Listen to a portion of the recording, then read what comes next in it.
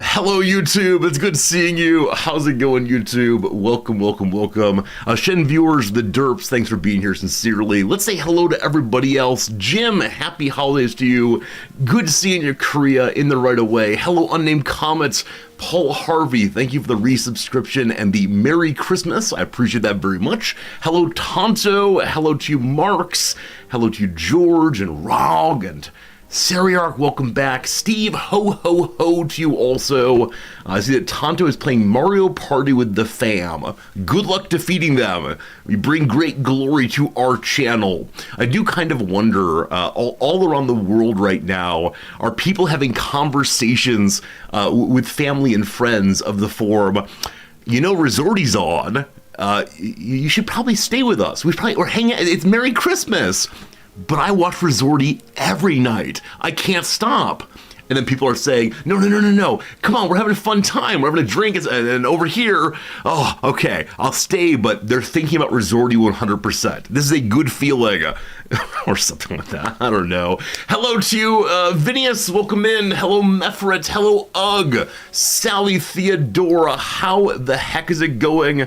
Sally Theodora, thank you for the generous Prime sub. Merry, happy to you also. It's always good seeing you, Sally. Hope things have been good. Also love seeing your cat pictures over on Discord. I gotta say, the Discord animals and plants pictures channel has been very busy in the past couple days. It is always such a joy to see possibly the exact same animals every day, but that is fine.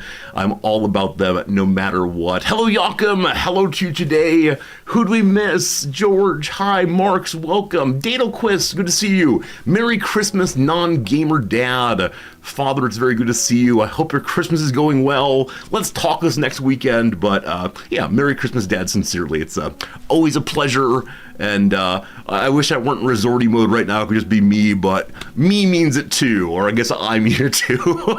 Good seeing you. Keeper's Fang, you just finished painting Warhammer Spearhead armies. If you're over on the Discord, which I think you are, I would love to see photos of your Warhammer armies in the Show and Tell channel. Yesterday, Jim put some up. I absolutely love seeing the creations you all make, especially of Warhammer minis, which number one is something I just can't get into. And number two is part of today's giveaway.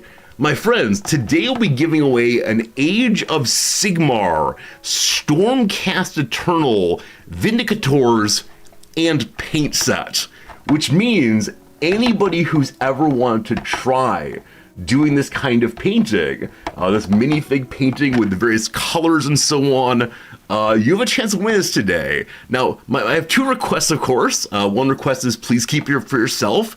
Number two is if you're going to win this one, I would really appreciate if you would try to take pictures throughout.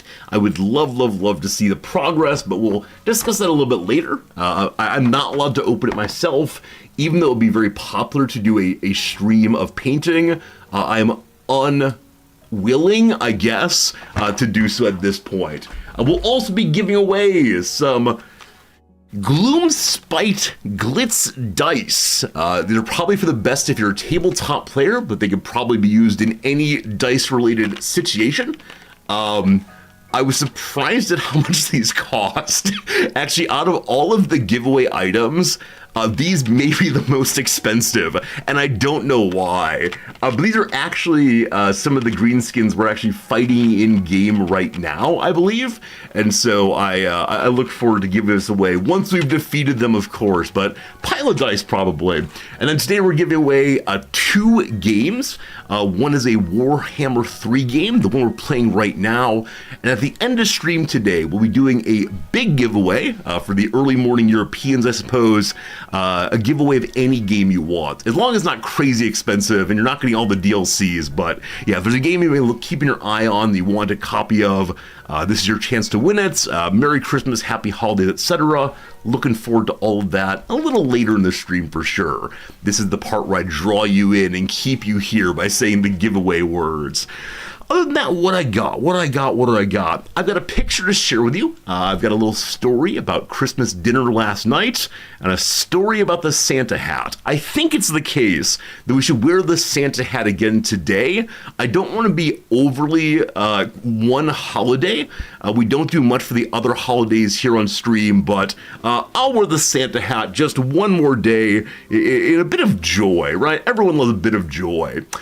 Because I thought that everyone loves a bit of joy, yesterday I did something I never do in Japan, which is I attempted to go out in public in a way that drew attention to me. Right? Usually I've got my little shoulders down, don't look at me, don't look at me. But yesterday I decided to wear the Santa hat on our trip across town. It was 2 or 3 different changes between here and there on the train. And so, yeah, I said, it's Christmas in Japan. Let's wear this thing proudly out there and see how this goes. I believe someone is joining us for story time, possibly. I'll pause the story if that's true. I hear little feet behind the green screen. Now, are you visiting us or just in the room? Just in the room. Okay, back to the story then. So I did receive some attention in my neighborhood on the way to our train station. It was attention of the sort of an old woman across the street staring at me, walking behind a parked vehicle, coming out on the other side, and still staring at me. There was not joy in those eyes. There was instead something else entirely. And then I got on the train and nobody acknowledged the hats. Everyone else were in their Tokyo grays, their Tokyo blacks, because friends, Japanese Christmas actually isn't a thing. Everyone was still going to work. Everyone was still commuting from place to place. And here's this jackass with his giant red hat towering over everyone. Fee, fi, fo, fum. And I began to feel frankly ridiculous. Not just I haven't amused people, but I am like an infection in the Japanese system. They need to purge me and my strange Western culture out. So we were walking, and you know, feeling silly. I should hide my hat away. But then, walking along a street. Let's see if I can find this. I meant to put those away. Sorry. Let's put these away right quick. Goodbye, holiday lights. But then, can I find a good picture? Class of Japanese students walking together. Is this going to give me what I need? Yes. When children are out and about for school trips, just for exercise possibly, and they're walking through neighborhoods, they'll have a teacher or guide, adult guide at the beginning and the end of their line. And all the little children have little hats on, and the hats are all the same color. I don't know if they're based on what their class is, their year, the time of season or what, and they always have a buddy, and the buddy and they hold hands walking along, and it's very orderly and very cute and very all the other good things we love so much about children. Yesterday they were wearing red little hats, a group of probably, I don't know, 20 or so kids, probably all around 6 or 7 years old. And so I'm walking along, feeling foolish about myself, feeling it's all a little ridiculous, and I see one of the children at the front of the group point at me and shout out, "Santa-san!" in his most adorable little Japanese accent, and all the other children look simultaneously, "Santa-san, Santa-san!" And that was really, really nice. And so I walked down the group saying, "Konnichiwa! Merry Christmas!" to all of them. And even if I felt a fool in the eyes of other adults like me, it was a pleasant moment, and hopefully the children had a smile at the end of it. Hello, Noms. How the heck are you? Hello. I'm all right, thank you. I'm glad you're doing well. Like I said, I felt pretty foolish the whole way, and I think I said to you over and over again, I felt kind of ridiculous, but could you tell I'm glad you persisted. Thank you. Could you tell how happy I was after that? Yes. Yeah, I was very happy indeed. Thank you all for the Merry Christmases. Kelly, good seeing you. Hello, Walkie. Hello to you, Axix. Look, I told you needed to go down to Roppongi Hills. It's true, where it's the true. Christmas market is and walk around there. Yeah, had I gone to the most American part of Tokyo, or I guess foreign but largely American part of Tokyo, we heard from a friend, a student, that he apparently had seen some average guy wearing a Santa suit walking around and a line of people 2 hours deep wanting to take pictures with him. So I just need to go and find the audience I need. That's right. No, I didn't wear it to get an audience. I promise that's not true. I just wanted to inject a bit of joy in the world. Because though it's the case that obviously we don't really do Japanese Christmas here, and certainly not the way that the U.S. people do. It's a very different holiday. There are a lot of workers still who do wear Santa hats. And high schoolers also, I noticed. Yes. Yeah, so it's possible I was presenting myself not as a fun foreigner, but instead as a person who's actively working, because it is not a holiday. We did see a lot of people with buckets of Kentucky Fried Chicken, though. It is true. As mentioned yesterday, Japanese Christmas is all about that KFC, all pretty tasty stuff. Yeah, I think it's like KFC if you have a family, and maybe it's like, excuse me. What's that sound I hear atop the rooftop? Is it Nam still coughing aggressively? Nah, couldn't be. Oh, come back, sweetie. Nam does not want to discuss this part. Don't worry, the 10 seconds of shaming are done. All right. Is it Baby Fritz? No, the Baby Fritz, my beloved cat, has become louder and louder after our recent vacation, spending time with the cat sitter. Today he was so loud, I thought I was gonna have to come down and get him, and he came up of his own volition. Yeah, he really wow. he really enjoys he gets a couple treats before stream time, so he's not afraid of the big green screen. But he does not like when I ignore him after that. And earlier today, I had one of those moments of pure stupidity one has occasionally, where we've been trying not to respond to his louder and louder sounds, and so he was sort of crying for me from downstairs, and I was like, okay, resist. He cried again, and I said, buddy, I'm ignoring you. As if he could understand that. And he was like, he calls. Exactly my right. Master. Exactly right. The master's voice is there. So I don't know. It's becoming worse, and I just don't know what's caused it. Because previously he was a very quiet cat, and then he made what I think are reasonable cat noises.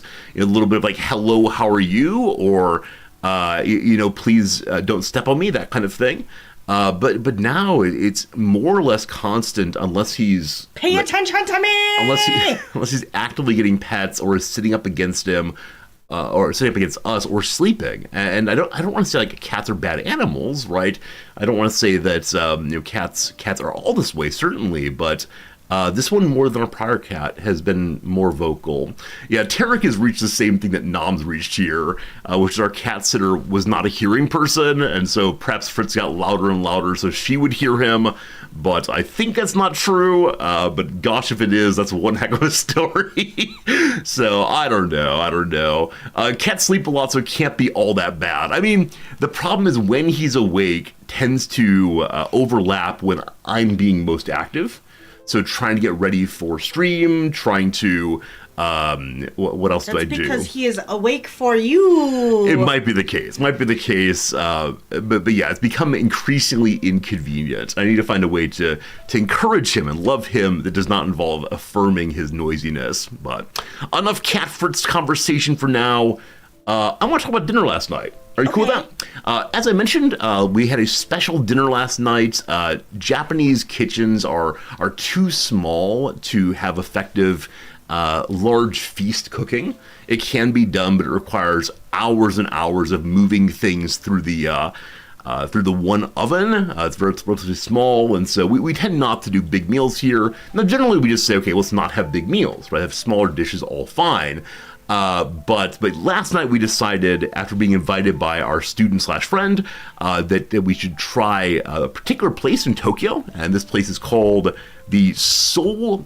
This place is called. Let's click into the box here. You didn't want to get mobbed. It's not that I don't want to get mobbed. It's just I don't want to have swatting possibly. Soul Food House, the Soul Food House of Tokyo. This is a good photo of. Hello? Oh, I just read that article this morning. Did you? This is the proprietress. More about her after a while. But she is so darn friendly and so excitable, and there are good things to say, and Noms has a little bit of, not negative things, but a sad experience, I think. We'll see. But they're like this. So a smaller restaurant. A sad experience. We both had interesting experiences. A smaller restaurant, but kind of larger Japanese size, and normally they just have a menu of various like American Southern food primarily. Southern home cooked. Yeah, Southern home cooked is the way to say it. But for the holidays, they do these bigger reservation meals, both for Thanksgiving and for Christmas. And they try to go in the direction of more or less standard American Christmas meals. So we went there, and let's see if we got the little pictures here of their food.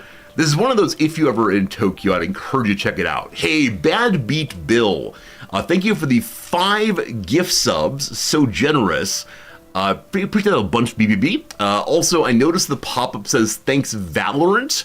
It is the case that Valorant throws in 1 bonus gift sub for every 5 subs given right now. Now, unfortunately, it's the case that, okay, so it did pop up you also. I was worried that Valorant got all the pop-up credit for your kindness. Bad Beat Bill, thank you for the 5. And then also Valorant, which is a video game. Thank you for the free one. Which you never play. Which I never play. My students play it. I talk to them about it. It's too fast for me. Thank you both. So this is essentially they're getting free advertisement on every Twitch channel. Is that what they're doing? Yeah, I don't know. I mean, it's framed as a community bonus. It's framed as this is just a nice thing they're doing. But sure, I mean, I think it's the case that probably every stream out there has mentioned, every stream that has gotten a gift sub has mentioned Valorant. And yeah, I mean, it's one of these things like everyone in the world knows the name Coca-Cola. Everyone in the world knows the name McDonald's, but they still advertise these things as it goes. So but what I mean to say is Blizzard is paying Twitch money to. Okay. Yep. What I meant here is everyone already knows about Valorant, but they still get more advertising. And maybe not everyone does. If you ever heard of Valorant, you might check this out. But it's not free exactly. It's not free to them, but it is advertisement. It's the kind of advertisement that the ordinary streamer would not go in for. It's advertising that we have to look at even if we've subscribed. Yeah, there was what was it? There's a very, very large streamer who did a subathon some years back. Or some kind of let's raise a bunch of money from me very quickly. And it was something where you could pay a certain amount of money to have a YouTube video cam up. And like for every $5 you get 10 seconds or something like that. And so the more money you gave, the more of the video would play. And some game company that had more than enough money to buy a real ad went to this person's channel and gave however much money it took to run a YouTube video for 2 full minutes and ran the trailer to their game. This thing was meant to be, haha, here's a funny video, or isn't this a delightful piece of music you can listen to? But no, it was the trailer to their game of not quite free advertising, but unintentional advertising. Tricky. It's how it goes. Hey, good seeing you, Lanix. Merry Christmas, doing well for me, for sure. And thank everyone for being here. It's a good time, delightfully. Gary, you've not seen this feature. Yeah, so infrequently, a company will sponsor the free extra gift subs per each portion being generously given. So if you do exclamation point bonus, BONUS, you can read about the Twitch feature if you want to. But it's an unusual thing, but a kind thing. Anyway, back to the story. This claim at the top here, please, Nam, go ahead. I would like to point out something about the photo first, which will add into a larger comment I have to make later. The photo, in the very middle, it looks like there's a window that is actually a mirror in which you can see the photographer. Oh, I guess you're right about that. Yep. I didn't notice that at all. I know that's a mirror because I sat in such a place that I could be seen, and I was like, there I am in the mirror. Yeah, that right in the middle there. Yep. That is the hallway that leads to the elevator. Yeah. Maybe they'd use that so you don't feel quite so boxed in. But yeah, you can see the photographer there. This is something that some of my friends back in college loved doing, watching movies and trying to catch like very brief pictures or images of a photographer or a piece of equipment. Or a boom, like in the mirror passing by in shots. Because it's really hard to take a photo of a mirror, a video of a mirror while not appearing in that mirror. Yeah. It's sure something. Now they have CGI. Yeah, it helps. Definitely helps. But that's pretty cool. So yeah, the paragraph here which says Soul Food is not a restaurant. It's a pocket dimension where people can come to experience America without paying for the plane ticket. I mean, on the one hand, a little bit overblown. On the other hand, they're right. It was such a weird experience. Going to this restaurant, it was unlike any restaurant I've been to here. Because I have been to restaurants that serve like American-ish food. And even though they speak in English to us, it still feels like stilted or held in a bit of way that fits with Japanese culture. In this place, the servers and the owners were as open, like as aggressively open as any American restaurant I've ever been to. And coming to visit our table multiple times. Exactly right, yeah. The owner walked around the room, say, hey, how's it going? Can I get you another drink? That's one of the more notable things. Here in Japan, ordinarily, the servers never come to your table. If you do not request them to bring you the bill, in many cases, you will be able to sit there until the place closes. Unless you're at the soup curry place that we talked about. If they're very busy, they'll throw you out. But yeah, they don't come around and say, hey, would you like a refill on your drink ordinarily? How's the food? Exactly, but it was exactly like that. And so I drank 4 ginger ales, of course. And it was just a strange experience of experiencing time with people that I don't tend to experience time with all that much anymore. HPG, good seeing you. So what can we say about the food here? So we had a modified menu because we did their Christmas menu, but usually they serve Southern Cajun. Yep. Like chicken and waffles, jambalaya, stuff like that. So I would like to experience that sometime. Yeah, I was very excited to go see their brunch menu. We're going to go back at some point that sooner or later. Oh, also, friends, an ad break is coming. Oh, I missed it. Boom, ads. Suddenly ads. Hope you enjoy the ads. I'm so sorry. So sorry. Yeah.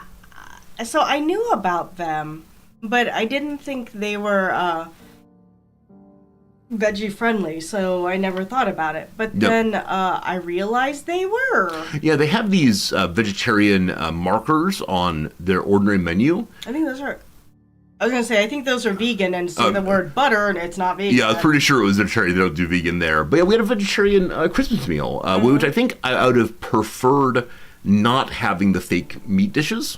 But the sides were really good, probably because they were so unbelievably full of calories. This is one of those American restaurants that does not care about your health, and so just dumps more and more whatever makes it taste good. Yeah, the mashed potatoes were really, really good, but I bet they had a lot of butter in them. Yeah, no doubt. And garlic, too. Are these priced or calories? I mean, possibly both. So what I was thinking... That's a good one. I like it. Absolutely. So when I saw they have a brunch menu... Noms enjoys that one very much. Will you be using that one in the near future? No. No, okay. It's a good one, though, for sure. When I saw that brunch menu, I was so delighted. I said, I love American-style waffles, which are probably like Belgian waffles or something. I don't know how waffles work. I was like, right at the frontier. Waffles every way. Started looking down. The first thing is, 7 different forms of chicken and waffle. 2 fried catfish and waffle, then the tofu and waffle, and only down towards the bottom do I finally find what I actually want, which is just the plain waffle. I was gonna say, or maybe you want Japanese style waffles, which is waffles with bananas on top. It's true, it's true. Waffles with whipped cream and berries. They might call this the dessert waffle. I think so. I suspect so. Yeah. But yeah, looking through this thing, the biscuits and gravy, the eggs Benedict just loaded up with sauce. It is really, like you said, Southern cooking. We discovered ultimately that the proprietress, at least, is from Mississippi. And she, like I said, was so darn friendly. And we could see her here, and she was just exuding positivity and energy and excitement. And then we went to leave. And this joke requires a certain amount of American cultural context, but here we go anyway. She says, I'm not going to do an accent, but she has a strong... No, she didn't. Well, I was going to say like a strong... American? Yeah, American accent. Like, it's an American accent that is not... Accent. I was going to say, it didn't strike me as Southern. I agree. I think there's certain Southern inclusion, but it's like strong American accent of a sort that is welcoming. Not a trying to impress you, but instead I'm just with you, here we are. Yeah. So I think it was like strongly welcoming is the word I want. Yeah. Anyway, so she says, hey, I saw that Santa hat on you. At this point, I'm holding it by hands. I said, oh yeah, absolutely. Wanted to spread some cheer. And she said, I don't mean to embarrass you, turning to our son, more of that in a moment. I don't mean to embarrass you, but when I first saw that hat, you know what I was thinking? And I said, no, what were you thinking? I was thinking about that song, Santa Baby. Which is a song about a woman who wants Santa Claus to seduce her. Well, and she wants lots of presents, remember? Yeah. I'm trying to remember if Marilyn Monroe has sung a version of that. Maybe so. So, number one, this is the first time anyone has ever been this friendly to me in Japan. Number two, no one has ever flirted with me like this in my entire life. Every single relationship I've had has been approached with, like, cool rationality. I enjoy spending time with you. Would you enjoy... we don't do the active flirting thing. And so that sure was something. And I laughed, I was a little embarrassed, but it sure was something. So the thing I was going to mention that seemed a little strange about your interaction with her is that where she asked me immediately where I'm from, and had this like joking rapport. Would you like to describe how she interacted with you? Sometimes there was Japanese. There's Japanese. There's also relatively slow English. Really? Yeah. And so it was a strange moment where I think that she believed that Noms was a native Japanese person, and I, the white savior, had come to pluck her out of Japan. Yeah. And then I started using more and more English. Yeah, absolutely. I didn't pull out the full mechanics, the appropriate for mechanics Midwestern drawl. I didn't get that far. Which you use y'all repeatedly and talk about transmissions and so on. All very good. Did she call me honey? She may have, in a way that I wouldn't have noticed it. That said, every time she and the other proprietor, who I believe is her husband, approached the table, they came from my side every time, and every single time they placed their hand on my back. Which in they didn't touch me. Well, except when she hugged me. Yeah, as we were leaving, she asked for a big old hug from each of us, which is, again, delightfully American. Just in a way I'm not used to. But yeah, the idea of touching a stranger, especially a server touching a stranger in Japan, is just so unusual. So again, when they say this is a portal into America, they are not lying. So if ever in Tokyo, really encouraged, at least for the ambiance, such as it is. And if you like meat-based food, I'm sure they're all about it. They have vegan food too. They do have vegan food too, if you're not into the meat thing, but it sure was something. If you're into healthy food. Oh, maybe they assumed that You're allergic to butter. May assume that I was homesick on Christmas, so they turned up to 11. Maybe so. Maybe that makes a good sense. They're trying to be especially welcoming as like we're family here for people who can't go home. Speaking of our family. Oh, speaking of our family. I thought you were going to talk to them about our son. Yeah, it's a strange thing. It's happened twice now. So when the owner made this pass at me, we'll call it, though obviously joking pass, she turned to the fellow that was with us. Some of you know him as Jonah, an occasional chatter here. She turned to him and said, "Oh, sorry about this," which I think one only apologizes for making a flirting joke to either the partner, which she did not do, or to... Because I don't understand English. You don't understand English, exactly right. Or to... I don't know that song. The child. Is it called Baby Santa? It's about little baby Santas? Exactly right. Yeah, or to the child. And so I believe that they thought that Jonah was our child again. And the reason they do this is because he looks plausibly like our child. He has glasses? He has glasses. He has, he is both white American and Japanese American ancestry. And it is a strange and moment. He is of an age where he could be our child. Absolutely right. So I think, that it's on a Christmas meal, which is generally with family, it's plausible. And that said, she probably overheard me saying things like, Noms and I sit at our breakfast table saying, what are we going to do about that boy? How have your grades been recently? And so it is plausible she overheard me speaking to him in a fatherly tone. Because, we do care about him as a former student who's making his way in the world and so on. So, all good. Anything more about our visit to Soul Food House for Christmas? So, I think you've mentioned that we have some students who work there. We do have students who work there, it's true. Our students are also the type of students who do internships. Sure. And so, one thing I noticed, if you, okay, so where do we go? Click on merch. Click on the merch, this one right here? Sure. Okay. If you want to buy things from Soul Food House, here are the things you can have. Which one do you want? We can just look, this is fine. We can look at them from here. Okay, a collection of clothing of various sorts. Some with food on them. Some of the same things like Soul Food House, it's got the goodies, including no sleeve tees for the gun having among us. Or the non-gun having. I meant the guns. Yeah. Hey, baby, you want to go to the gun show? But I think sometimes people who don't have guns but have hot air balloons, I guess, in that space. I don't know. Sometimes people wear those because they want more room because they have larger arms, so you don't have to have guns to wear those. Don't be so normative.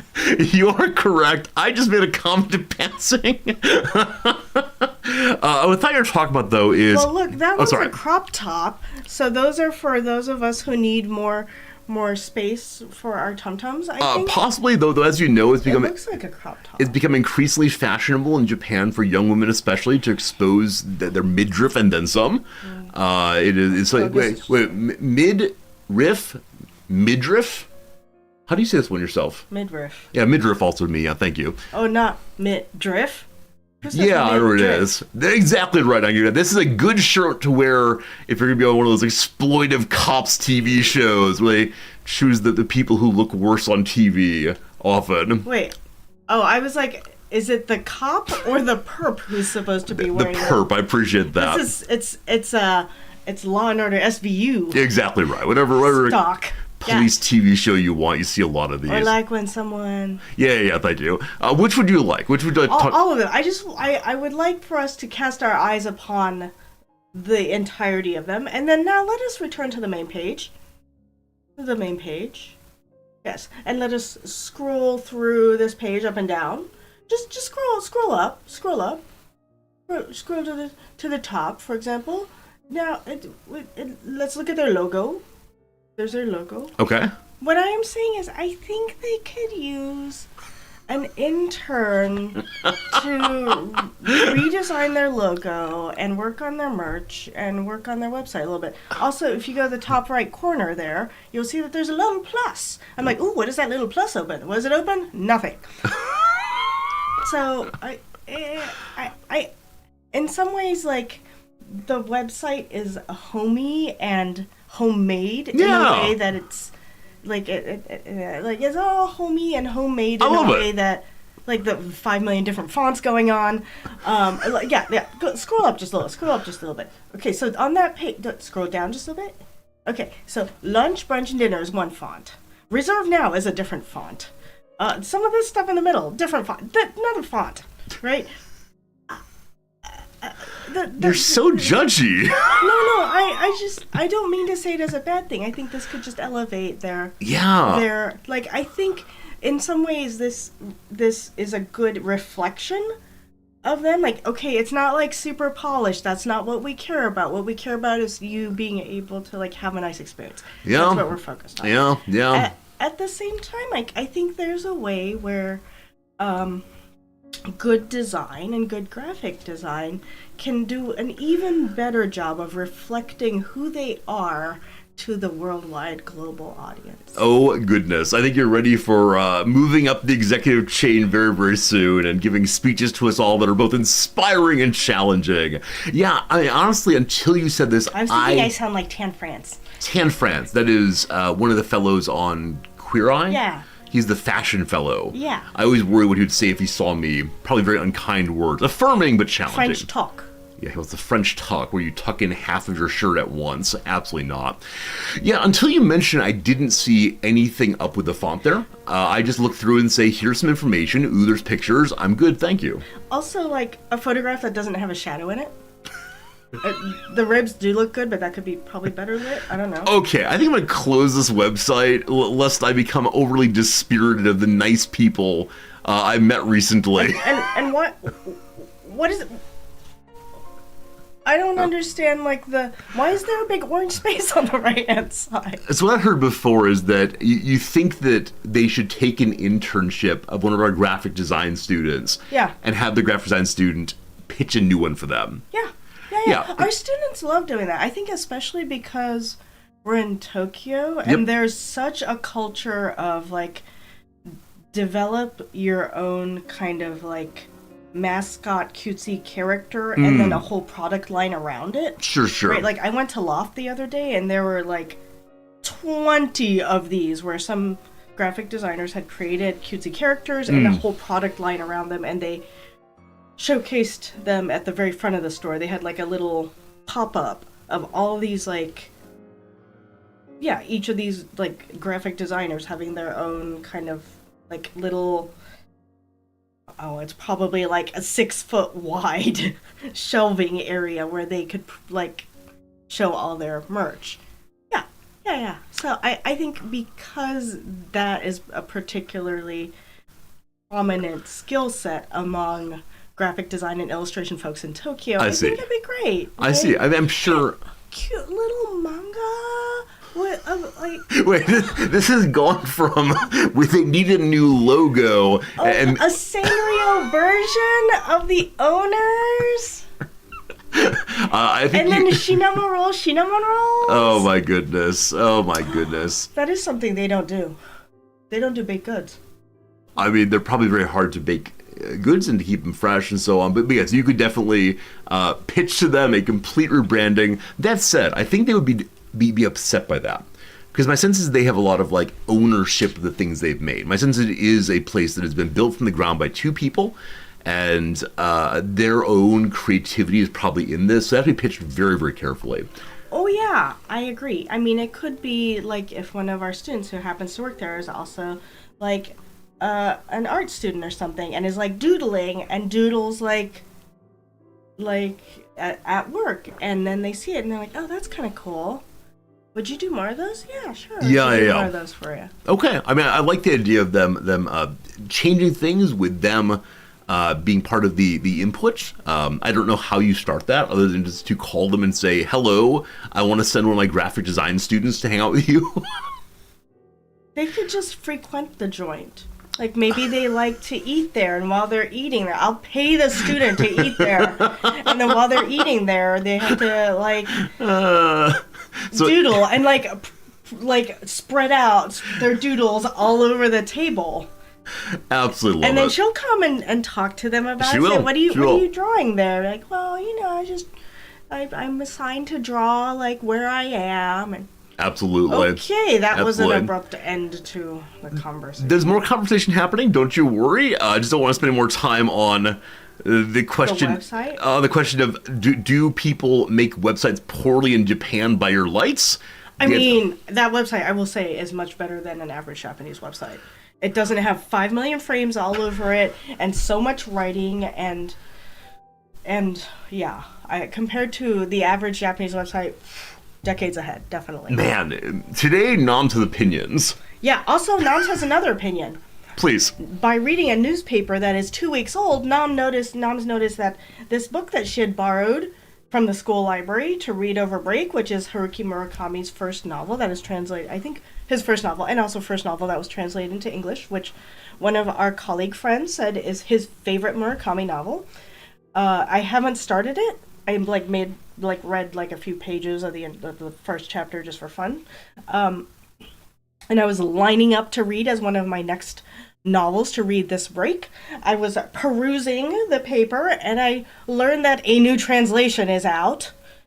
And the translation that I have borrowed from the library, which is the 1991 translation, is missing about 100 pages of text. I mean, I think that's delightful. And the title is reversed. Okay. A couple things. As you all know, Noms, this is Murakami's first book, so he was not a major figure. They were trying to do anything they could do to get Americans to read it. I'm just doing that emote. You know, The not like this emote. Yes. Jim have a safe drive. Yeah, I mean, I think it's the case that the Murakami is now a well-known name, and so Murakami is getting the anything published under his name will sell big treatment. In the same way that there are other authors who put out really, really terrible books late in life just to get the money. Because they're a big name, though, it works. So I think we could make a trip over to the big bookstore and get you a copy of the new translation, or wait for our library to pick it up if you want to, or there's lots of ways to respond to the situation. Our library has 2 copies of this original translation. Sure. A paperback and a hardback. I bet they're going to retire the paperback, the one I have right now, because it's not in great shape.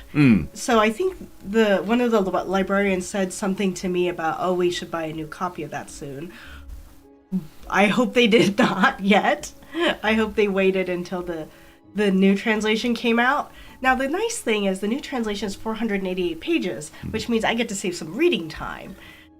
Now, I was assured by the review that I read that the original is also a great translation, and you don't lose anything. It's maybe a couple sentences here and there, which add up to a lot of pages, but the book is substantially the same.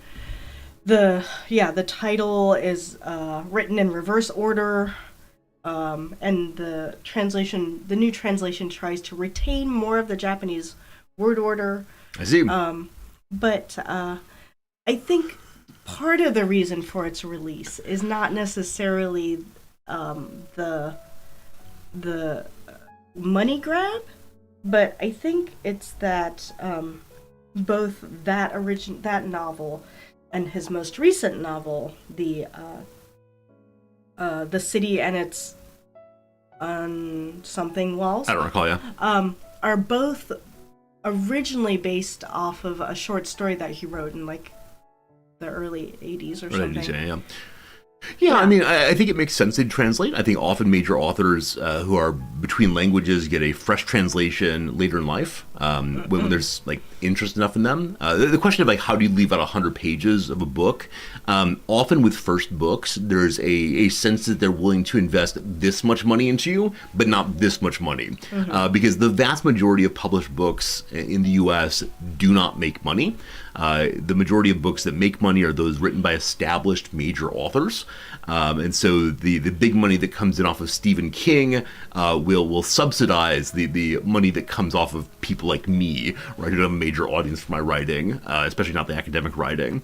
And so because of that, when I was putting out my first academic book, I had a clear line in my contract that said the book must be between X length and X length in pages. Because if you're under a certain page count, libraries will not buy the book. If you're over a certain page count, it's too expensive to print for the money they'll be getting in. So I wouldn't doubt it for a first book from an unknown author to Americans. They would say, we can't go over 250 or whatever it is, because it will lose too much money on you. Yeah. And since then, now Murakami works with a very limited stable of translators now that he works with in the translation, because his English is very good. He could probably do his own translations, but he doesn't want to. Yes. So I think he works with like 2 primarily translators to translate his work. Absolutely. And so one of these has now translated this first novel. Cool. According to the review I read, or the article I read, this translator, Jay Rubin, was just gonna, he started translating it basically as a project for himself. Cool. He said he was gonna do it as a retirement project just because he wanted to like revisit that book and retranslate it for his own, like for his own purposes and his own understanding of the book. But apparently then it got published. Yay, money! Yeah, money indeed.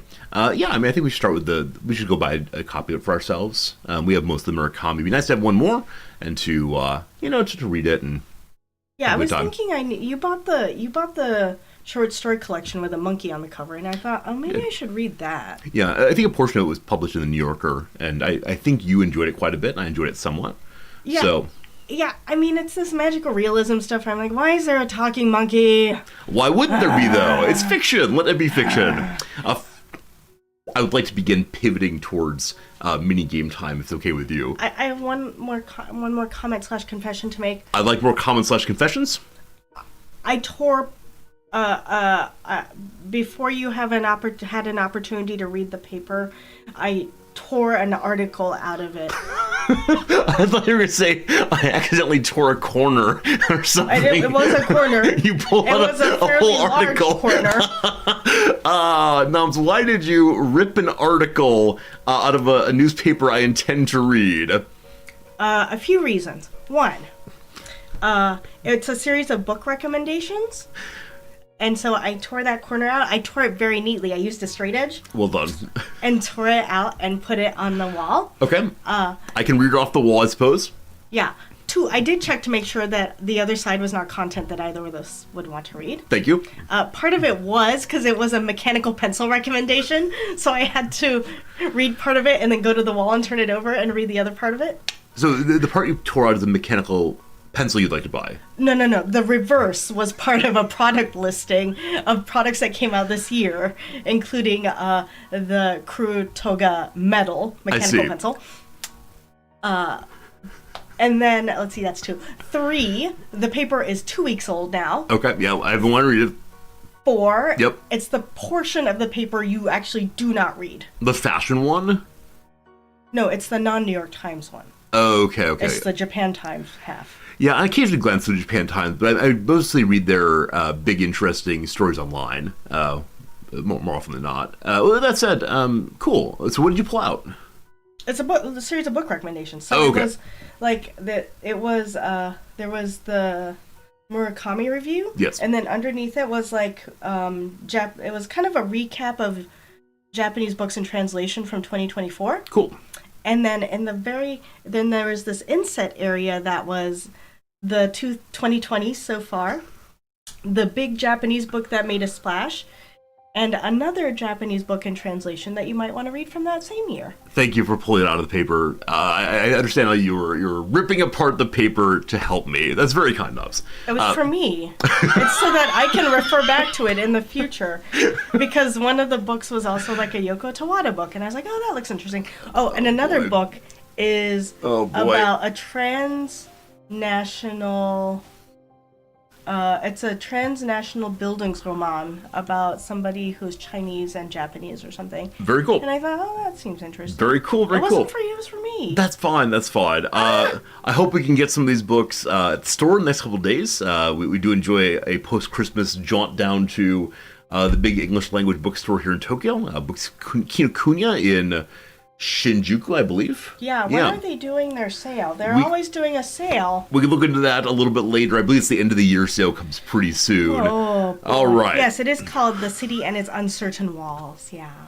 All right, I would like to begin moving the stream forward. We're not going to get Redactyl done before the next ad break, unfortunately, but here... That's a good idea. Why didn't I just take a picture on my phone? Because what's going to happen is I'm going to get down to Kinokuniya, and I'm going to be like, oh, where's that list of books that I was going to look at? Oh, it's on the wall at home. I'll remember to bring it, don't you worry. Okay, I took a photo for you all, very quick photo, not much of a story here, other than I found it delightful. This was on into the American portion of Japan, or Tokyo rather, the farther east you get, but not too far east, like the east center of Tokyo, just south of the Emperor's Palace, is very American heavy. So in one of the train stations, they have this little photo right here. Oh, it's not well placed. It needs to be turned, I apologize. But yes, you can probably read it pretty easily. We want to go clockwise. Don't be smartphone zombies. I think that's nice. I think it's a nice little picture. I've not seen it anywhere else in Tokyo at all. But yeah, it is the case in the very crowded train stations. There often are people who are so fully locked into their cell phones, looking down and wandering from side to side and really blocking the flow of traffic. So I find it delightful.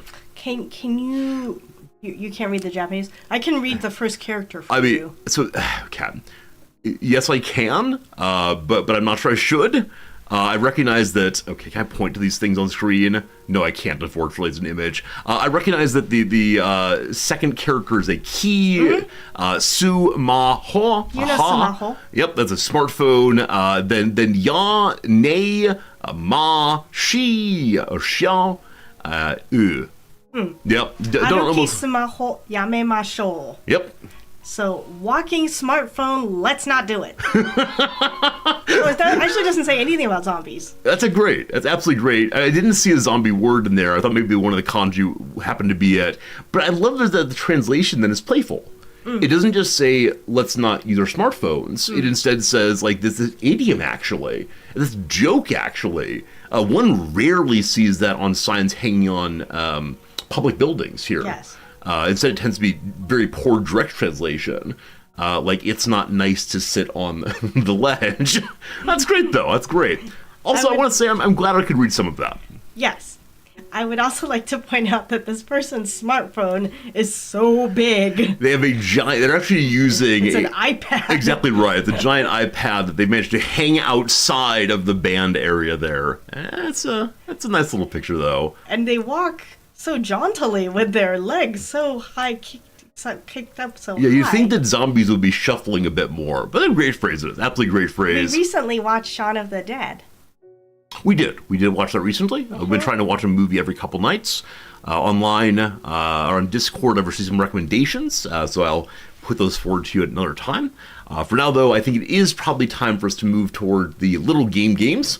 We had a great time chit-chatting through all this. There's many more stories to tell, of course, because during the vacation, I don't just spend my afternoons reading and grading. Instead, I spend them hanging out with Noms, and she's an absolute bucket of fun, like that Mr. Bucket. Did you have one of these? Potato Head? Mr. Bucket. He's a bucket of fun. There he is. No. I think it was too young for me also. And so, yeah, as I understand it, Mr. Bucket spits out of his mouth these balls, while waving his hands back and forth on top of his head, saying, "No, no, with the balls inside of me, I can't breathe. Please stop." And the children, as you can see in the fifth picture here, will scoop up the balls, which are bouncing across the floor, and say, "Mr. Bucket, here comes more food. Yum, yum, yum." Did any of you play with these? Because no, I never had one. Again, I think I was a little bit too old to get them, but I remember the theme song for this was, "He's Mr. Bucket, buckets of fun." It would go on that way for a while. There you go. There you go. Children's toys, always a good time. I love simultaneously that it says Mr. Bucket Chocolatier here. Mr. Bucket's a great phrase for that. I wonder if they have this Mr. Bucket toy there. Probably not, but I should bring it to them. Where is this place? Is it online only? Visit us. Immerse yourself in the world of Asian chocolate with Mr. Bucket. I can never take this place seriously. Discover and taste the best of the region. Oh, it's in Singapore. Oh, it's Singapore? Oh, indeed it is. We've never been to Singapore. It's one of these places we talk about going occasionally. Yeah, I'm not sure. We can order Singaporean chocolate though if you want to. Yeah, part of Singapore really intrigues me because it's such a melting pot of lots of different peoples, but other parts of Singapore really turn me off. Sounds good, thank you. Noms, let's play the graph game. This is the fun graph game. I don't like the graph game. Do you want to start with the globe game then? No, I want to use the bathroom. Well, goodbye, Noms. I think Noms has forgotten how to say goodbye to you all, instead just storming off each day at the point when we offend her sufficiently. Oh well. Friends, today also we need a tie. This is the brand new panda tie. One of the ties requested from the charity giveaway stream, and so I will take it out, crinkling a little bit. I know some of you like the crinkles very much. I still don't understand it, but you know, you do you, fam. Speaking of fam, we're going to have a giveaway to you all in about, I don't know, 25 minutes. We'll do a giveaway for, we'll start with one of the Warhammer items today. We got two pretty cool ones that I'm excited to share with you all if you've managed to suffer your way through the intro today. What is the graph of the world? We're zoomed in strangely. This is normal size for us, I think. Okay. So number one, it goes from 2010 to 2017. It starts down at 30 or so and then goes way up to 32 or so. Number one, the average number of books borrowed per capita from New York Public Library branches annually. So I wonder if the per capita here refers to the people who have used the library or if it refers to New Yorkers in general. I'm assuming it's users, not all New Yorkers. So on average, do people who use the library in New York use between 30 and 31 and a half books? I would assume this number is going down with the increased use of e-readers. Now, maybe they include the e-book checking out with this. There has been a resurgence in the use of libraries, in the US at least, as libraries have found more and more ways of bringing people in other than just, hey, we have books. I love that so much. Libraries are great. I don't know. I could assume either way on this one, up or down. Right now, we'll say, I would think it's not that one. I'm not going to say absolutely not. Also, yeah, 30 is quite a few, possibly. Number two, mean response time for emergency medical services in New York County, New York. I assume that New York County is where New York City is, but I'm not sure on that one by any means. That it goes up would make sense, possibly, as more and more people move into New York. It's harder and harder to get from place to place. 30 minutes waiting for emergency services is a long time. But again, in a very busy city, I could imagine that possibly. I don't know. Next up, average daily screen times for adults in New York County in hours. This is impossible because there are only 24 hours in a day. I almost said 40 hours in a day, American education. So it's not possible for adults to spend 30 hours a day on their smartphones. cool. Unless they're saying multiple screens simultaneously count. So they're watching the TV while the smartphone is on and the laptop, etc. Next up, the mean commute for workers in New York County, New York, from 30 to 31 and a half. This seems like a very hard idea to do. It's such a minor change, but maybe. And then lastly, the percentage of New York County residents participating in the municipal elections, so the non-federal elections. I can imagine it's low. It's probably not that low, though. Noms, what do you think? Any of these pop out as being possible? I left suddenly because I had to go to the bathroom. I said, I have to go to the bathroom. It's fine. Welcome back, Noms. I'm glad you're here once more. You said you hate the graph game, but is this one more enjoyable? I hate the literature one. Literature one's very annoying. Do you enjoy this one, or still no? It's okay. Okay, it's okay. So, Noms, what do you think? How many books on average do people borrow a year from New York public libraries? Is 30 too many? An average? I think that might be per capita. Yeah, so each person. I think it's probably too high. I think it might be too high because there's probably a lot of people who don't borrow any books. So this is something I mentioned earlier. I don't know if it includes people who borrow at all, or if it includes people who have library cards, or people who are citizens, or what exactly.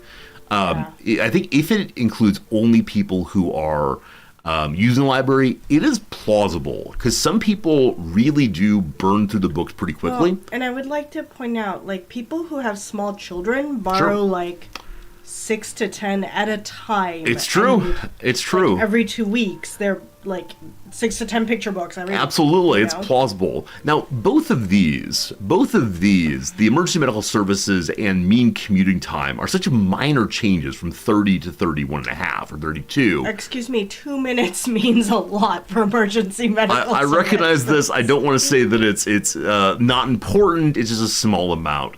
I'm going to say that probably commutes in New York County in general are longer than 30 minutes. Let me get rid of that one. Does New York County mean like City of New York? I asked that before also. Where is this place? I don't know. So, and last one is how people vote. I think it's probably the case that more than 30% vote in municipal elections, because the New York mayoral election is such a big deal in the city, and other positions are also. So we'll see. So I'm on between these two. Of them, Noms, which do you think is right? Yeah, I was gonna say, well, oftentimes when I get it wrong, it often responds with, things don't go up so gradually in the thing that you've identified. There's more spikes and lows. Oh yeah, it is difficult for sure. So we're looking for something that would increase gradually over time. Okay. And okay, so both of these are averages or means. Okay, so there are things that might increase gradually over time. Yeah. I guess EMS. EMS? Okay, I'm ready to say you fool towards me, because I was leaning that way also. It is not. They varied slightly, but remain among the fastest in the nation. That surprised me, being such a busy city, that they're keeping it super fast. That's awesome. Let's do books. It is not books, you fool. Oh boy. It's borrowed annually per capita has fluctuated with the rise of digital media. So like I said, I thought that the use of the ebook would count, and also the ebook would lead to more checking out of books, because it's very easy to just go beep boop, this book is mine now, and then never read it. Oh, so it doesn't include like DVDs or games? Or... I did say books. I was thinking ebooks might count. Anyway, fine. Or baking pans. We were once part of a public library system that had baking pans. Baking pans and video games and board games and all the rest. So is it screen time? Is it commuting time? Is it residence municipal elections? I just don't know. I'm going to say residents participating in municipal elections, but I just don't know. It is not. It's mean commuting time. Also, I appear to have been zoomed in. That wouldn't help us very much. I think this is the dumbest one we've ever chosen. Do you think you were really zoomed in, or do you think they just gave you part of it, and now that you see the answer, you can see all of it? I don't know. I think this is the dumbest one ever, because it's from 30 minutes to 32 minutes to 31 minutes. I wonder if the other ones are so obviously incorrect I think if you were zoomed in, but this is the graph you were supposed to see, then it makes sense because there's the COVID drop. Right? So like then it's interesting and something you could have figured out because there's the decrease in the average time because of COVID. No, this is COVID though, right? Oh, Yeah. this bit here. Yeah. So you see that it was increasing until COVID, and then there's a decrease. But it's a decrease of 32 to 31 rounded up to 31 rounded up to 31 rounded up to 31. Like, so I'm not saying you're wrong. I think you're absolutely right. But for me, at least, it's such a minor deviance that it's not even worth talking about. So you are correct. You would have figured out. Who is the first person to say number 4? Number 4, first person is Jim, I believe. Oh, no, Artiste de Banlieue. I think you won yesterday also. Good job, everyone who got it right. I want to say least searching one ever. This is the kind of thing that makes me want to be like Noms and say, oh, I hate the graph game, but we'll definitely play it again tomorrow. Yesterday, I forgot that France and the United Kingdom allegedly share a close border. That's very unfortunate, but here we go. One more guess of the world. This is the Mr. Bucket dance. I noticed you being Mr. Bucket. Is there a reason? Do you want me to drop anything more into your head, or what is going on exactly? I don't know. I just thought it might be fun. It's adorable. It's adorable. I thought maybe Mr. Bucket was trying to keep all the balls inside of him, and that's why he had his hands going like this. Other direction. He's doesn't want him in. Then why doesn't he go like this? Because he's made of plastic. That's how it Why goes. didn't they make his hands face out instead of in? Yeah, I don't know. Hang on one second while I set up a new command. Jim, you're a genius, but we're getting the same question over and over again. Did we eat KFC yesterday? The answer is nope. But thanks for asking. There you go. There you go. Friends, you know the exclamation point KFC command. Use it powerfully to answer that question. Thank you much. Okay, so Noms, pick a country, any country. It really doesn't matter at all. There's no right or wrong answer here. To start, what would you like to do? Any country in the world. Oh, Canada. We love it. We love it. Is Canada the place of the day? No, it's 3,945 kilometers away. Beloved Noms, do you want to go south or east? I don't think west is useful here. Except we talk about borders, but this is not 3,000. Nor is this, I'm fairly sure. Now, there might be a garbage island in here, but south or east, what are you feeling today? Garbage island? Yes, there are a collection of garbage islands here. There's also like real islands that people live on. Oh, no. All of these garbage islands are places that people live. Oh, I thought you meant like the islands of like plastic. I mean, trash. You can, if you want to maintain that You illusion. mean like Vanuatu. That one might be too big, I'm not sure. But when we get down here, and it's like, haha, you fool, it's St. Vincent and Grenadine. How did you not get that? I get a little testy. But yes, on this one, I'm being a bit of a large nation centrist. Brazil. We're going to Brazil. Happy South America, friends. Brazil is adjacent. Noms, you absolute genius. I'm going to say one thing right now. If it ends up being France, I'm going to be so displeased. So, are we feeling northy, westy, or southwesty today, beloved Noms? Argentina. Argentina. All right. I will sing some Evita if it's Argentina. It is not Argentina. Thank goodness. Colombia, she says. Colombia. Johnny on the spot today. Warmer still, but not as warm as Brazil. And non-adjacent. We should mention that also. No. So we got this area right here. This area right here. My guess is it's over there to the east. We're going east? No, like the northeast. Northeast? All right, I like it. I can help if you need country names. I have a couple of this area. Okay. Your So, turn. Suriname's up here. It's adjacent also, you fool. So it's one of those two. It's one of these two. I believe that one of these is France. Again, I will be so cranky. I believe the other one is Guyana, maybe. I'm trying Guyana or no? Where's Equatorial Guinea? Equatorial Guinea might be here too. It's a nation I don't know, top of my head. Okay, go ahead and put in Guyana. Guyana it is. The mystery country is Guyana. Thank goodness it was not France. Where's Equatorial Guinea? I still want to know. A fine question. We should learn that one. Good job. Guyana it is. Equatorial Guinea. It's in Africa. Okay. I knew it was either in South America or Africa. I think like the Guinea, the Guyana, they all sound kind of similar, and so I think I also have struggled. Well, and then there's Papua New Guinea Absolutely. in South Asia. What does the word Guinea actually mean? It's in a lot of places. Offensive. There's an offensive version here. It's a former British school. It's a kind of money. Oh, I'm looking at an offensive word. I apologize. It's striking me, number one, that they're now hiding the offensive definitions. So you have to click on them if you want to. I'm not sure how I feel about that choice. Whatever. But it's not loading in my case. So they've deleted it off the internet. So where did Guinea originate from? absolutely. What happens if you do that? Portuguese word. It's a generic term for African peoples. All right, there you go.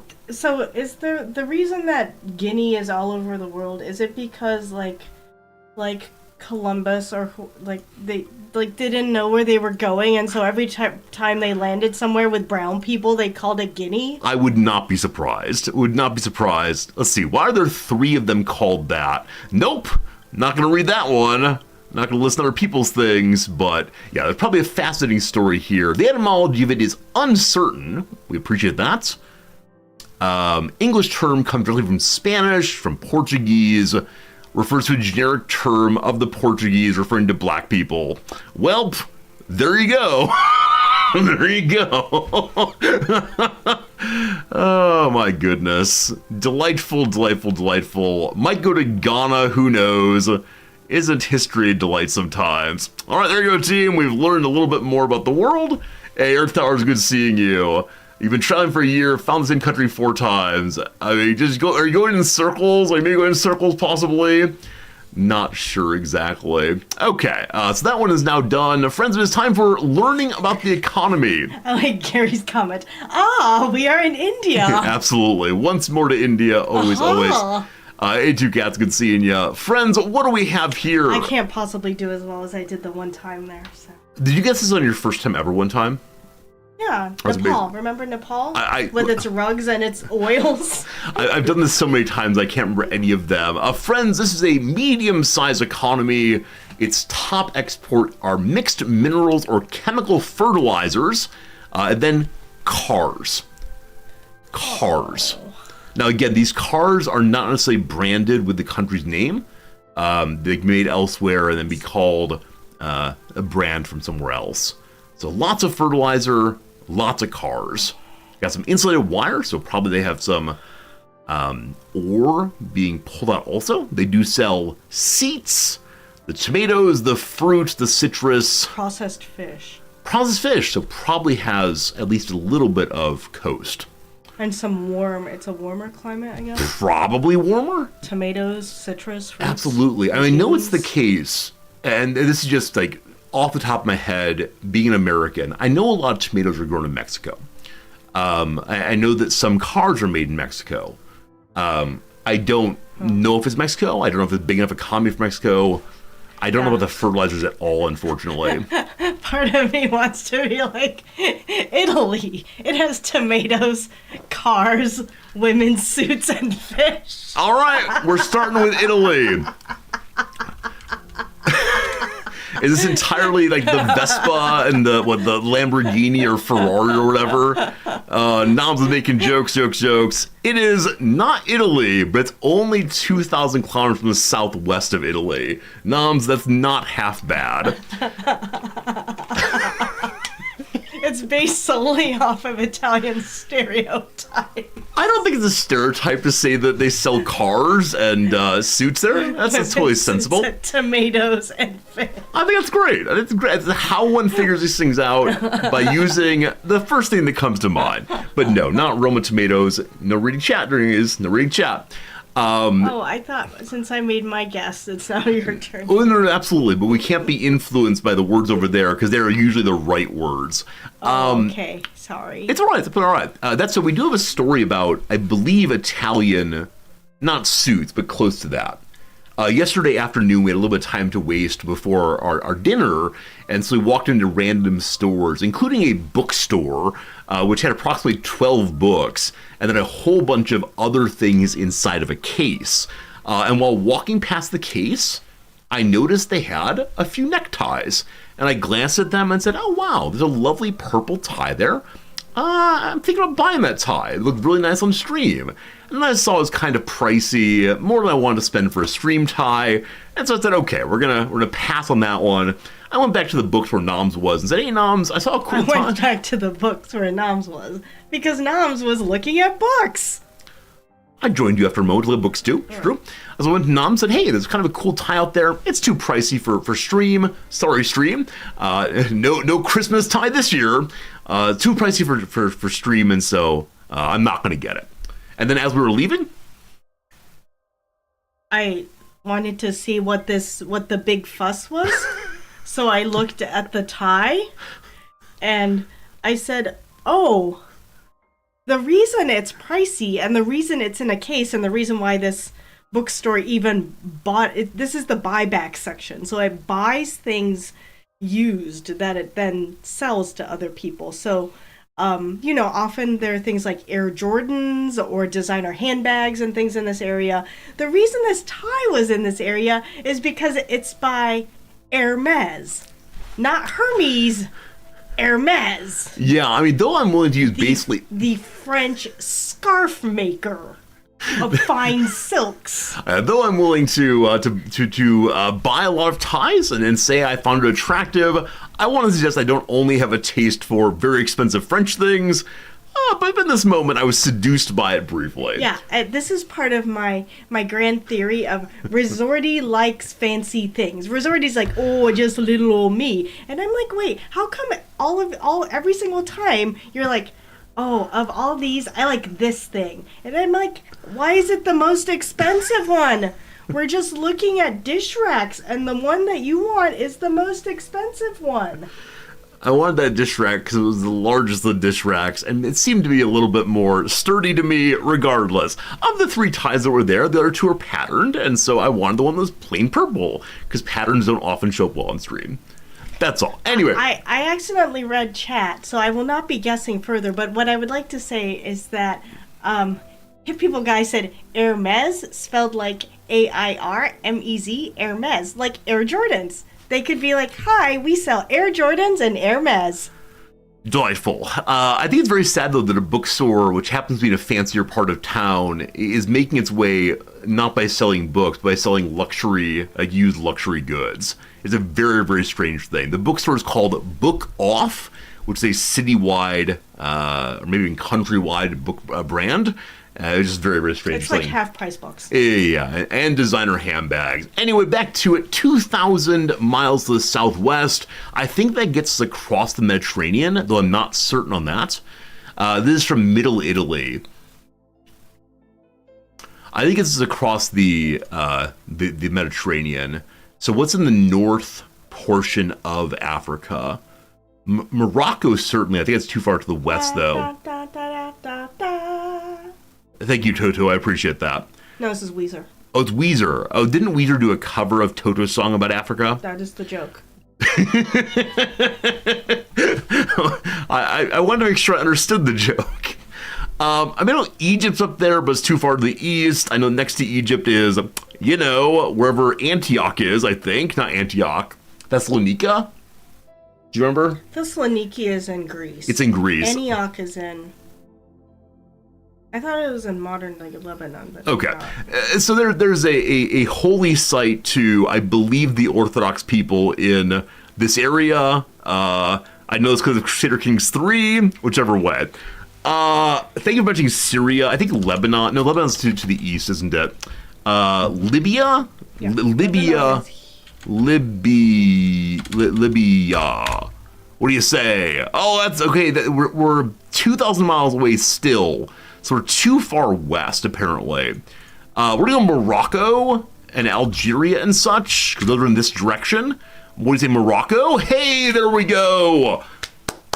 I'm surprised rugs do not figure more prominently or tea. Alexandria. Thank you. Alexandria is the place, the holy site I forgot about. Very good, very good. There's a lot of Alexandrias. Oh, I know. Because Alexander moved along? And named places after himself. Absolutely. But Alexandria is a big Christian site. I do believe. Anyway, that one's done. Good job. We have 3 minutes until the first giveaway, or 3 minutes until the first ad break for the giveaway. We're giving away one of the Warhammer items very, very soon. Looking forward to that. Between now and then, though, it's time to guess the game. Guess the game number 957. Friends, what game is this? We give you water, possibly. We give you land, possibly. We might give you a bit of a health bar. Nom, does it look like anything you've ever seen? Nope. Nope, nor me. Or yes, it looks like a lot of things. It does indeed. I'm going to call it GoldenEye, because I want everyone to be one of the best games I've ever played. It is not that. Are you interested in seeing a roof? Lights on a roof here, score of 85. It look like anything you ever seen? Nope. Nope, nor me. I'm just still singing Africa in my head. That's great. I'm gonna say it's like roughly the era of Half-Life, maybe. I'm gonna say it's Half-Life. I'd say Half-Life. What do you say? Are you Half-Life? Half-Life. Maybe it's spelled as 2 words. Oh, possibly. Thank you. There we go. The Half-Life numero 1. What do you say? Wrong again, Resorty. Now we have a small bit of the HUD, which has a mini-map, which has a number of possibly ammo. It's a PC game. I was thinking maybe it could be some kind of sneaking around game on the PS, but it is not PS, it's PC instead. So it looks like you've come down a series of stairs. I agree. And then in front of you, for some reason, that wall has a black square on it. I agree with that also. Why would that wall have a black square on it? I don't know. I assume that's a game mechanic. It might be. So maybe you could hide here, possibly. Yeah. I like that idea. So I want to say like stealth, maybe. I'm going to say Thief. That's an early stealth game, possibly. What do you say? Wrong again, Resorty. It looks like a more contemporary world than the world of Thief. It's an FPS. In conclusion, I do not know what this game is. We have 2 more guesses, and then chat figures it out. Is this an arm, you think, Noms? Why isn't there a hand? Maybe, I think initially it might be folded in, like in arms crossed, but maybe not. This reticle might be well known. It's a bomb, I believe. So could it be one of those like Tom Clancy Rainbow Six games? But those were on console. Oh, were they also? Okay, yeah. Okay. I was gonna say I'm useless on this because I only know console games. Absolutely, friends. The first real ad break is coming right now. Afterwards, if you're still here, we'll finish this game and then we'll go ahead and do a giveaway. Thank you much for being here. As I continue making random stabs at games I do not know. What's an FPS that had stealth and PC only?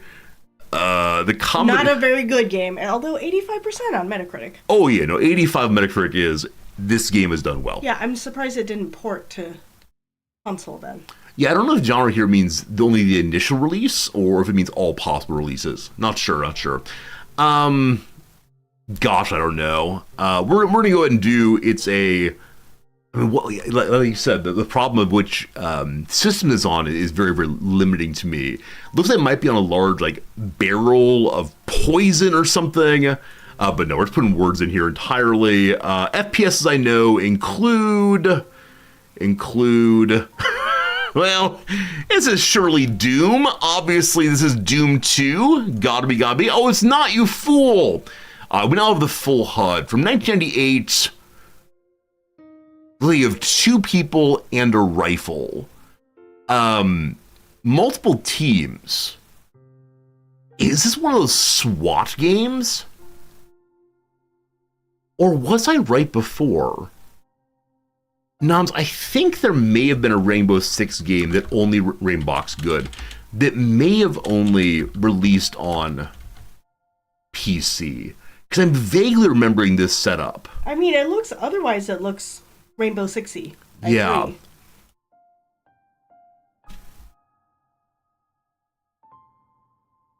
How we doing? All I said was that Rainbow Six was on console. You did say that. You did say that. Friends, we got it before you played. Very good, very good, very good. Mission accomplished. Tom Clancy's Rainbow Six. I'm relatively sure I played this game quite a bit back in the late 90s. I think it was one of the games I loved on my step-family's computer. And yeah, it was a pretty good one. A pretty good one indeed. I think in this one you often like snuck into real world hostage situations. So things like in an opera house and an airplane that actually happened in the game. So there you go. Who got this one first today? We scroll on down. It looks like GoldenEye. I agree. I did say that. Rainbow Six had a color HUD. Friends, I think today I said Rainbow Six before anyone else. This is impossible.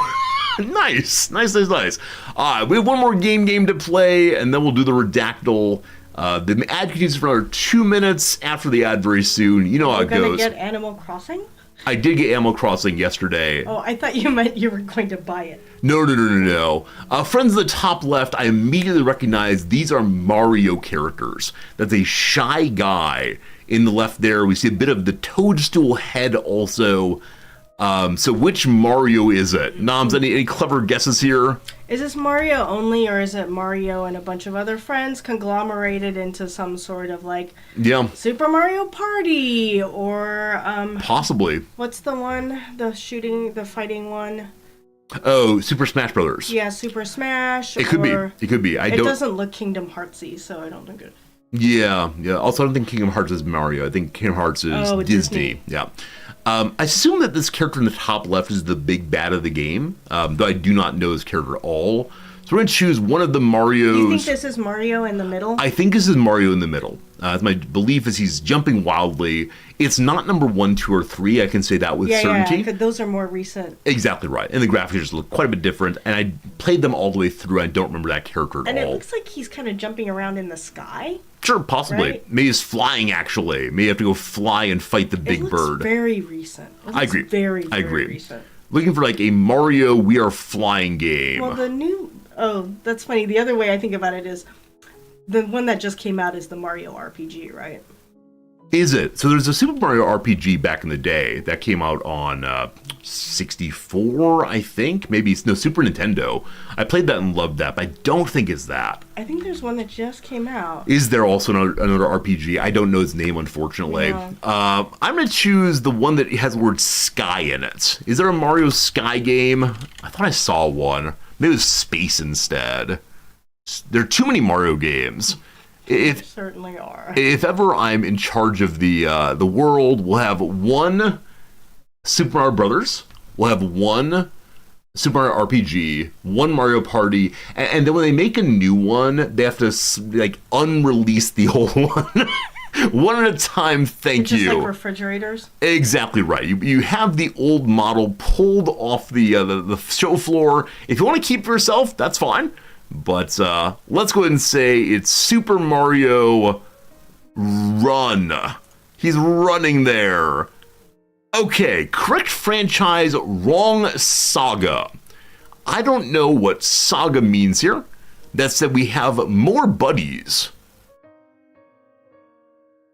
All right, so an army of toad people helping us out here. There's coins, there's a star. Like you said, I think it's definitely a recent one. Mm-hmm. Oh, was there like a Toad's Big Adventure game? Yeah, it's Toad in the front. Captain Toad Treasure Tracker. What do you think? I think this is Toad, not Mario. Do you think he's Mario still? He could be Mario still. I think the darker brown looks like boots to me. But Okay. the Toad also wears boots? I've never seen Toad's feet, though I would pay money for it. I think they're digging for treasure. Okay. Ah! Good job. Ah, very good. I didn't know this game existed, actually, until I vaguely remember some Toad game where finally Toad got to be the hero. Good job. 2014. Blue Link got it first with Captain Toad's Whatever. Good job. Whatever. Captain Toad's Whatever is good enough. I only remember that Toad was the hero. Very cute. 2014, much less recent than I thought. Don't say that. 2014 was last year. All you say? All you say? Okay. No, I mean, I agree with you. That is, 10 years ago now? Oh, no. Oh, no. Oh, no. I'm feeling that feeling that comes with one's consideration of impending mortality, or I guess current mortality, impending doom. What is this feeling? Deep inside of me, absolutely. I can't wait till we can see the WHIII movie. I bet we can find the... Thing. Unadulterated Loathing is the song, right? I'd love for us to be able to watch that online. I wonder if it'll be released online before it's released in Japan, but... Yeah, because I wonder if the subtitling is taking a while or what the deal is. Yeah, I wouldn't doubt it. But Or are they dubbing the whole thing? Might be. I do wonder how they'll sing the songs, if they'll sing them straight, or if it's already a Japanese translation of WHIII songs. Anyway, friends, time for a giveaway. You stayed here long enough, you get the first giveaway.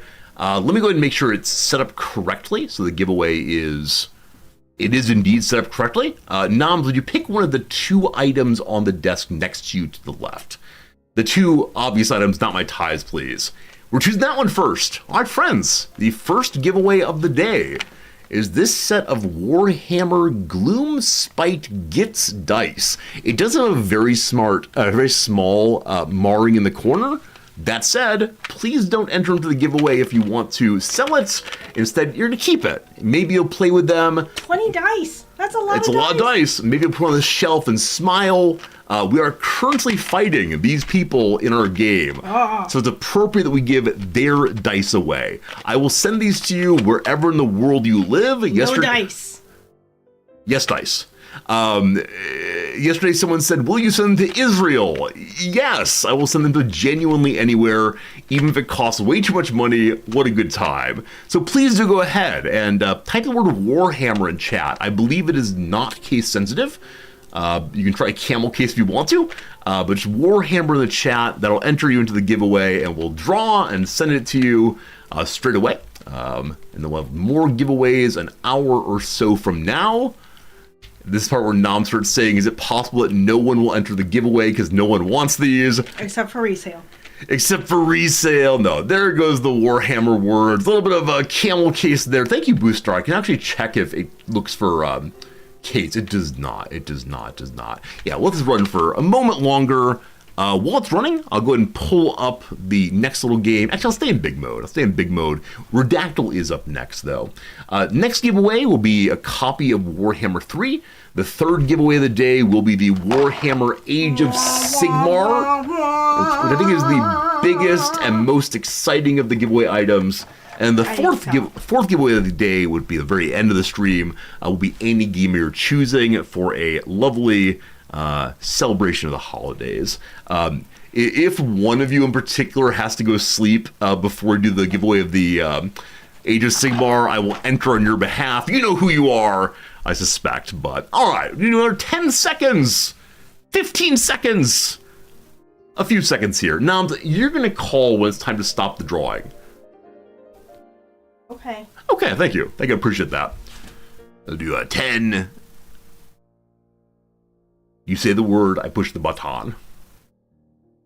Wait, is everyone in? We never know if everyone's in. That's how it goes. Can we go back to chat just to make sure? Back to chat one more time? Oh, Cases Lord, or Cost Lord. You need 2 M's. You need 2 M's. If you win the starter pack, you're giving it to me in exchange of painting stream. I've said I don't want to open that myself because I will get addicted to it. All right, Cost Lord, do it fixing that one.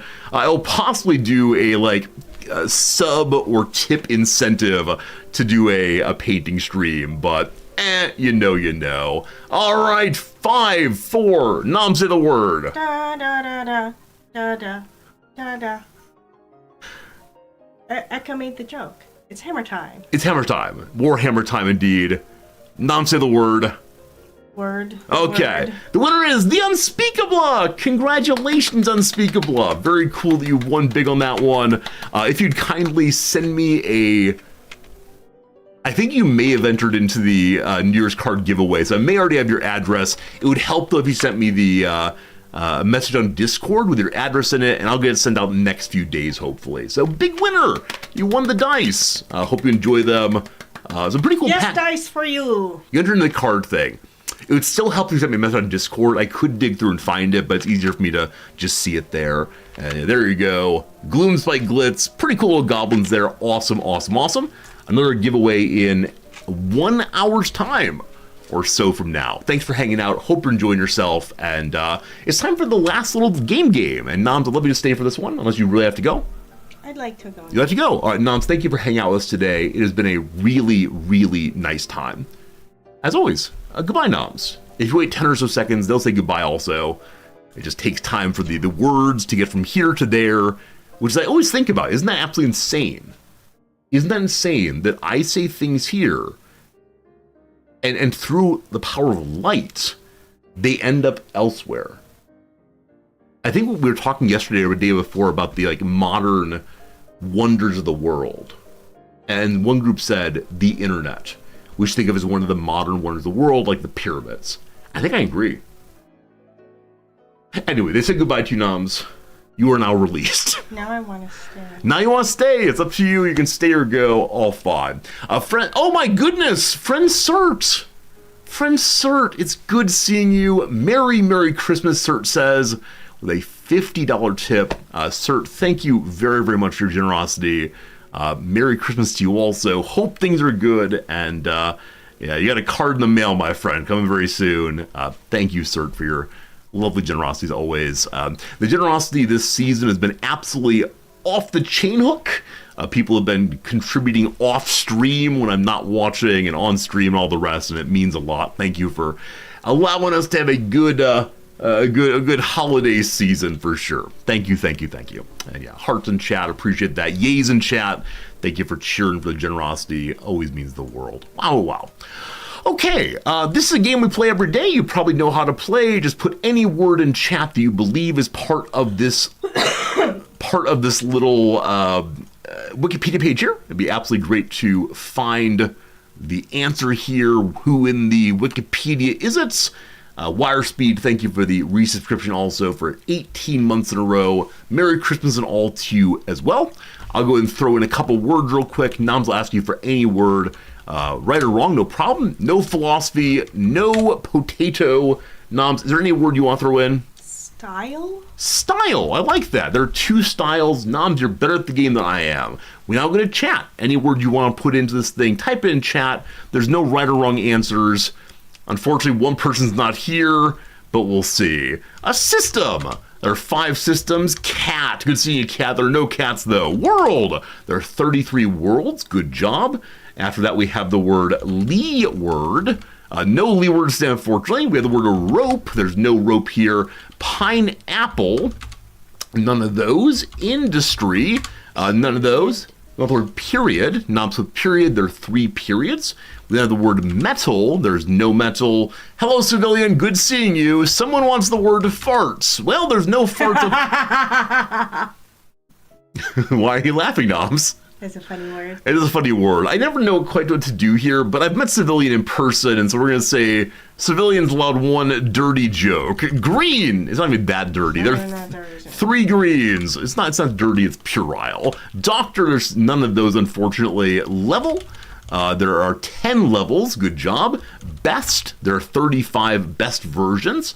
The word, we did doctor. Land, there are no land. Sport, there's 18 sports. Oh yeah, so blank is a sport in which. Friends, it's sport day. I look forward to you guessing random sports over and over and over again. It's gonna be good. Century, there are 4 of those. Noms, in 5 seconds I'll ask you for the name of the sport. Any sport, not sports. 18 for known. More, there are 41 of those. Most we already did. Apotheosis, rather. None of those, unfortunately. I think I may have also misspelled it. Indeed, I did. Theosis, very good. There are none of them still, unfortunately. The word species. No species today. The word Mongolia. Is it Mongolia? It's not Mongolia. Noms, name a sport, any sport. Cricket. Cricket. It is not cricket, unfortunately, but good guess anyway. Region. One of those. River. 3 of those. Industry. None of those, unfortunately. England. There are no Englands today. Bowling is guess number 1. There are 2 bowls. Well done. I thought cricket had bowling also. Delightful. Field. There's one of those. Goal. None of those, unfortunately. We have the word player. There are 28 players. Good job. Ball. There are 2 balls. Javelin. There's none of those, unfortunately. Lacrosse. No lacrosses. Athlete. I like that. No athlete, surprisingly. Race. No races. Rugby. Run. Non-blood run. There are 5 runs. Good job. Olympics. There are 15 Olympics. Good job. Race. We already did a moment ago. Finish. Non-blood finish. There's 0 of those. What? No finishing allowed. How about football? There's 1 football. Well done. Decent. There are no decents. America. 2 Americas. Basketball. None of those. How about hockey? None of those. Noms, team. Noms 107. That's the most so far. Good job, Noms. Big winner so far. The word board. There's 1 board. Clay. None of those. Helmets. No helmets at all. I think we did America a moment ago. Yeah, we did actually again. Oh, is it like rowing? Is it rowing? It's 6 rowings. Interesting. How about rink? There are 2 rinks. Rackets. None of those. Play. 54 plays. Toss. 1 of those. Throw. 31 of those. With blank player throwing blank. Is it India? It's not. Curling. It is indeed curling. Well done. Noms class for you. I do too. The first curling was Ellisdale, but Artiste de Bonjour was immediately afterwards. Well done, team. Curling to 2 of you immediately. We got it in 61 guesses. Why didn't we guess pants? What do you mean, why didn't we guess pants? Curlers are known for their colorful pants. Oh, are they really? Well, especially in the Olympics.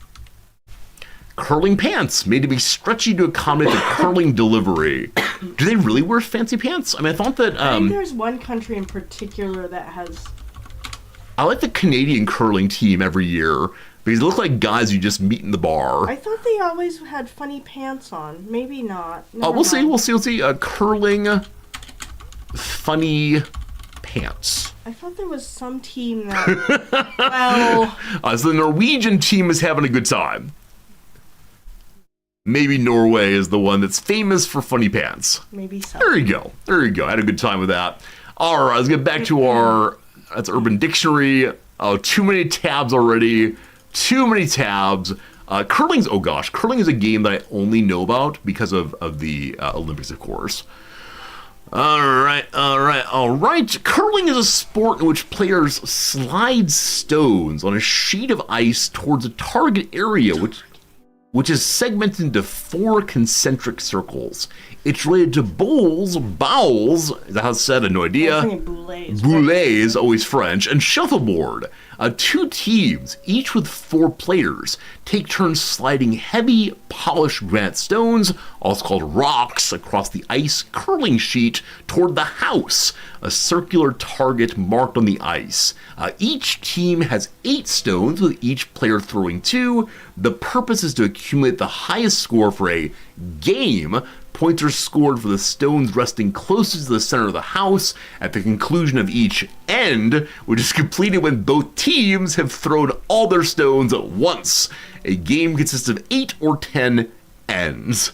There you go. The rocks go tink. Always a nice time. Cat, thank you for the resubscription 4 months in a row. You have a few curling clubs near you. I believe you're from the frozen north, so it makes sense that there would be curling nearby. the frozen north, but not too far north, I believe.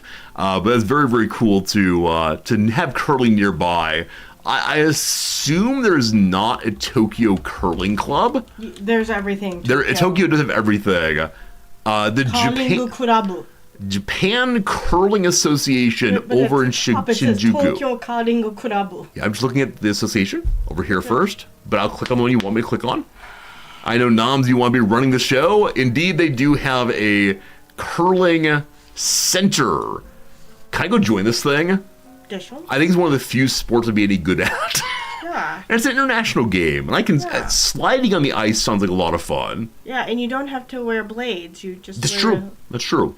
There is a skating rink set up near us every year, and this year I jokingly said, should we go do that? Noms has skated before, I have not. And I realized, though, that if I went skating, I'd probably just fall over, and we should leave that to the children for sure. Yeah, and we might have to take you to the hospital. I might have to go to the hospital. But they have events. We can go watch some curling. Indeed, they could. Where's Evento? Evento. Ni, ka, it's in katakana. In katakana. Evento. So I was looking for V's. There are no V's in Japanese. TCC Evento. Delightful. All right, so different kinds of events.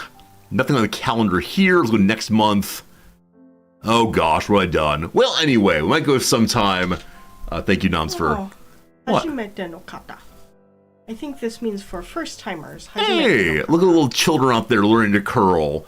And big old resorty pushing them down. Oh, that's strange. That's strange. I don't know. Maybe one of these days we'll do Resorty Goes Curling.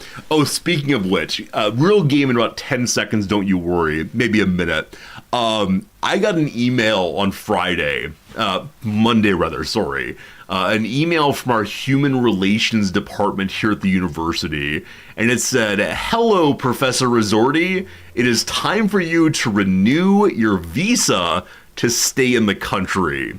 Welcome to the Resorty Renews His Visa arc of the stream." I haven't looked into it too deeply.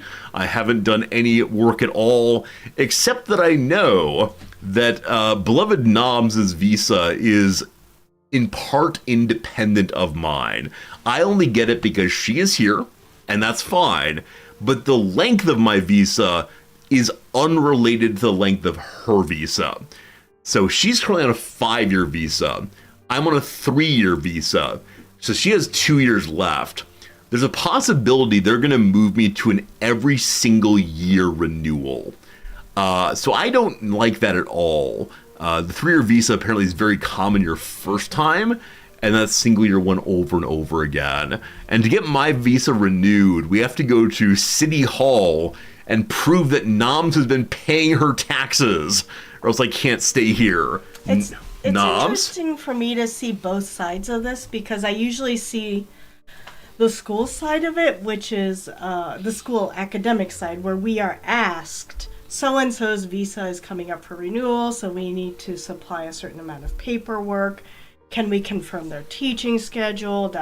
Yeah.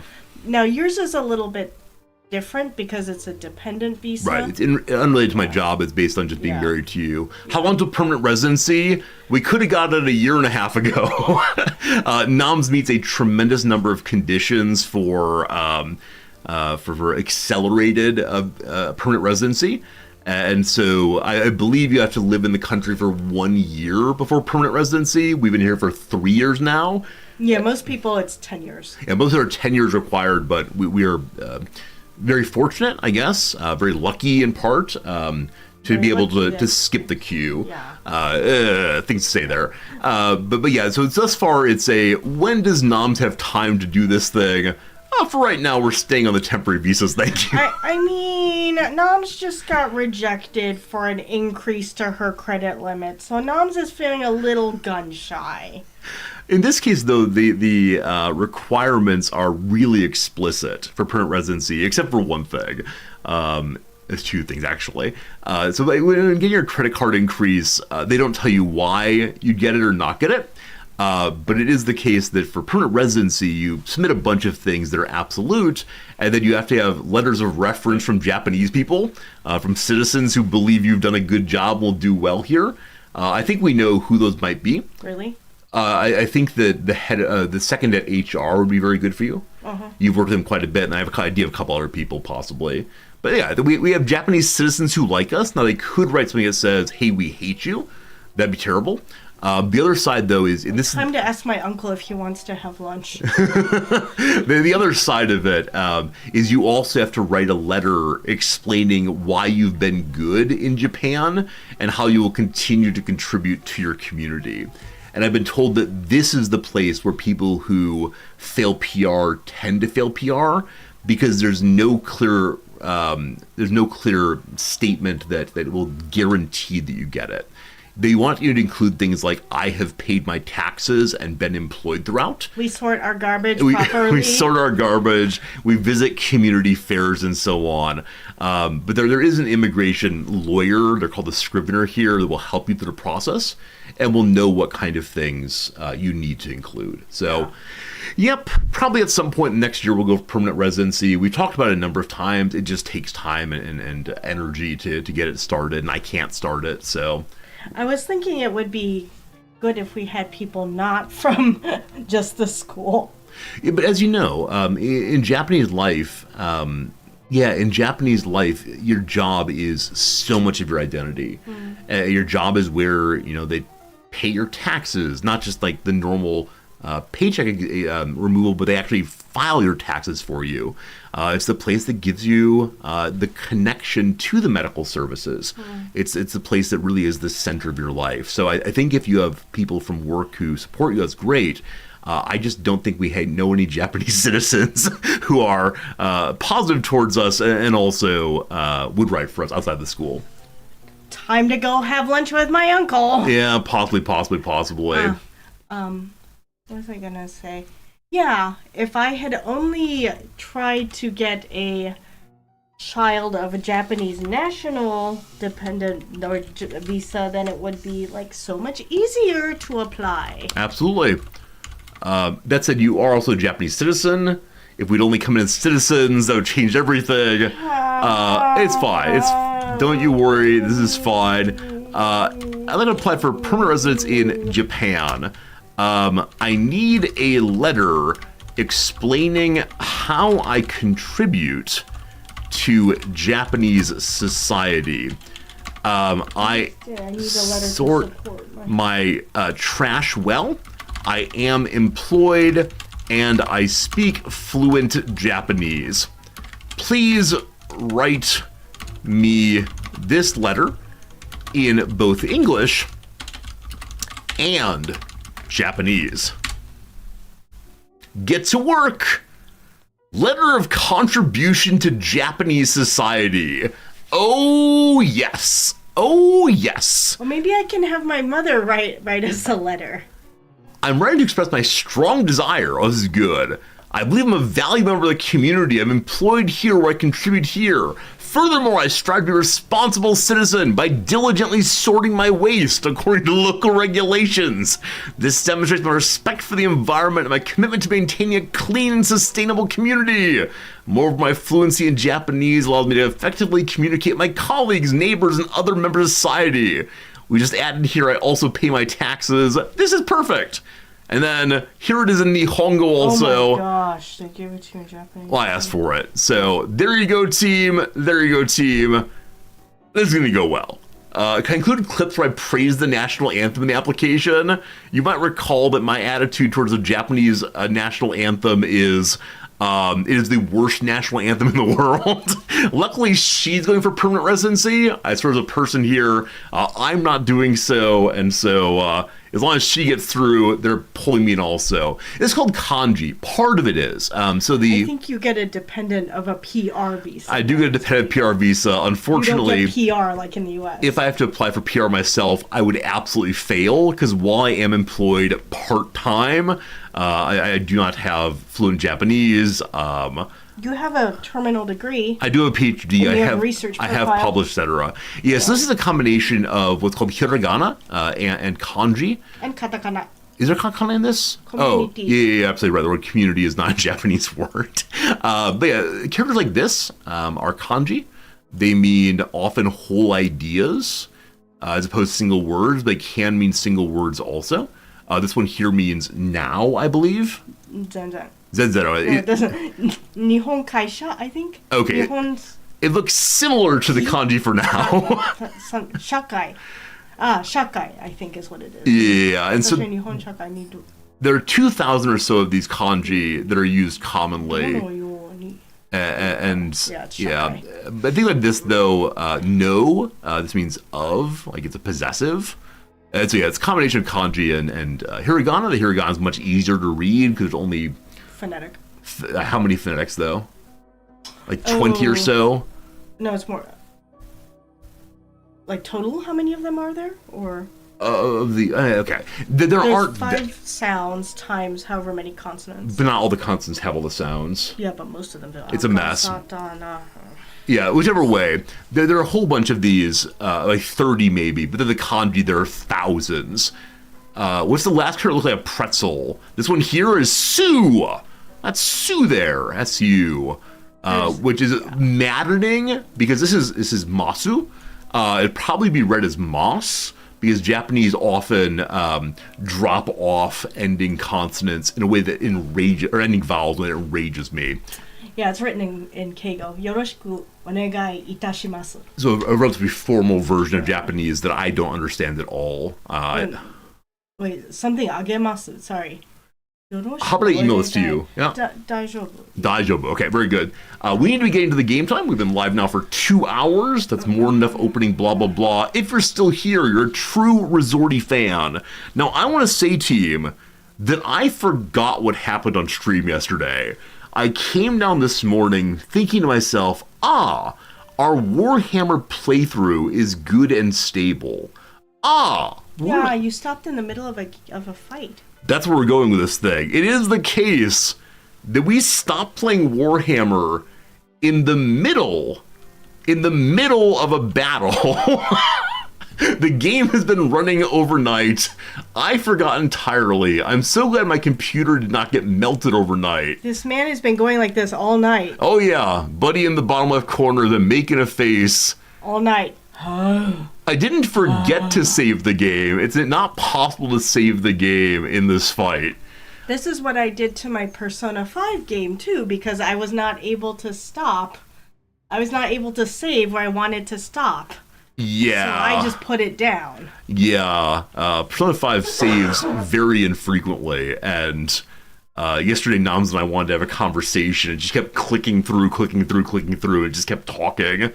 Are you gonna play some Persona 5 today, Noms? Maybe. Oh, maybe.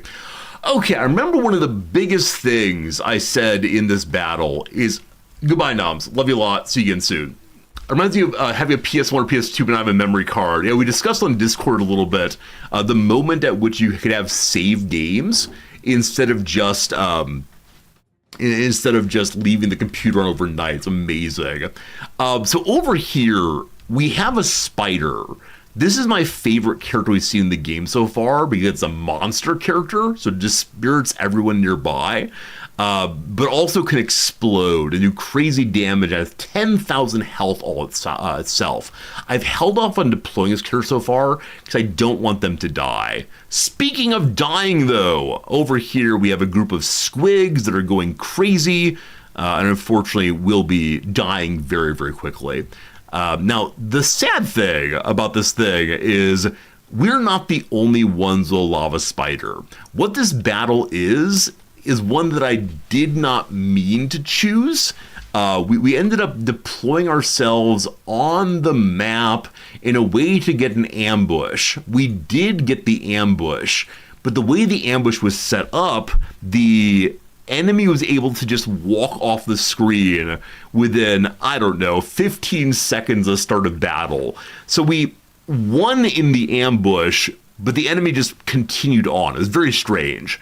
And then when the enemy got their turn, they then attacked my army, and we retreated because we were going to lose. And then they attacked us again, and this time we could have auto-resolved into the win. But I said I want to learn how this game is played. So taking auto-resolves on harder fights is something I shouldn't be doing. So yes, we could have won this battle for free, but unfortunately, we're fighting it out instead. Now, like I said, we are currently engaging ourselves in a big old battle with other greenskins. This is a greenskin that I sure would like to defeat, because if we do so, all of his territory becomes our territory, bingo bango. Unfortunately, and I'm gonna say unfortunately a few more times here, my friends, a few more times. Unfortunately, we are fighting them while we have a WHIII, and they also have a WHIII. So this is two giant greenskin armies, which are too big for me to actually think about. So we've ended up deploying a large portion of ourselves, including our war chief guy and our one artillery. My archers are facing the wrong direction. What a good time. And so this was meant to be the place at which we'd fight well. We've kind of collapsed. They have a big old spider here. I need to be absolutely certain that this big old spider does not get into my archers. It will explode and kill us all. So we have some troll monsters ready to engage their spider, hopefully keeping it at distance, and then we'll have our archers turn onto it and hopefully destroy it before it can get into our back lines. Do I feel confident about doing that? No. No, I do not. So we'll see how that goes. Simultaneously, they have more troops marching this way. We have a very strange line in the middle here. We have our big spider. Out to the left-hand side, I've deployed quite a few troops to try to keep these folks under control. I may have deployed too many over here, we'll see. And then in the corner, the most delightful and surprising thing happened, which is while we are fighting the enemy greenskins, a small group of dwarves are also against the enemy greenskins, so they join the battle. And so a group of 3 dwarves, a command units, or a lord rather, level 1 lord, a group of great weapon meleeers, and some miners with blasting charge have decided to rush on in and help us a little bit. As of right now, they're primarily drawing fire, but anything they can do to help us is so cool. Now, after this war is done, or the battle's done, I will be destroying the dwarves, just so you know, but I'll try to destroy them in a way that is friendly and peaceful and generous, because they did help greenskins. Weird. Sliver's good seeing you. Hope you're having a good Christmas. Hope everyone's having a good Christmas. Whether you celebrate or no, hopefully today is making you smile a little bit, and that's what counts. Oh, incidentally, the enemy has another big spider. This one can't explode. This one is unable to make a mess of our forces, but it is the case that it will still do some real damage. It has an exposed flank. What does exposed flank mean in this context? Does it just mean we could turn around to the side of it? What are these armies doing? We'll start here for right now. These armies are hanging out. So Buddy here is eager. That's no good. Now, my suspicion is, well, I was going to say spears are good against large things. And this is a large thing, but perhaps it's not good against this kind of large thing. Because we do have the red warning WHIII. Now, maybe that WHIII is that nobody should be fighting it at all, but we'll see. I'm going to try to flank it on this side, and the reason why I want to do that is my sense that if we flank from this side, these riders and charging cavalry will run over our troops. So hopefully we can get a nice setup there. I have additional spearmen.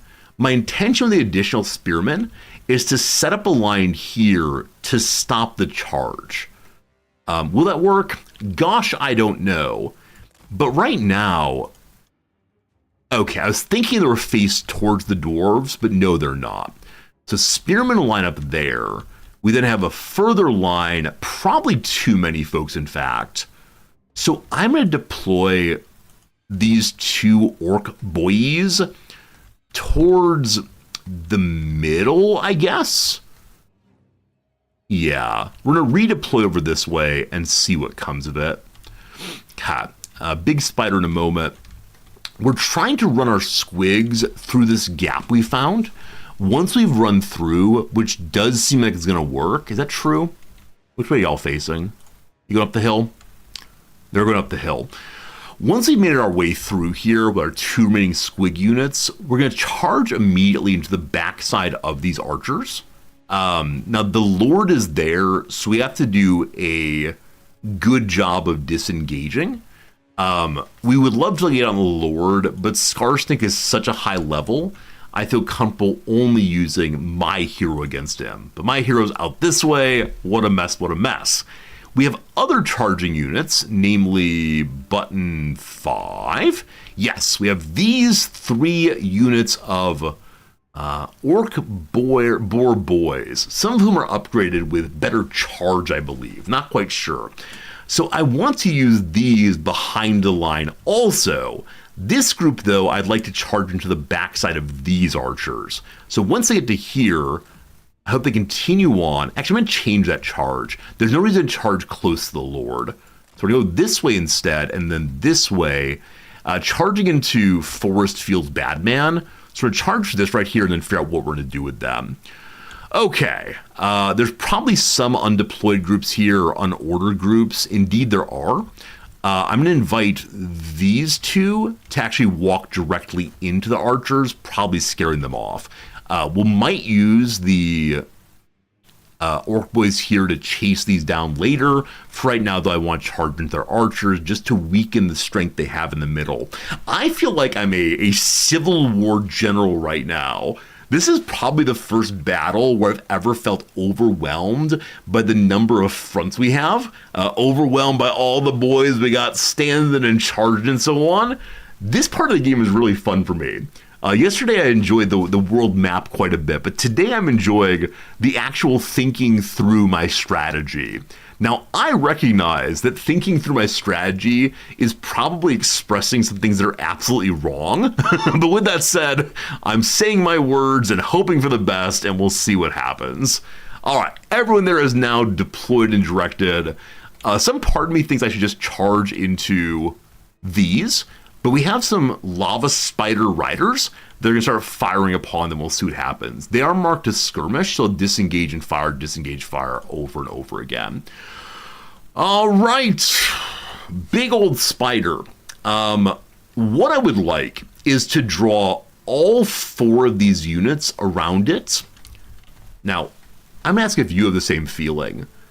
For some reason, when I see the spider, I want to say I want to get the enemies around her.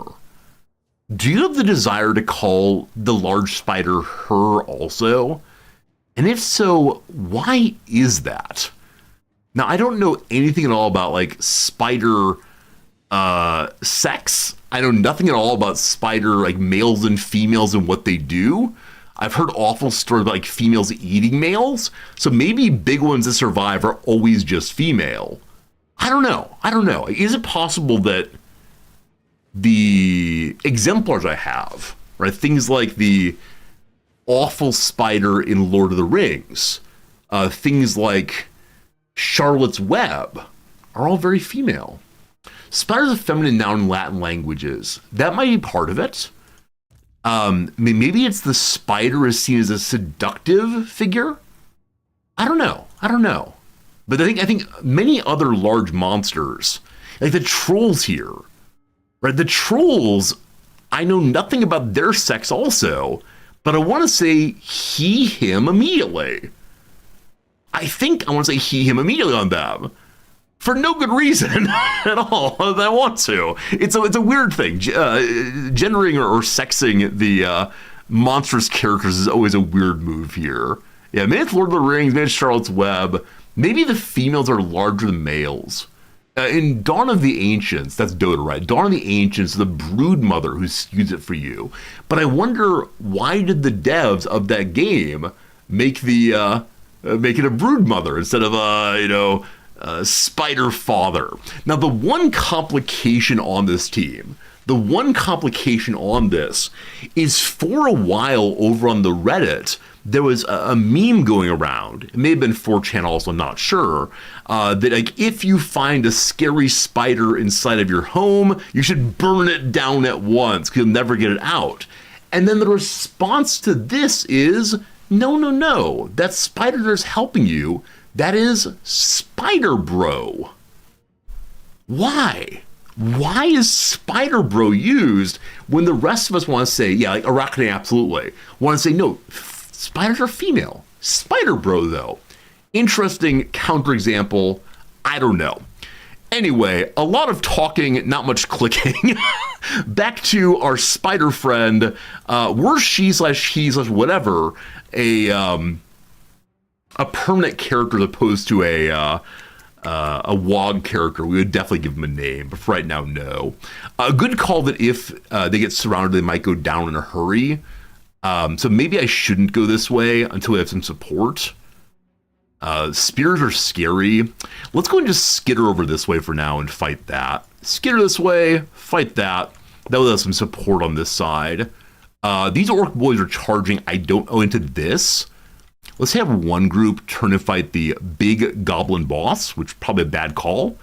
And then one group here come to support Spider Friend. Sexing the monstrous characters. I don't know. We just say words here. You know what I mean. All right, that seems good. Spider's doing something. Now the right frontier. The right front. I need to get something onto the spider. So, Troll Buddy here. What are you currently doing, Troll Buddy? They have poor leadership in general. They are on fire. I think there are two troll groups, correct? The second one's here.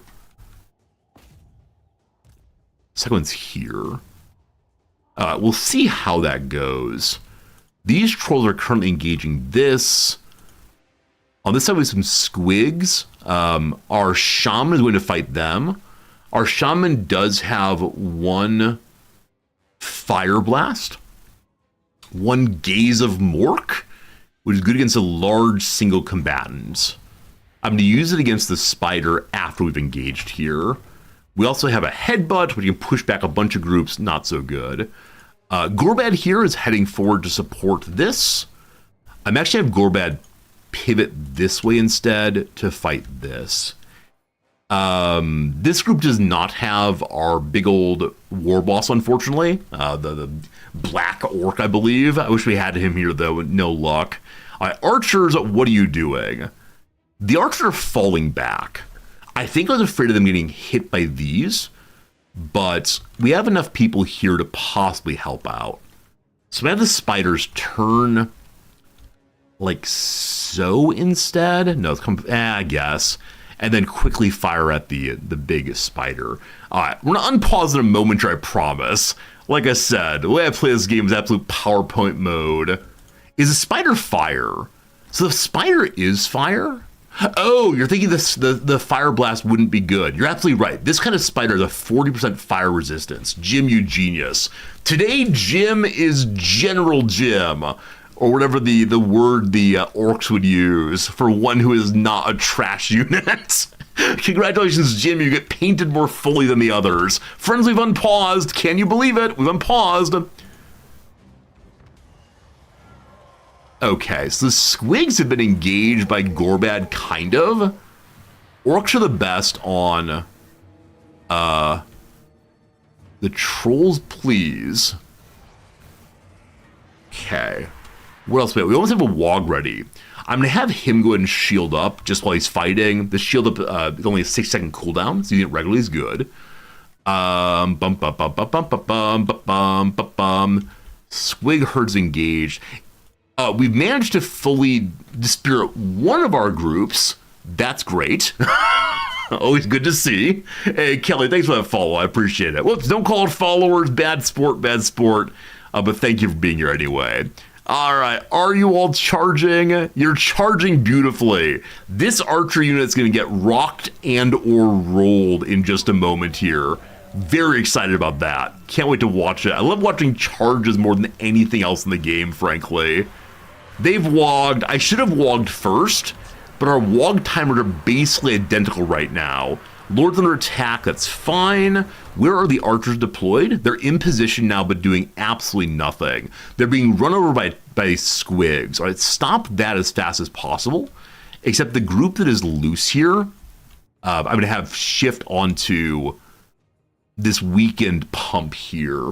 Okay, my goblin bolt throwers are you... So how do they end up facing the wrong direction? I wonder if I always, like in my panic, redeploy them backwards. That's so annoying to see, though. We've not been bombarding. Okay, the wall is holding. We scared some squigs. Good. I bet I missed a charge over here. Running away. Skulkers. Good job, dwarves. The dwarves are fighting well. All right, the charge is happening as we speak. From the back. Here we go. It's going to be great. Here they come. Yum, yum, yum, yum, yum. They just roll through, their mouths gobbling up anything they see. The archers are being feared. There are more archers shifting their position now. They've shifted away from their lord, who's actually moved to the front line. We have to respond to that in a moment. So you fine folks, I'd like you to charge into these archers straight away, and they'll maybe go through the lines of the other archers, possibly. All right, we scared away squigs. So right now the squigs are being feared absolutely everywhere. That's great. It's not a huge bonus, but it's better than nothing. I have a group of trolls who've taken serious, serious damage. They're the ones fighting against the spider. It's not going great. Both of my troll units are struggling so much right now. Oh! Aren't trolls vulnerable to fire? Oh no! Oh no! Oh, Resorty thought I need big things to fight big things, without remembering that the big thing on their side spews the thing that my trolls are weak to. Oh boy, hey Proven, Merry Christmas to you also. Oh boy, oh boy, oh boy. So, it might be a good idea to have these trolls run away, because we're just not going to pull anything off on that one. You all help the Lord. I'm going to have my Lord march in to fight the spider instead. Problems, they are occurring. We've lost the line in the middle. That's pretty bad. I think we're probably good over here. Yes, we are redeploying some orc boys over this way. Get them on the line. My big spider is still doing just fine. Got a lot of sleepy troops. Give me a moment on that one. So, spider, are you fighting? Are you engaged in battle? You are confident but being attacked in the rear. It is time for the spider to explode. I give you the greatest experience in the world. Blow up, my friend. Boom. Such dispiriting, all great. Fully dispirited squig herd. We're gonna have you continue fighting that way, then turn to help here. Awesome. We have a group of goblins who are not doing a darn thing. I don't understand the goblins. They are standing next to folks but not fighting. Do they just need the explicit word, hey, go fight, or what? Very strange. I realize they're cowards and dum-dums, but still. This group is assaulting no one. You move on to the Lord. This group is struggling tremendously. Are you near the spider? The spider is... Oh boy, got lost. The spider's in this fight, isn't it? Yeah, so once the spider finishes here, it'll skitter across to finish, or to engage with the Lord. That is good. Yeah, I love the Arachnarok also. I can't wait to recruit them. He's so good. Alright, spearmen are doing nothing. The spearmen are standing in battle but doing nothing. What does that even mean, team? What is wrong with you? Please stop doing that. This is their spider. Okay, I've gotten a little lost. These ones were meant to stop a charge. They have done so, we'll say. So move them in to help against the pump wagons, which are currently fighting my big boss. My shaman is fighting well in the pile there. They have their spells up. We're going to have them again give Fists of Gork to the Lord. Get that cast. Good. Magic missile is good against large things. It is magic, it is not fire. So Wog there. Our next Wog is up again. We are just constantly wogging right now. Please cast. Please cast. Casting has been canceled. Why is casting being canceled here? It needs line of sight, of course. We activate it. Shaman. Shaman. Wogging. Hey, cast it finally. Maybe no line of sight for a moment. Next up, the Edbutt, which knocks people back in general. I want to cast it into this group here. We'll rotate it into the enemy's back.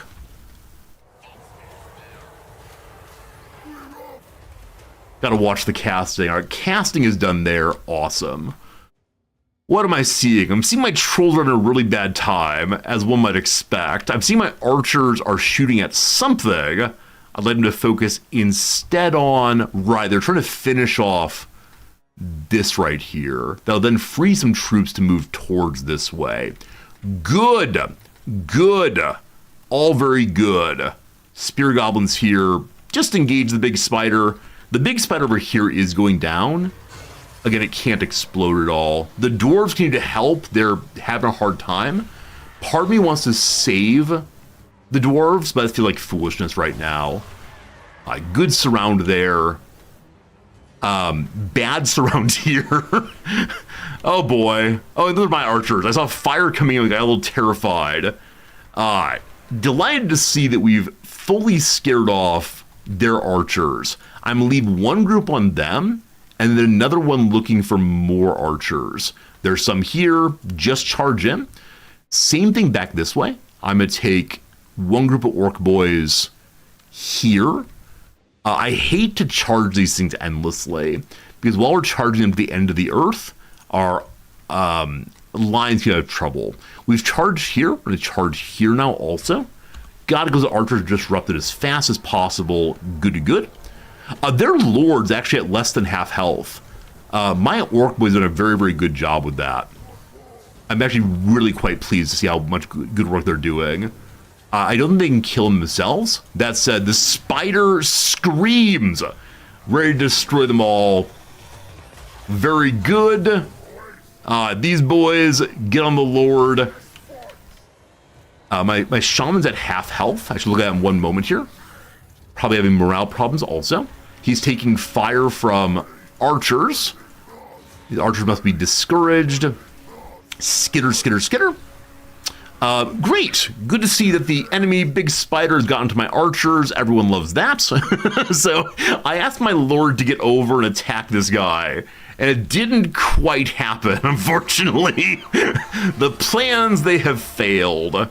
My shaman's running away. I'm fine with that. The lord, get moving, brother. Orcs the best. Orcs the best, I swear. Get your shield on as you charge. This is good. He's having trouble fighting through small groups here. We have to unpin him if possible. Their lord is breaking right now. We will chase him to the ends of the earth. Wait, as long as we win this thing, he joins us, I believe. I don't think it matters if he survives. Ammunition's been used up on somebody. It's this group here. Lava spiders can now fight other things. We're gonna win this thing. The question is just, does my shaman die? Awesome. I have no idea how we won this thing. Other than that, for a brief moment there, we got a bunch of people onto their lord. There you go, team! A win is us! Not a great victory, but a victory nonetheless. The auto-resolve would have been better, but that is great. Congratulations, team. We didn't all die today. 207 kills on a group of orc boys. Yeah, these spearmen have done so well. Our starting spearmen. I think they're good enough we should give them names. Let's begin naming our real hero characters who are at higher levels. Oh boy. Who got the big kills on their side? One group of night goblins so far. Friends, this is the case. The ad break is coming. After this ad break, we'll be giving away a copy of this game. 3 minutes. 3 minutes of ads. If you sit through it, you could win a copy of Warhammer 3 to play for yourself. Won't that be a good time? Gosh, I hope so. It will be, I swear. You'll lose some like I do, but a lot of learning, a lot of scratching of the good head there. Have I ever played a tabletop RPG? Probably not, no. I think we own some, but you know, only so much time. I'm a video gamer primarily. Okay, who got the most kill on our side? 106 on some orc boys there. Our big old spider got 93. These orc boys got 164. The dwarves killed almost 100 themselves. Cool, cool, cool. On their side, yeah, no absolute heroes. In this one group I hear of nasty skulkers. Cool, cool, cool. All right, do we eat them? Do we kill them? Do we take money? We take the money right now.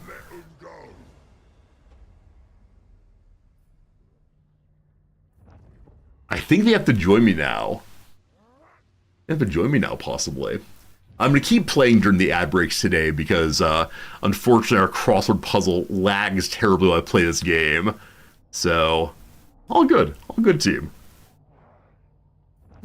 Maybe we are the king of greenskins forever.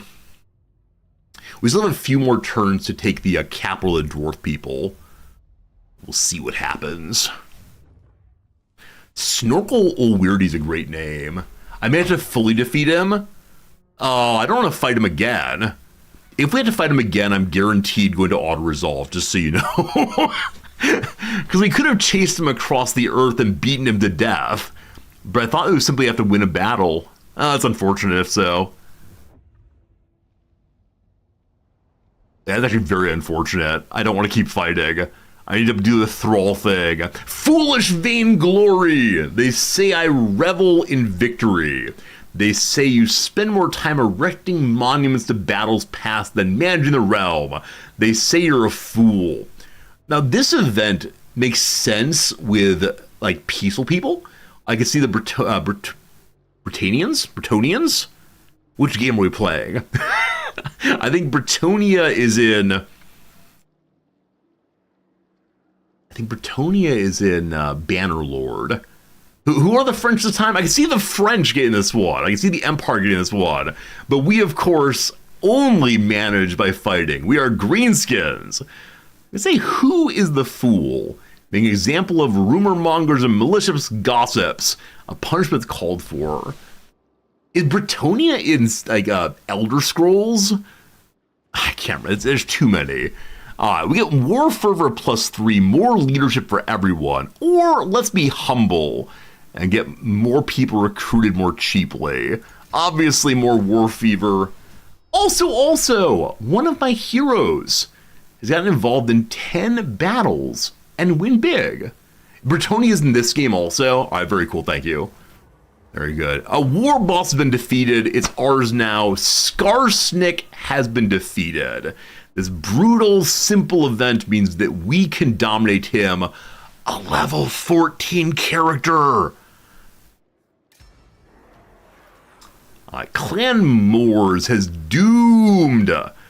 You'll recall that we are somewhat embedded with rats around us, and the rats are all right now non-aggression pact.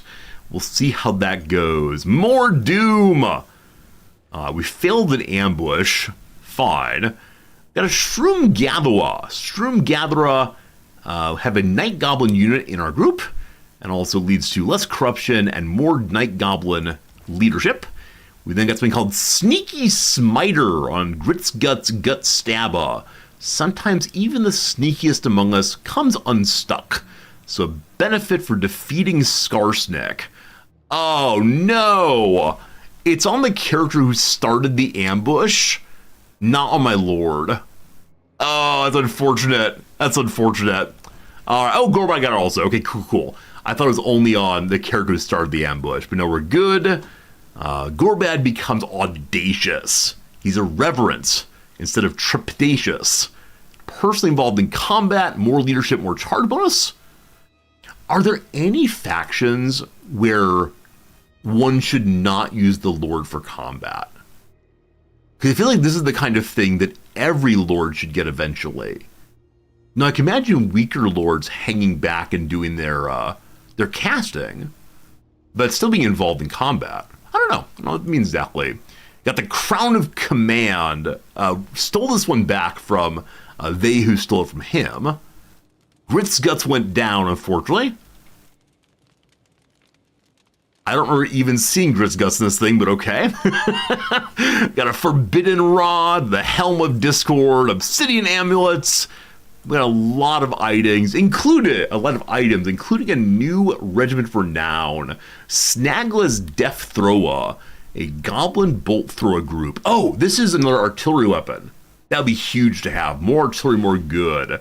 Using this sophisticated war machine yields fatally predictable results. Something always dies, be it the enemy or an unlucky Gobbo or 10. Well, hopefully hit the right things. I got Fata Pigs. Our boards are even stronger than before. We're supposed to go raid. We were supposed to go raid in Mount Squighorn, but I think Squighorn was lost, unfortunately. There are gunners and heroes that are never a melee hero. So is it the case that the person that got involved in combat requires the character to go into melee? Maybe. All right, the Dead Rock Gap is now mine. We got 3 provinces done. Here's another helmet.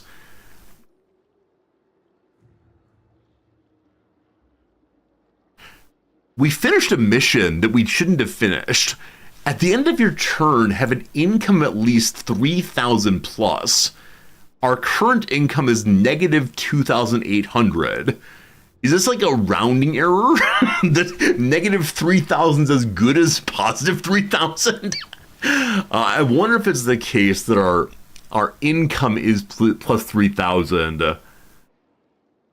Army upkeep of negative 11,000. Yeah, we'll definitely be getting rid of some of the army we inherited in a moment. Potion of Healing. Confederation's done. All right. We've become even more the Lord of all the greenskins. Behold, behold, behold. This is way too much for me to keep an eye on. Oh, can we go back to just Death Pass? That was a nice part of the story.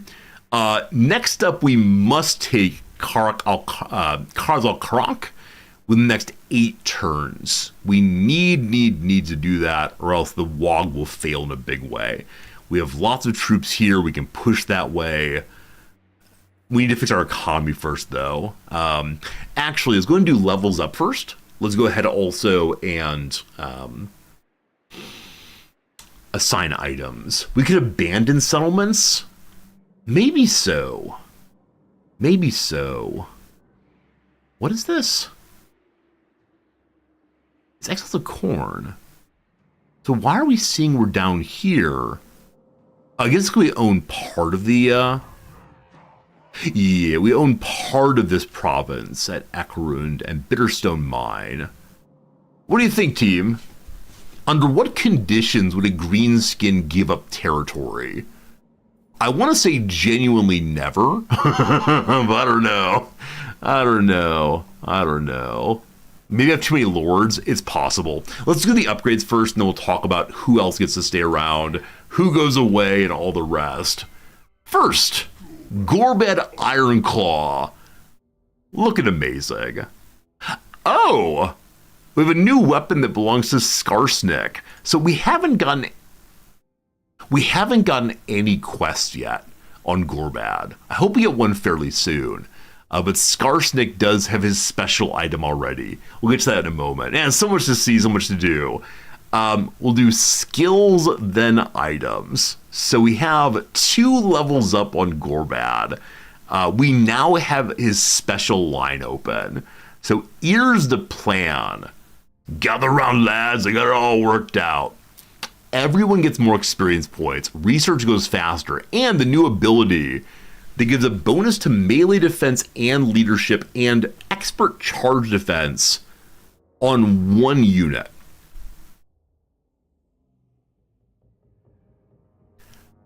Cool, but as usual, I forget to cast my active abilities. Because I'm a pause heavy player, I should remember to use all the abilities regularly. I can't imagine how anyone would use their abilities consistently if they're playing with no pause. Absolutely ridiculous. We have Big Ed trophies available. The Warboss trophy rack displays all the skulls, tusks, and claws of the large beasts they've felled. Get a bonus to large on him. Or Small Ed trophies.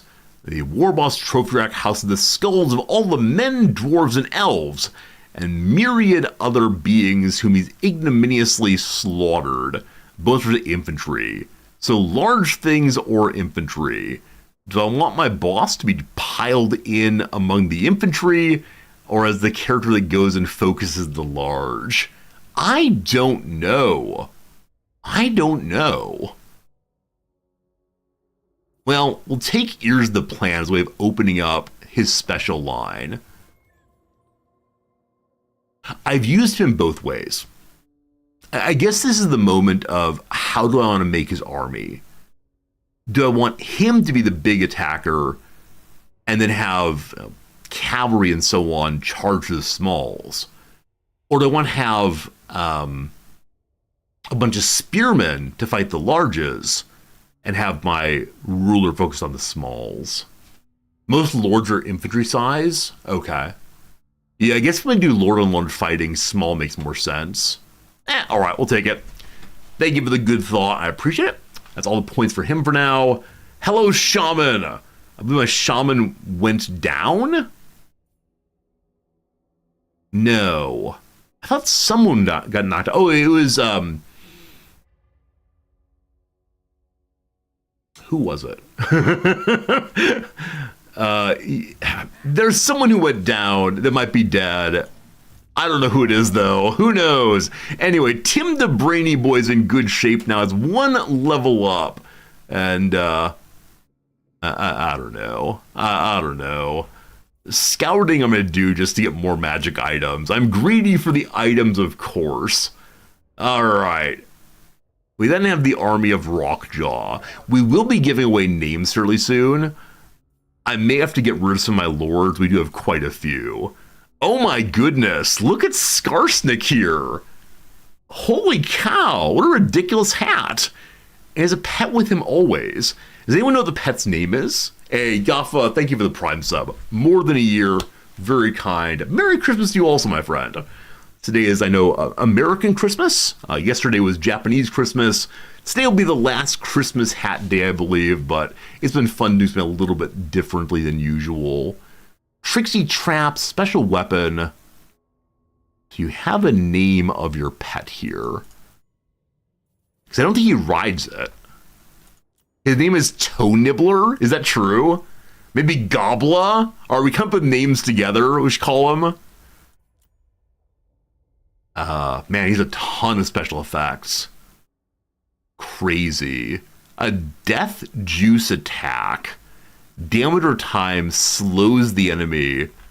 He only has about, 6,000 health, though?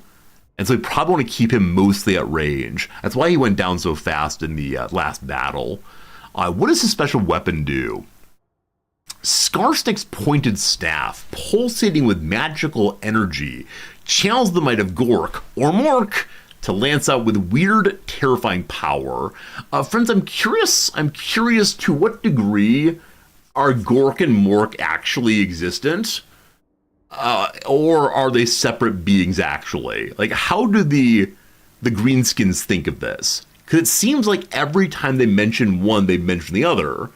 Is it simply two aspects of the same godhead? Are they two separate beings who interact in different ways? Like, what's going on with Gork and Mork? I'm just not sure. An ability called the Prodder. Range damage of 1, huge explosive damage, fires 12 projectiles. Strong versus multiple combatants, weak versus multiple units. So if fired into infantry, for example, I think. One's the god of violence and cunning, the other's the god of cunning and violence. Hey, thanks. I assume that in some measure this is the joke, but it confuses me. I get confused. All right, so Spite of the Bad Moon is his starting special. The Bad Moon offers heightened pugnacity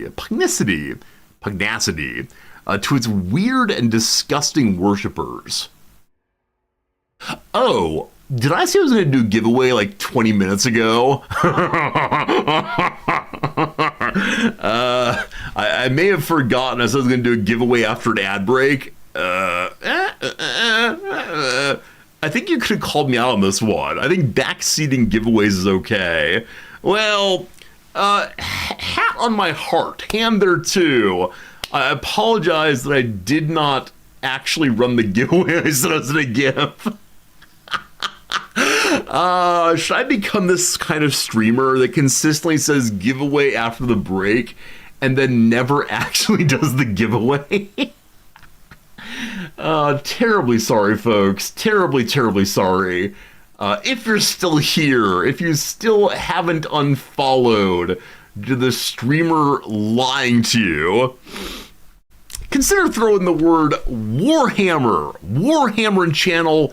This time we're giving away a copy of this game via Steam. If you're interested in getting yourself a copy of Warhammer 3 to try to play yourself, type the word Warhammer in chat, all one word, and we'll get that out to you right away. Oh, I'm a horrible human being. Yeah, just Warhammer. If you already have the game, please don't get a second copy, but we'll see who wins this one big. Good to see you all sincerely. I hope you're doing very well today. Happy holidays, Merry Christmas, and I do apologize for forgetting. I need to set up like a notepad on screen where I say, I will definitely do it after the break. I'm gonna go ahead and level up 2 more characters, and then we'll go ahead and do the drawing. How complimentary is that everyone watched the stream and didn't actually give away? Oh, yeah, it is very, very kind. It's very, very kind that so many of you are willing to just hang out with me and enjoy yourselves, even though it is perhaps a little embarrassing to forget to do what one's going to say. Sly Demiser here is a level 18 big boss. We have some very high-level characters joining us now. I will see. Yeah, Jim, the minis is the next one. If you're gone, Jim, I will enter on your behalf because I think you're the biggest proponent of the minis here. We don't level split up, but then we're done. He has high-level things like Opportunist, Counter-Striker, Survivalist, or Cornered Rat. He has low health for being level 18. I guarantee him die. Immortality is 20. I thought Immortality was 10. We're gonna give him more health. Very good. Friends, it's time for the drawing. I swear I'm not losing my mind, though I do forget words more and more often. There are 30 entries. Thank you, everyone who entered. Now, many of you people didn't enter due to having the game already. The big winner is 3, 2, 1. It goes to Tickle-Lensic. Tickle-Lensic, it's good seeing you. Tickle-Lensic, if you'd send me a message, well, I guess I can send it here instead. If you'd send me a message either on Discord or just a quick message in a private message, I'll get it to you after stream is done. But Tickle-Lensic, good seeing you sincerely. Just send me a message somewhere to remind me that you are the one who won. You can become immortal, it's true. If you hit level 20, you don't die. The problem is, if you do not get to level 20, then you just die. Tico, if you can't find a way to message me, let me know. We'll figure it out for sure. Someday I'll be a bigger streamer and I'll set this up ahead of time and say, mods, you're responsible for the giveaway. Do the giveaway. Whenever I end up paying the mods, which is going to happen real soon. Don't you worry. Don't you worry. We'll have another giveaway in about 45 minutes. Next giveaway will be the minifigures. That'll be good. That'll be good. Sure, promising the game later. The streamer actually gave away a copy of the game yesterday, I promise. The streamer isn't a liar always. Cyberworkle, good seeing you. I appreciate you being here. Hope things are good. Okay, okay. We now have someone who's a savage orc great shaman. Look at these character models. This is amazing. I've never seen one who's quite so buff and quite so well festooned before. You're looking lovely. Looking lovely, my friend. All right. What do you allegedly do? You're a shaman. We talked before about the possibility of having healing. These characters just don't have that. Tico, thank you much.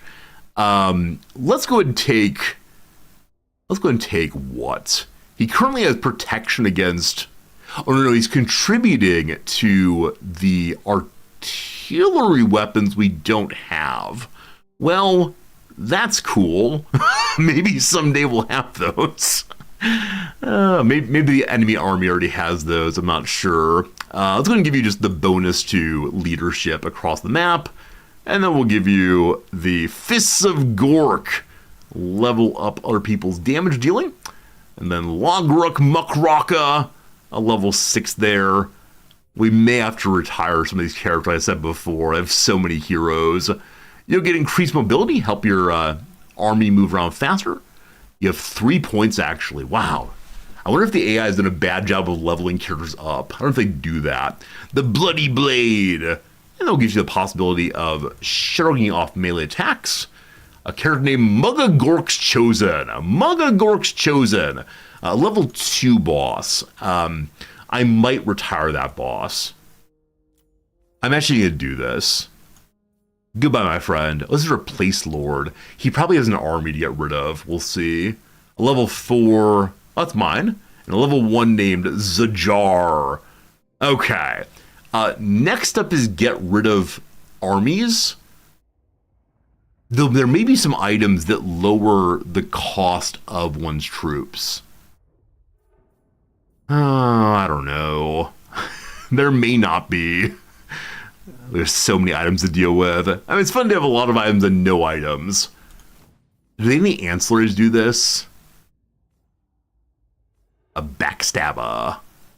Post-battle chance of stealing a magic item. Cool. Idle Carver's control. Cyril Luda. No, we have nothing that's... Nothing reduces cost as right now. Okay, so it is now time to deal with some of our armies. I don't want to just click on each one. Who is the fellow I want to get rid of, though? And where does he live? If I zoom out, can I see all the armies?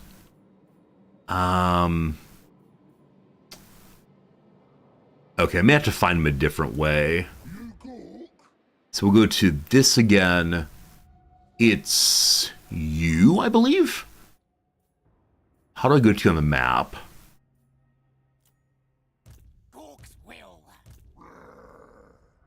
Are you selected? You are. Okay, so delightfully, he does have 2 artillery weapons. We need to get rid of 3,000 money right now.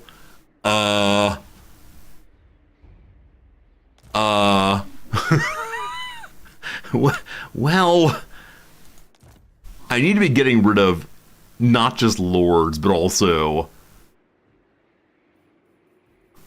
troops, but I want to keep the rock llamas, of course. So where are you standing, McGork? Where to get to you very easily, like a little icon maybe that says "Here I am." Double click here. Hey, there we go. So far in the south, he's just kind of hanging out. We've not inherited any wars, have we? Yeah, we're at war with only the northern dwarves. So he's here protecting the south. I think I'm just going to get rid of his entire army. I realize getting rid of lords feels bad, man. But this is the correct call, I'm nearly certain. Terribly sorry. Cat. Only 1,500 money remains as an issue here. Getting closer. Hey, Gilly, Merry Christmas to you also, my friend. Merry Christmas, everybody. Zajar, you're only level 1. Can I kick you from here? Rename, no. Is there a way to see how expensive he is? Like what your upkeep actually is? Only 258. Not that much, but only level 1, so I'm okay junking him. Goodbye, my friend. Okay, I think that might be all the lords I can get rid of right now. We could get rid of Warg, he's level 8 though. Wait, as a lord, if I get rid of him... Am I remembering that lords are permanent, heroes are not? Or are lords also... Lords are also... Wait. If I disband him, he goes back in the pool, correct? He doesn't disappear forever. I think. I think. Correct? Okay, cool. You can disband Lord Recruit later. Awesome. Awesome. Alright, show me your army, Fair Warg. That's someone said there's a button here to take me to him. Is this it? Reset skill points. Fine. Hello, Warg. You have nothing especially great in your army, though you do have things I've not seen before. The pump wagons I'm going to get rid of. They don't have any riders I care that much. More archers could be cool. This is a leveled up troll. I'd like to keep that. Skulkers, I'm sure you're amazing, but we're not as stealthy people in this family. Only 526. Only 526. A store to lord. That's very nice. We're restoring the lords. Okay, so this buddy here, off you go. 423, and we have a lot of money. I don't know. All right, show me the other armies. The army of Skarsnik here. Okay, Slide of Miser level 1. Off you go. 281.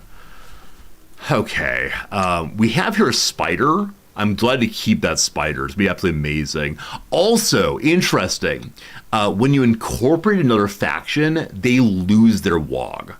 So both of these were, we were WOGing and they were also. They've not joined our WOG. They're just hanging out. Fine. Sly's a unique character. Oh well. Oh well. We'll win the way we win. Let's go and combine units. I should have this before. Just help them heal up. Combining units before just banding them is such a smart idea. The things I do, not smart ideas. Negative 17. One more combination will do it. Negative 17. All right, getting rid of you, Skulkers. Positive money. Woo! The economy has been healed from negative I don't recall what. We should now begin combining armies.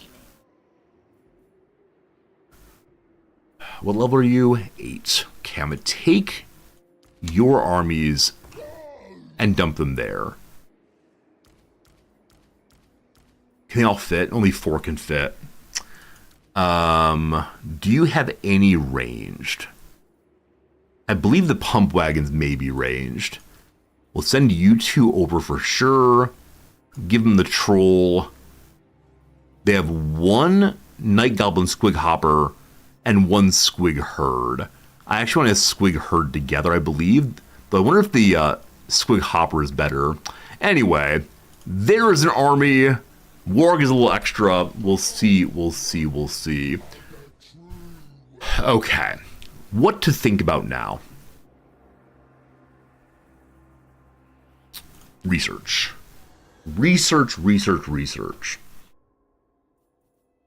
Trollin. Battle healing cap goes up for the trolls. They recruit at higher ranks. So the healing thing, grand. Recruiting, less grand right now. But sure. I wonder if I should go down bigger and better bosses eventually. We have lots of time. Eventually we get someone named Oglok the Orrible. I know a guy, he's pretty horrible. Up here, Ragnik Spiderclaw. It's a great goblin shaman. I need more spiders, obviously. Big money, though. Lots to do. Okay, this is my main army.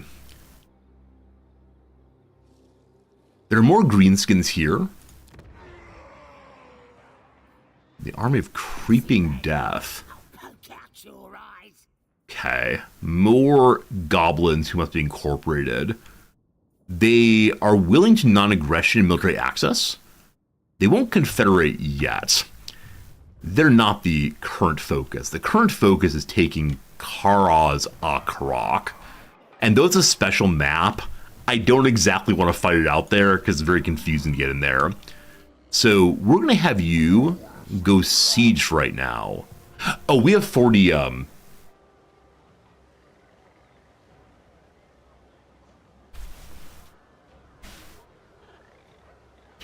Is no one home?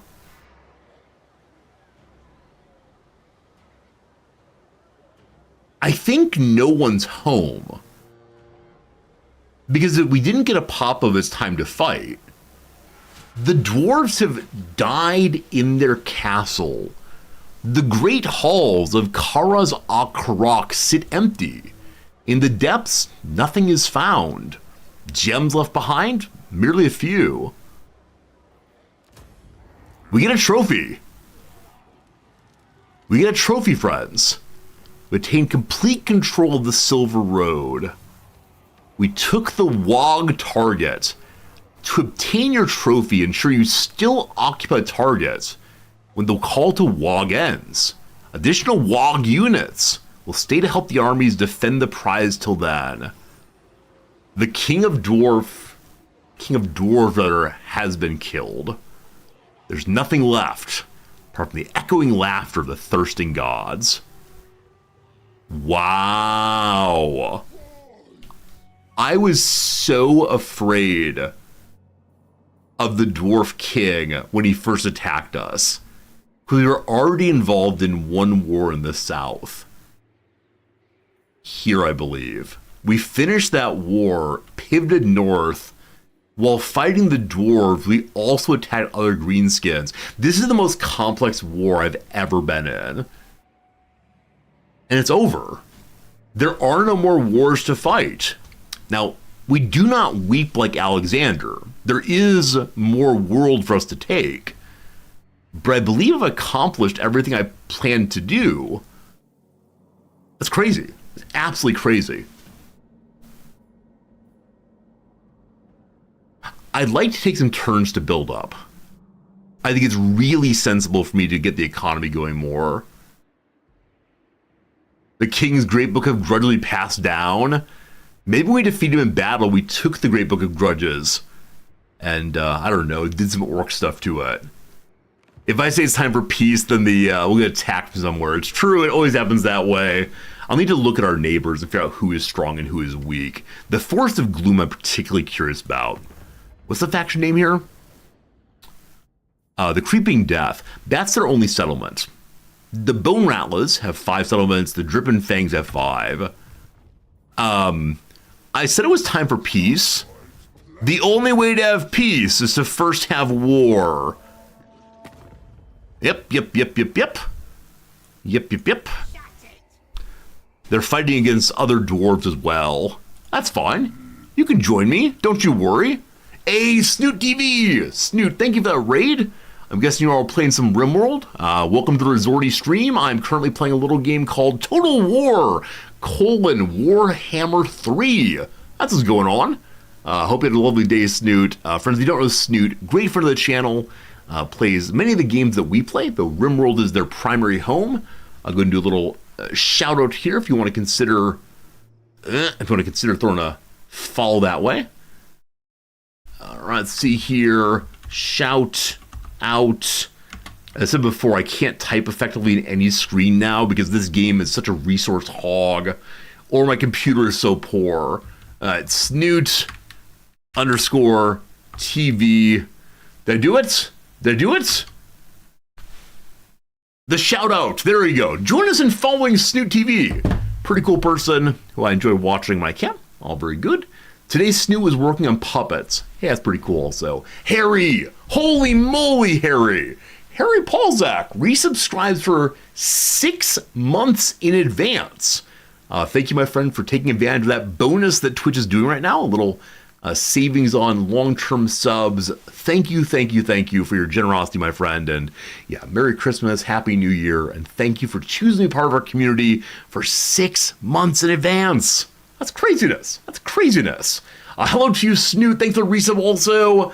It's been 10 months, but I am too full of rum. Here's a bad haiku. Snoot, are you having a nice Christmas? It sounds like it. Thank you so much for your kindness. I appreciate it so darn much. Hello to you, Uladinian. Total War: Warhammer 3. Do you play as the liver and attack the harder kidneys? I probably shouldn't read the punctuation aloud. I think you're not supposed to read the punctuation aloud, but I get confused. You know how it goes, for sure. All right.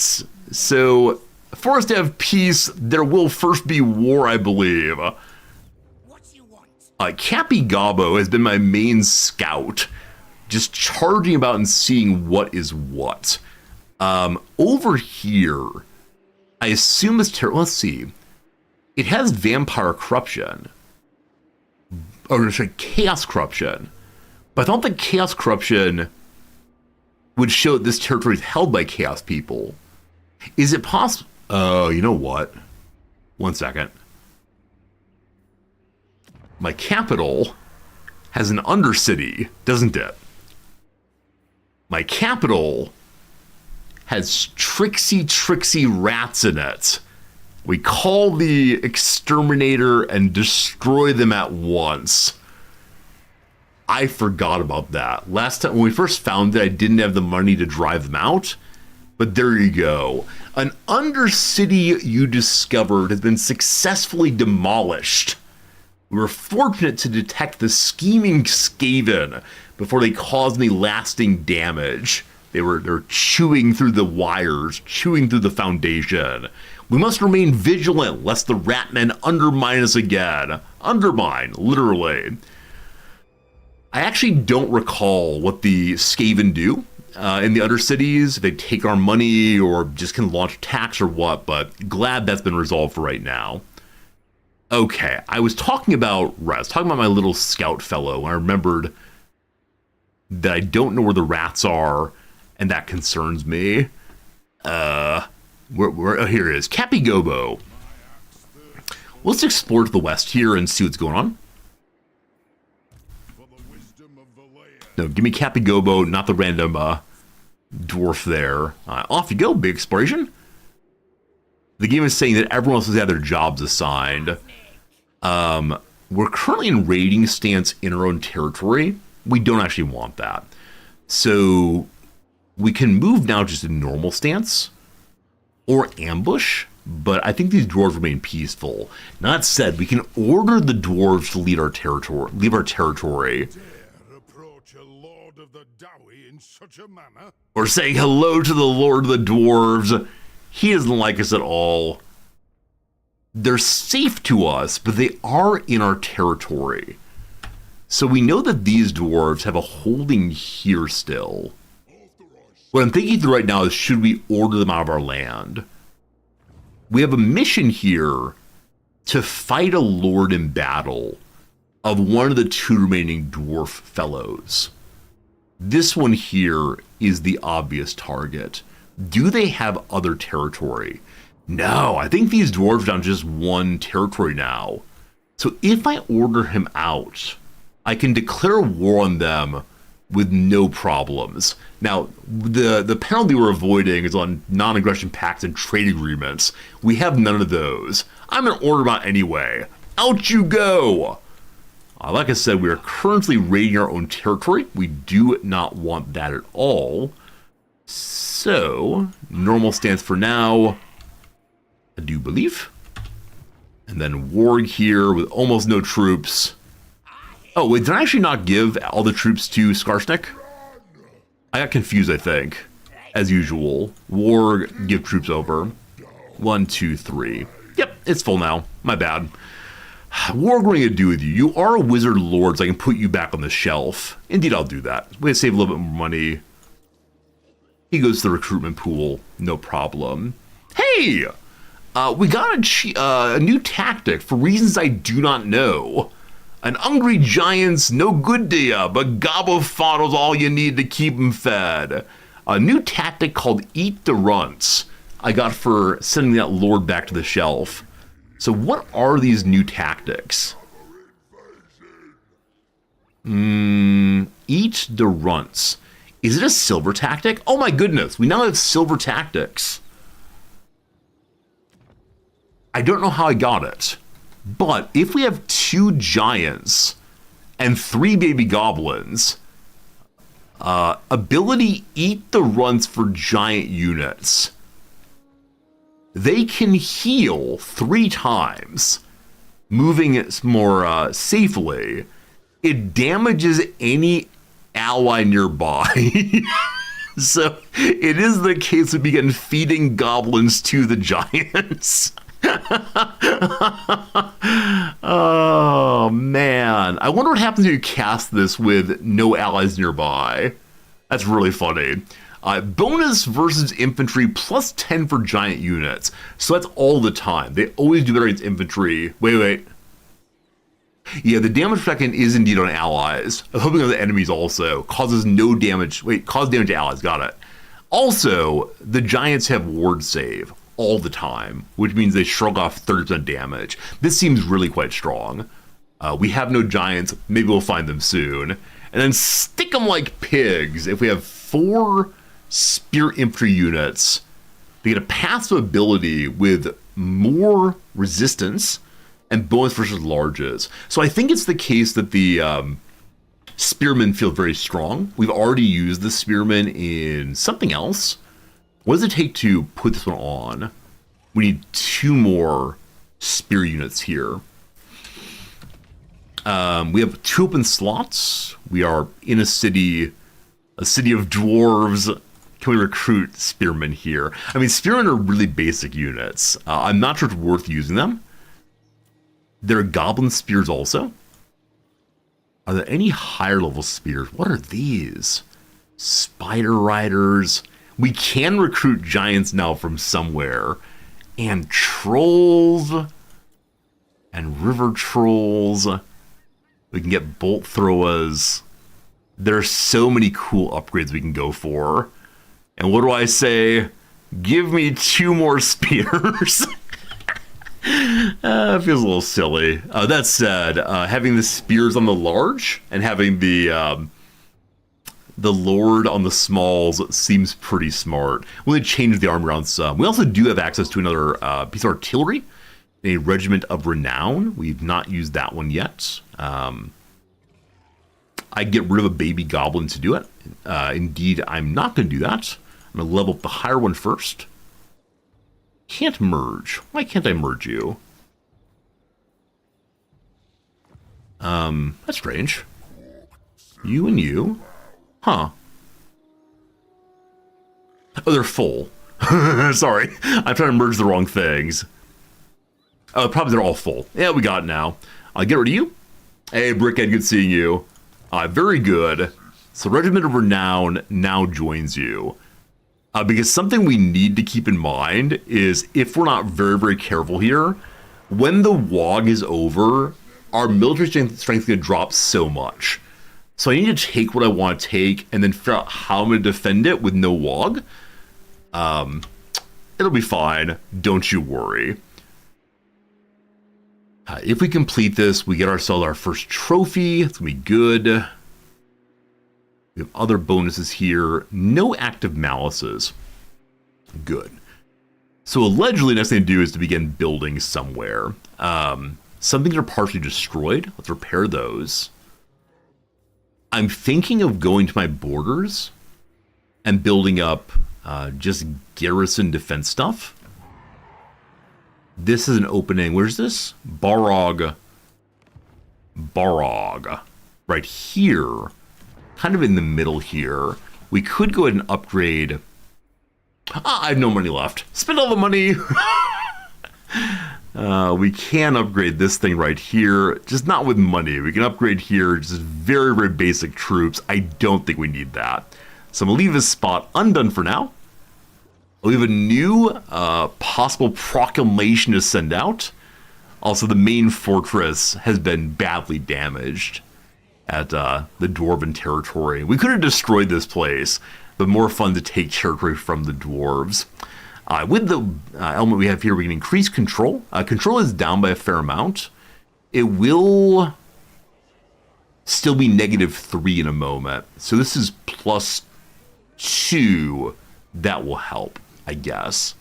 Proclamation also over here at Deadrock Gap. Oh boy, that really feels like a forward location we have to deal with.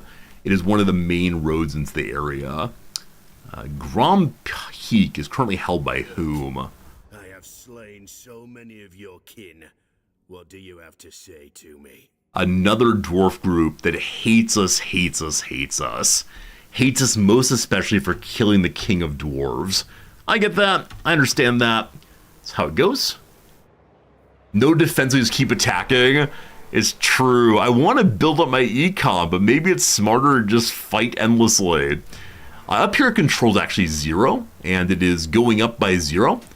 So I think just help with control to keep it in a good spot. Cool. Collect income. Collecting income from problems provides an additional recruitment slot at the cost of control. Well, I obviously need the money. I'm not sure we'll ever have a good enough economy to stop taking taxes. What are you talking about? End of the turn! End of the turn, team! That turn was a whole bunch of trying to recover from an earlier war. Again, right now we're at peace. The dwarves, not dwarves, the Ratmen concern me. I believe they only set up the non-aggression pact because we're at WHIII. You're too funny to bash your head in. Okay. Well, here we go. So, Queek Headtaker of the Clan Moors would like to fight us. They're spineless, typical verminous valor, easily dominant and prone to flee. You understand that many of you believe these folks do not exist? They exist right now. They're fighting as the Knights of Calidor. That's a pretty minor Imperial faction. All right. Luckily, no other Ratmen are joining. They're strength rank 13. We're number 4 only because of the WHIII. We have to fight as fast as we possibly can this thing. I have no idea where they live because they're rat people. Thank God they've shown us. Was Clan Moors escaping out of the city? I don't recall. It's a great question, though. Also, remember the part where there was an army standing at Karak Azul and it said, we don't need to defend the Southland? Apparently, we needed to defend the Southland. These things happen, apparently. Also, I just declared war in the north here. Ziliag, do you think if I hadn't gotten rid of the Undercity, it would have been even worse? Or were they angry because I got rid of the Undercity? So that's an act of war, driving out the rat people. We'll see what happens. I need to get an army south, though. Possibly multiple armies south. Hello, Dwarf Man. You be cool. You be cool.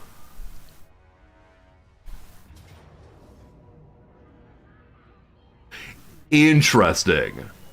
So Dwarf Man is attacking the place that I'm attacking also. We are reinforcements, so I think we might get nothing. That said,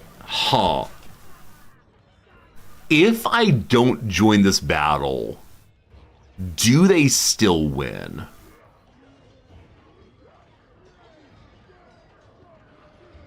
I don't know. Because the greenskins do have full health on everything. And the dwarf army is kind of messed up. The Lord in particular is fairly close to death. If I join this battle, they're guaranteed to win. Now, earlier Dwarf Bros did help us in a battle. An orc never repays its debts. I decline. I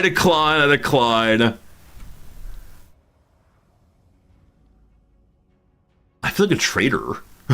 I feel like a traitor in this case, but that's okay. I have high diplomacy, but that one guy does not like me anymore, I'm afraid. That's alright, that's alright.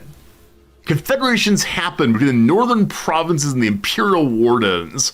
I believe these are the trading factions of Cathay. Have any of you ever played Cathay? Cathay, I believe. Because I understand it, they do merchant runs as their special ability. Is it a fun playthrough? It just feels so different. I don't know how it goes. Anyway, Malagor is hiding. Barak Var ignored my trespassing order. Fine. Okay, so we can take this instantaneously. I sure do wish I was moving my armies to the south. Gorbad's shaman leveled up for a reason I do not know. I'll never take it though. If you want to be aggressive, Beastman is great. So I gotta say, items. Last turn, we said we were going to assign items to everyone. Didn't do a single bit of that. So part of this turn will be dealing with items one more time. Great. Okay. A number of things to think about. Number one, a level up on Big Boy here. Full scouting, so good. One of Du Bois makes him better in melee. Yeah, I wish my beloved shaman could fight at range more. Evasion does what? Passively moves faster and has defense. I like it, I like it, I like it. Mod reminder, assign items. What do you mean assign items? Let's go to war. No, you're absolutely right. Thank you, mod. Mods have good reminders. Mods are the best. Yay, mods. Okay, we're running through the unassigned items first, and then the assigned items I may just leave where they are. Most things do seem assigned. So the Forbidden Rod does what? 3 uses of get more power back, that's build up your magic reserve, but harmed the character themselves. Also plus spell resistance. Spell resistance, not so good. I mean, it's fine, but not worth building around. Because we're just not using our magic power that quickly right now, I think I'm going to hold off on that one. I mean, I guess we just don't use the spell, right? We can give it to someone and they get the magic resistance, that's no problem. What is an arcane item? Do not believe in Arcana in this family. The only person with an arcane item slot is the shaman, and I wanted to maintain his fire spell, even though I think I've actually never used it. Every battle I say, I have one fire spell, let's use it at the right time. Never use it. Very well. The enchanted item, the Potion of Healing. It's a one-use build-up health. You can use it if your leadership is still extant. I kind of want to give this to my Phil Vader, my favorite of the Black Orcs. Do you have a slot for this one? You do. There you go. Healing on the big boy. Next, an armor card, the Helm of Discord. More armor and an ability that lowers defense and attack on all enemies nearby. That's insane. It needs to be on a character that's in melee. Armor of Fortune keeps him alive longer. The Charmed Shield. Yeah, Charmed Shield gives a personal missile block chance defense. My big boy here takes a bunch of arrow damage, so it seems worthwhile to keep on him. Though if he's going to be in melee combat, the thing that lowers everyone's attack seems really quite good. It's an armor, unfortunately. Yeah, I don't see many people get into battle, so yep, we'll go and give it to the big boss. And does that mean we then pass off the other one to you? Or we can combine them. We have 2 low-level armors. Combine them into genuinely anything. Let's salvage. Shoot. No! No!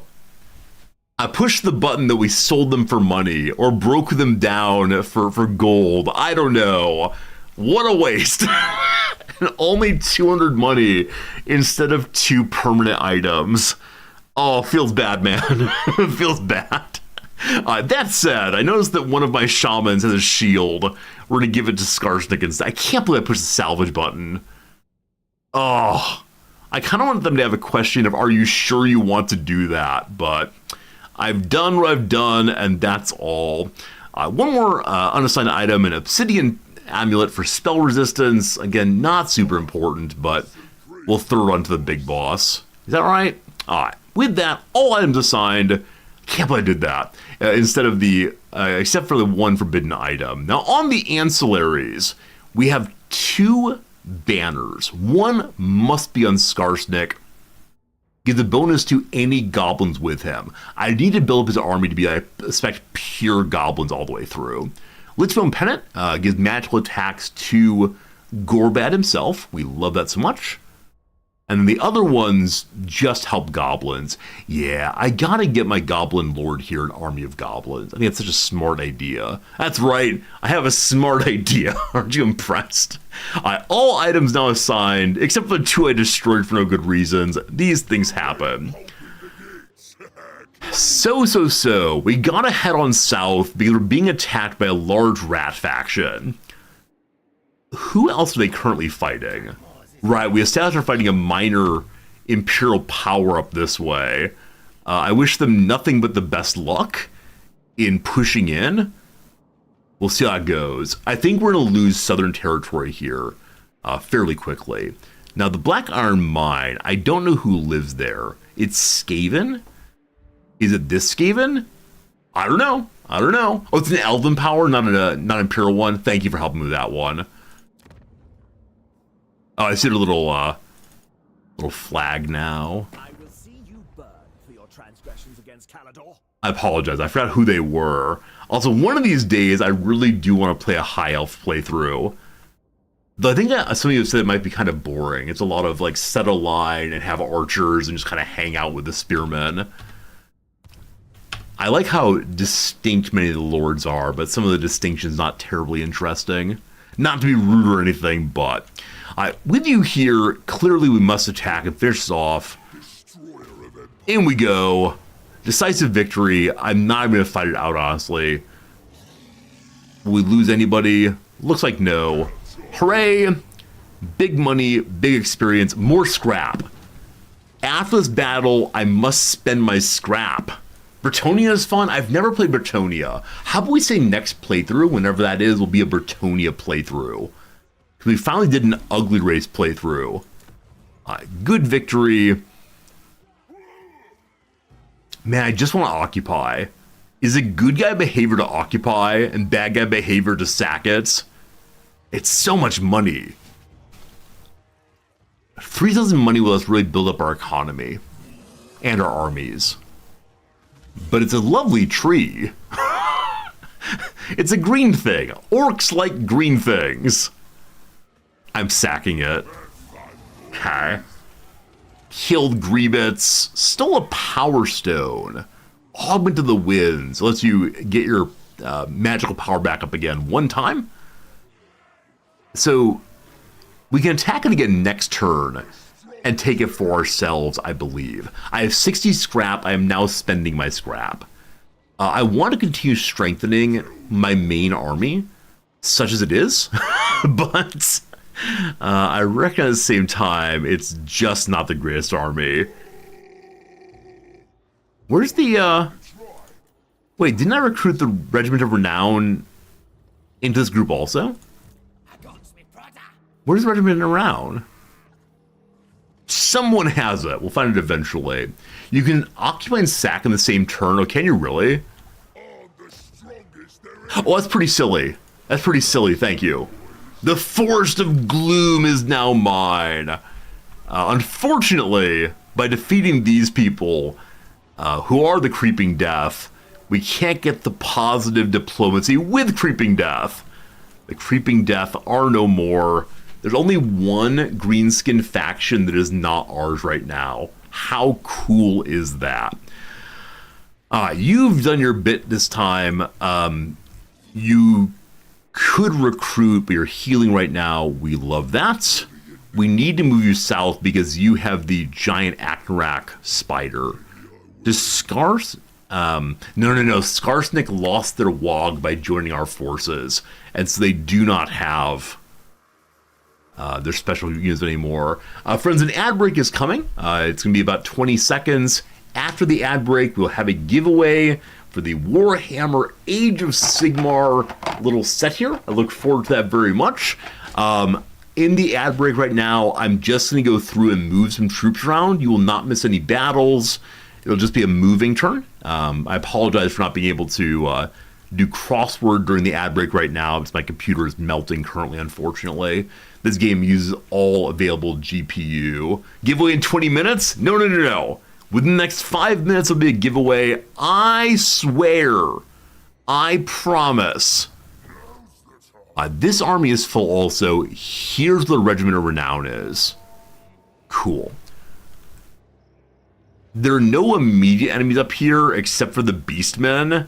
Hopefully they leave us alone. I can guarantee that this is going to...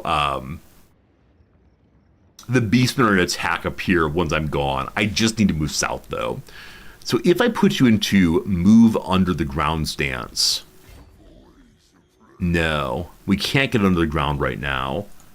So we'll just move forward. What's the most direct path south? I have no idea. If I click on the ground, they'll get running. I'm probably going to lose this immediately. Let's go to Black Crag for right now, if we can. I'm actually just going to go this far right now, and then see if next turn I can go underneath. Still healing up. We love it. Scrap. Spend the scrap. Spend the scrap. Spend the scrap. How can scrap be used on the little goblin friends? You're of highest level. Unit 4, actually. You're in unit level 6. The goblins riding on top of the horror monsters. For 35 points, we can get better armor and speed. For 55, we can get them bonus versus infantry and charge bonus. Or leadership melee defense. I'm going to spend it all. I'm going to spend it all on upgraded spikes, I think. Though, why do I want to help this army? Like, Gorbeds is my main army. And strengthening the riders, singular, seems like it's a pretty good thing. And we got to get more Orc Boar Boys here. They can get bigger banner. Their base weapon damage goes up. Oh, this is cool.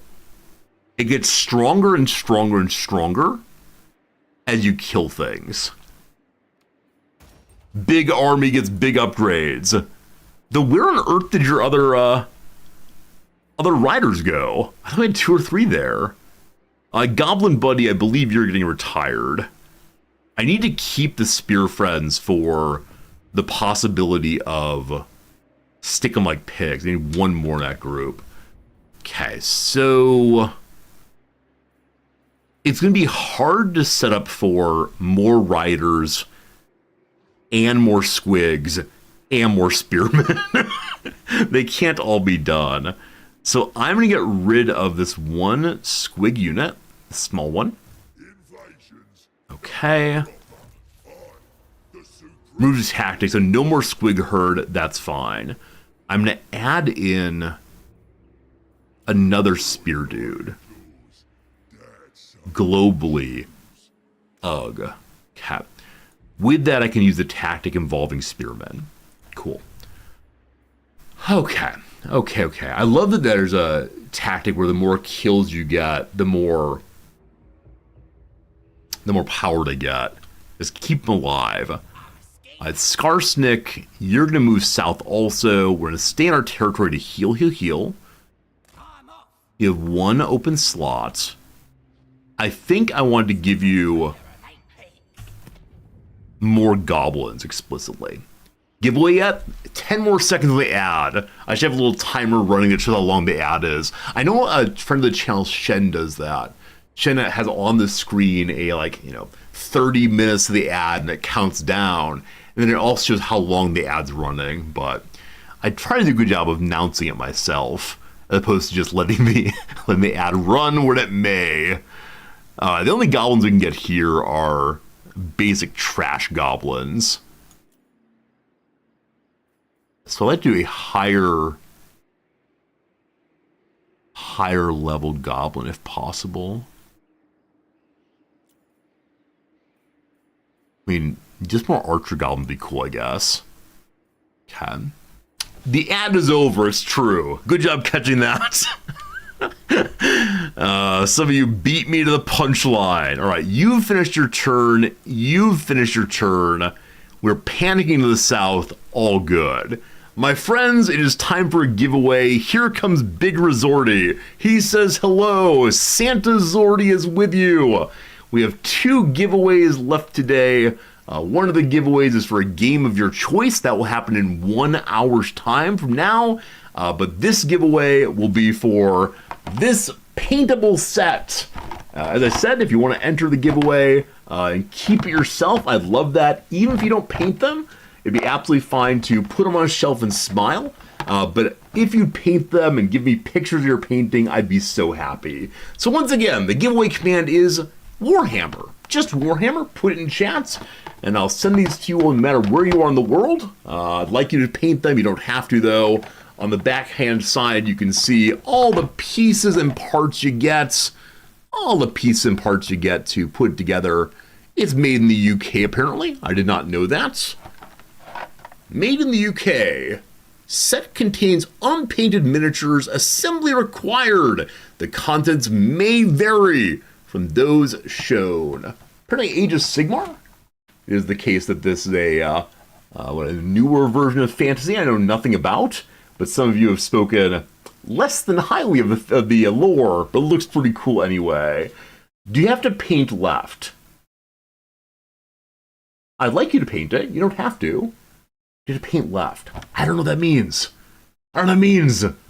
But I appreciate if you would do so. 10 seconds remain. Make sure you've entered. Even if you're not someone who's done painting minis before, you definitely can do so. It is the case that you're welcome to enter and just give it a shot. I know if I were to paint them, they would not look good at all. And that's fine. That's part of the learning process. All point in direction. Oh, do you have to paint left like driving left? I get it, because they're from the UK. Yes, you must paint with your left hand to make it work. All right. 5, 4, 3, 2. The computer's lagging. 1. The big winner is Jer91123. Followed a minute ago. A minute of following is a minute of following all the way. Friends, if you'd please get on the Discord and send me a message with your, what's it called? Your address, so I can send you the item in the world. Welcome, Jared, to the community, and congratulations on the big win. A pretty cool item, I think. So, Discord links in chat. Kindly do click that. Send me a private message with your address and mention what you won. I'll get it in the mail next 2 or 3 days for sure. Warhammer, coming to you. All right. With that, all the physical prizes have been given away. I love that 3 of us put in the Discord command simultaneously. Boom, boom, boom, Discord. Thank you so much. One more giveaway in just an hour or so. For now, though, we return to the business of not getting destroyed by the Skaven people in the south. Cool. Cool. It takes multiple turns to build anything. So I'd like to build up defenses down here. But 3 turns, this will have already fallen. So we're going to fall back. Like I said, we have the possibility of building up our capital. What level do we need to build the special building here? I can't see. I think level 5. So our capital increases its level. Hopefully it defends itself well. We have a little bit more money we can use elsewhere. Again, I want to build in the south primarily. So other than this one, I don't see any hammers. Yeah, so the sump pit is the other one we have. What a terrible name that is. The sump pit. But it's going to fall also. It's fine. So nothing to build here. There's a button to see the special. Oh, is there actually? I know you can see him if you went into the building tree, but Where is the specials building button? Building browser. Thank you very much. Oh gosh. The landmark is called Dork's Rock. So a place where we put all of our rewards. It costs 10,000 money and requires level 5. Man, look at this. Look at this bunch of stuff here. We have no defense. What a mess, what a mess, what a mess.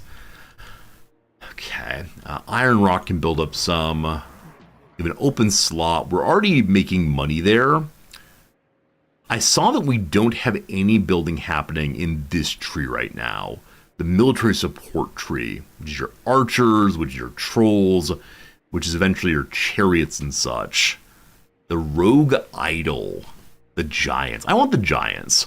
This requires having 2 available population here, so just the 1. I'm going to skip it for right now until I can build the trolls, or the giants rather. I'd love to have giants here. Up here in the Forest of Gloom, something has been damaged. A quick repair of 1,000 money. That's all the money. This new area of the Forest of Gloom, far to the north, we are taking their 20 money a turn. Kind of sad little forest. It's just the single province here, as opposed to a single holding in the province. There's not a lot going on there. I expect that the tree people will come for this eventually. For right now, though, we'll just set it on more growth, more good. Okay, we'll see what the Ratmen can take in just 1 turn. It is 9, or that's not true. It is noon o'clock here right now. This is the part where I usually take a quick break and get my coffee. So I'm going to do that. The game will run. This man's name is Moob's Belly Shaker. Well, that's a name. Back in just a few moments here with coffee in hand. You will see what the rats take before I do. Please be ready to weep on my behalf. BRB, and seriously, thank you. I don't want to watch. I don't want to watch. I can't watch. No, no, no.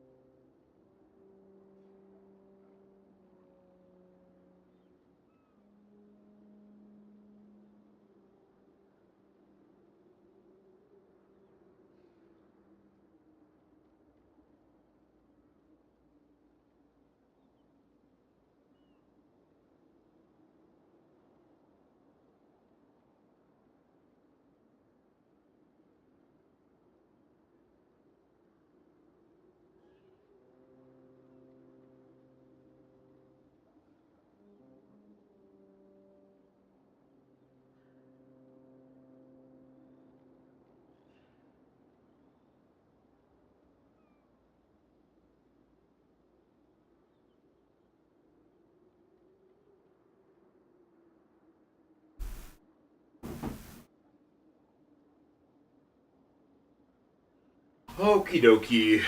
How bad is it? How bad could it possibly be? I'm guessing they took 2 territories. We'll see, we'll see. Thanks for being here. Hope you're enjoying yourself. And yeah, we got about an hour and a half of stream left. In about 40 minutes or so, we'll give away the big prize of the Christmas holiday, which is a game of your choice. Really any game I can get on Humble Bundle or Steam. That'd be good. The Feastmaster faction is no more. A group of mighty ogres destroyed. Their eyes are bigger than their stomachs, or their stomachs are bigger than their eyes, not sure which one. We have a stronger troll technology now. I should probably build more troll, I think. The Skaven did nothing? Wait, no, I don't believe you. Are you building up my sense of hope? Are you building me up to believe? I don't know. We'll see. The dumb trolls keep getting distracted and wandering off. Stick of them and keep them focused on the smashing. So keep bossing tactic. Also, we've now unlocked Dirk-Hit Squigs, a special Night Goblin Squig Hopper unit. That is remarkable. Hey, Waltz, how's it going? Good seeing ya. Riding a squig is a dangerous, foolish business. Goblins, however, are better riders than most, so live slightly longer. Also, unlocked Logie Bogies, or Loogie Boogies, Spore Splodzen. It's a Snotling's pump wagon. These uniquely chaotic Snotling-powered war machines are armed with ruinous spores, splattering their enemies as they careen haphazardly into battle lines. I look forward to seeing the special units in a little bit. Also unlock some Goblin Wolf Archers, disheveled and mange-ridden. These wolves and their riders are savage beasts all the same. Okay, a bunch of units to recruit. I'm looking at the south now. If they actually were not... They actually take nothing. I'm so surprised. The Skaven in the south... What?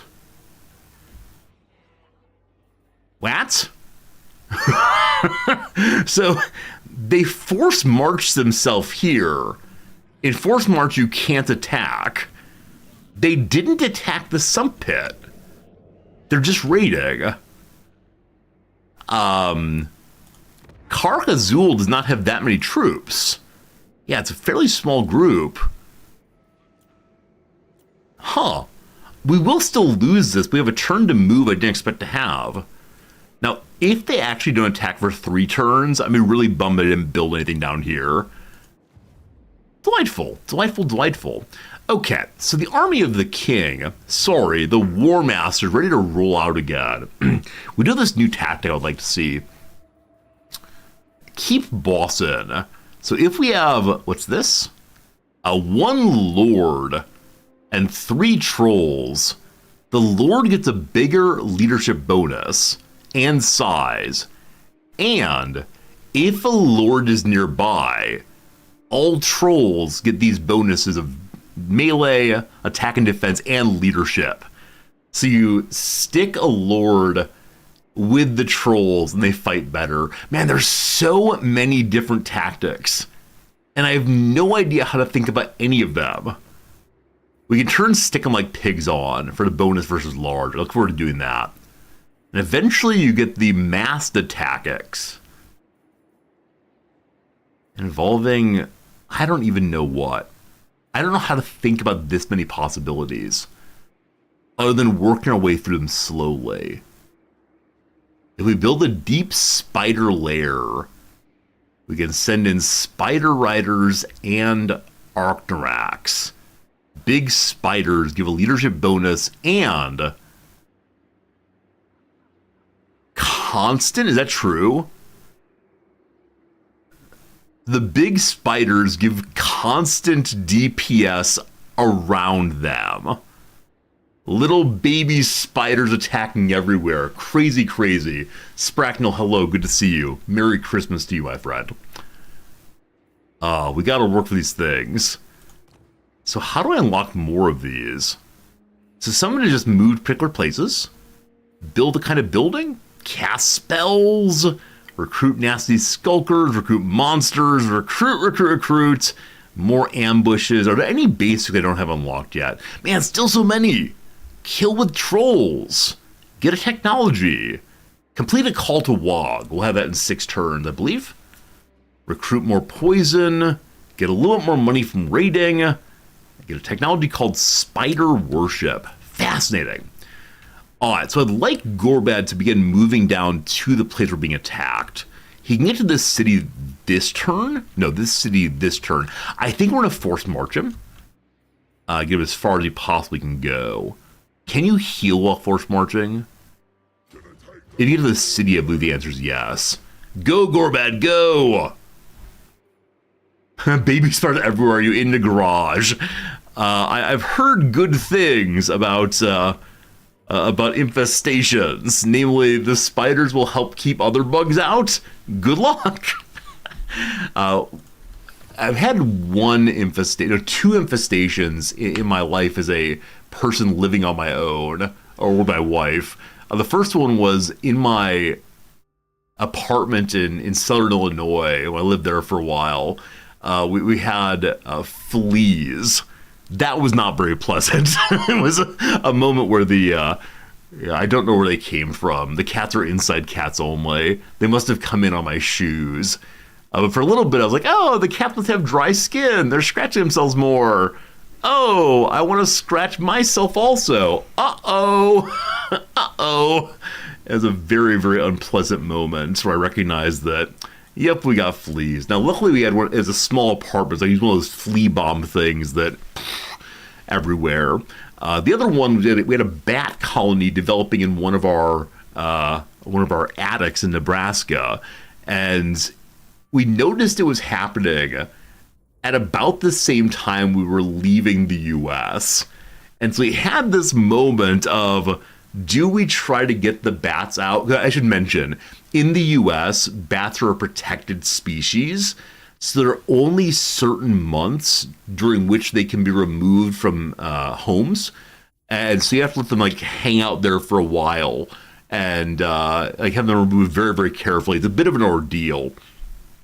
So we're thinking, okay, how do we start getting them out? We're moving in the season when they can't be dealt with, et cetera, et cetera. We said, okay, we're going to leave this one for the next homeowner. Now, infestations is one of those things that you're supposed to disclose to possible buyers. But because the home market was so hot, the buyers approached us and said, we will give you the money, and we're not going to inspect the house before moving in. Now, this is pure idiocy because it's possible the house is going to fall down tomorrow. But it's a sign of how hot the market was when we were moving out. The people did not care if the house was going to fall down. And so they got the bats.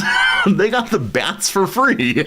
But it was definitely a city that was struggling with a housing crisis. There were only so many single family homes.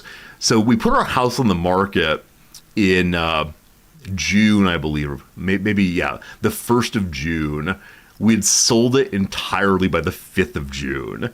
It was so stupid. I mean, lucky for us, etc., we get it out. Because, man, if we were moving to Japan and couldn't sell quickly, we'd have to keep up with a house in the U.S. while living here. It'd be insane. But I think we had offers on the house sight unseen within 4 hours of listing. It was pretty silly. How do I look at it from an ethics standpoint? Yeah, I mean, I think it's the case that I always want to disclose what's happening. I think the only one that one can make good decisions with all possible knowledge on the table. I think it's our got one over on you sense of commerce and interaction with people, the horrible thing. I think having epistemic, what's the word? A lack of mirroring, inequality. Epistemic inequality leads to horrible abuse. And I said these kind of things, I think, both to Noms and to the real estate agent, that we really should disclose this. And the agent said, do you want to sell your house right now? I said, yes, I do.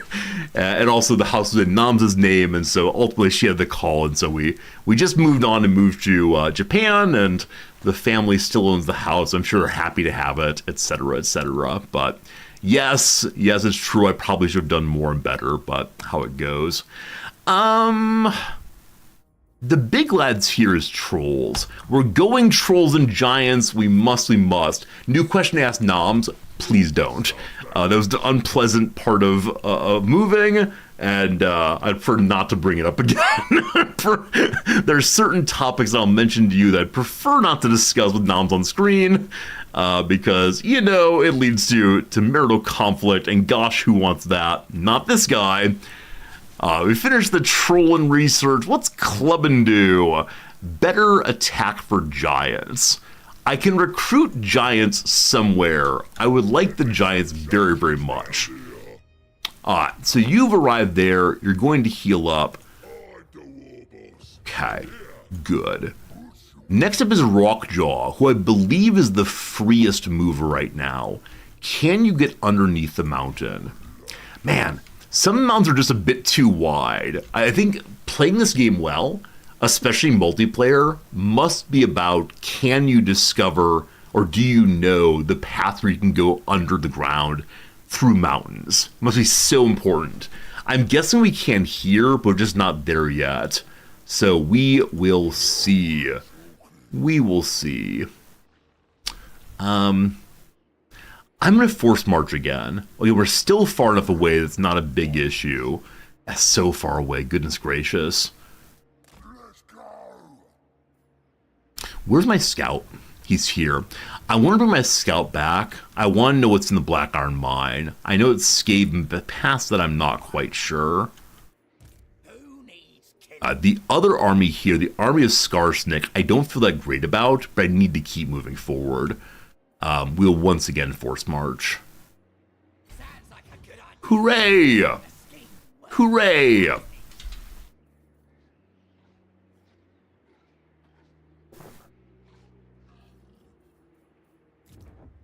Building, building, building.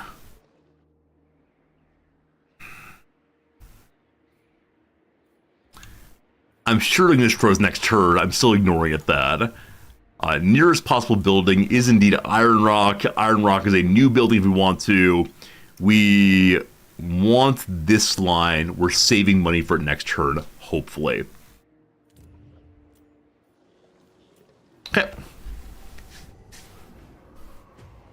Hope everyone's having a nice cozy night. Hopefully you're in a place you want to be, feeling the way you want to feel, hanging out with me. It means the world. Alright, Clansmore now should take both of these.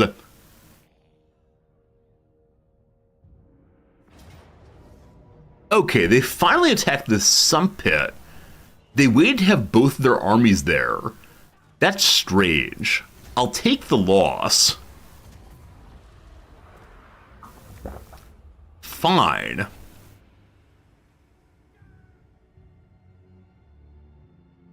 I think this is turn 3. I think I probably could have... built some defense there. And repeatedly saying, nah, no defense there at all. It's a 26 now here. Fairly soon we're gonna do the end of the year summary. I'm gonna get emotional during it, just so you know. I've been putting together slides for the end of the year stream summary. It's gonna be some feelings. We'll talk about the games we've played throughout the year. We'll talk about the community we've had and built and so on, and it's pretty good. The Sump Pit has been looted! Looted! Alright, Queek has also besieged Karak-Azul. Okay, so sieging is happening here as opposed to them taking it immediately. It will fall, but fine. Hey Vera, happy holidays to you also. So one thing I'm struggling with a little bit is what day of the week I should do the end of the year recap. Because on one hand, I know how people come and go throughout the week. It tends to be the case that Monday my time and Sunday American time is our highest viewership consistently. So we'll see. I just want to make sure that we celebrate the community together as I put together this PowerPoint presentation. You'll see how I lecture my students. If on page number 14, if you flip there, you'll see that our chart year over year has... Hey, Jim, glad you're home, my friend. Hopefully you had a nice Christmas with family. I assume your daughters possibly, but great seeing you. PowerPoint! Yes, PowerPoint's needed, obviously. It's so good. Make a Saturday special? Maybe so. We'll see how it goes. I think Monday my time, possibly. We'll get a chalkboard. Nam said she was going to get a new iPad 7 months ago. I've been waiting for that. I might get a whiteboard. You know, we'll see. We'll see. I might use Paint. We'll figure it out. But yes, I have a special one ahead for you. Okay. Let's go with Snarsnick first, actually. Skarsnick. If we stay in March stance, we can get here and then probably go under the ground. If I go to ambush stance, stalking. What's stalking? Conceals the army while moving it, allowing it to ambush enemies along the way. Chance of ambushing any enemy army the army attacks. So stalking appears to be a way of ambushing during your own turn. Okay, I'm going to set up normal ambush right here. We have 13 plans. Do I have any goblin-based plans available? The only one I have is Erd Mentality, which is not goblins, but it's fine. Light them up, I'm not going to do. I don't want to light my... I love the idea that we're sending our squigs into battle on fire. I mean, flaming attack with missile units would be cool. We have 3 or 4 missile units, I believe. We'll go ahead and fill that one also. In this slot, good. You're now going to shield up, all good. Did anything yummy for Yule? Yeah, Vera, I had a special dinner prepared by the local Southern American cooking. By Southern American, I do not mean South American, I mean Southern American. The proprietress is from Mississippi. And she made us a Mississippi Christmas meal. It wasn't too spicy. It was very, very nice, though. I really enjoyed it a lot. Okay. We're not going to force... No, we are going to force march you all, so you can't be attacked this turn. Force march feels so mean to say, but that's what it is. No KFC? Exclamation point KFC! I made a command, friends. I made a command. Does it damage a squig set them ablaze? Jim, I don't know. I assume it was the case that if we light the squigs on fire, they'll be burning gradually while running in. I don't know. But no KFC. I don't eat meat. I haven't had any meat since I was 16 years old. What do you want from me? But no KFC. Though you are right. It is a big old tradition in the Japan situation. Japanese people enjoy KFC on Christmas, but I'm not a Japanese person. I'm just resorty. All right. Hey, Trexie, thank you for that resubscription. That's so kind of you. You say hi, Riz team. I say hi, Trexie. Thank you for the subscription. Hope it's a good day for you down in the Australia. God love you. Hopefully you have a nice, warm and shiny, Christmas day in the morning here. I want you to stay where you are. How do I make you not move that little step? I don't know. I like gravy and mashed potatoes, so maybe next year I should try to order gravy and mashed potatoes from KFC. I do like mashed potatoes. I don't actually like gravy all that much. I think it's meat-based often. But yeah, I like mashed potatoes quite a bit. During the Christmas season, though, KFC is a different menu than usual. It's much fancier, so I'm not sure I can actually just order mashed potatoes for Christmas. I'll try next year, though. Hello, Agonarch. Wog to you also. Now, one thing I have in mind right now is if I move all of my army to the south, things might go pretty darn bad. But, I don't know. This is a one holding dwarf group I want to destroy. If we lose some minor territory there, I think I'm okay. We're at 1,000 money. We need 1,250 for the troll thing, I believe. Hopefully soon. Khazar al-Karak is still somewhat destroyed. 450 to fix it. 4 turns. As of right now, no. No.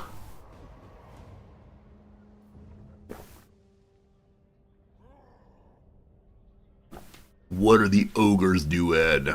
Enough talk about food, save for the ogre playthrough. It's true. Maybe the ogre playthrough, we should talk about food endlessly.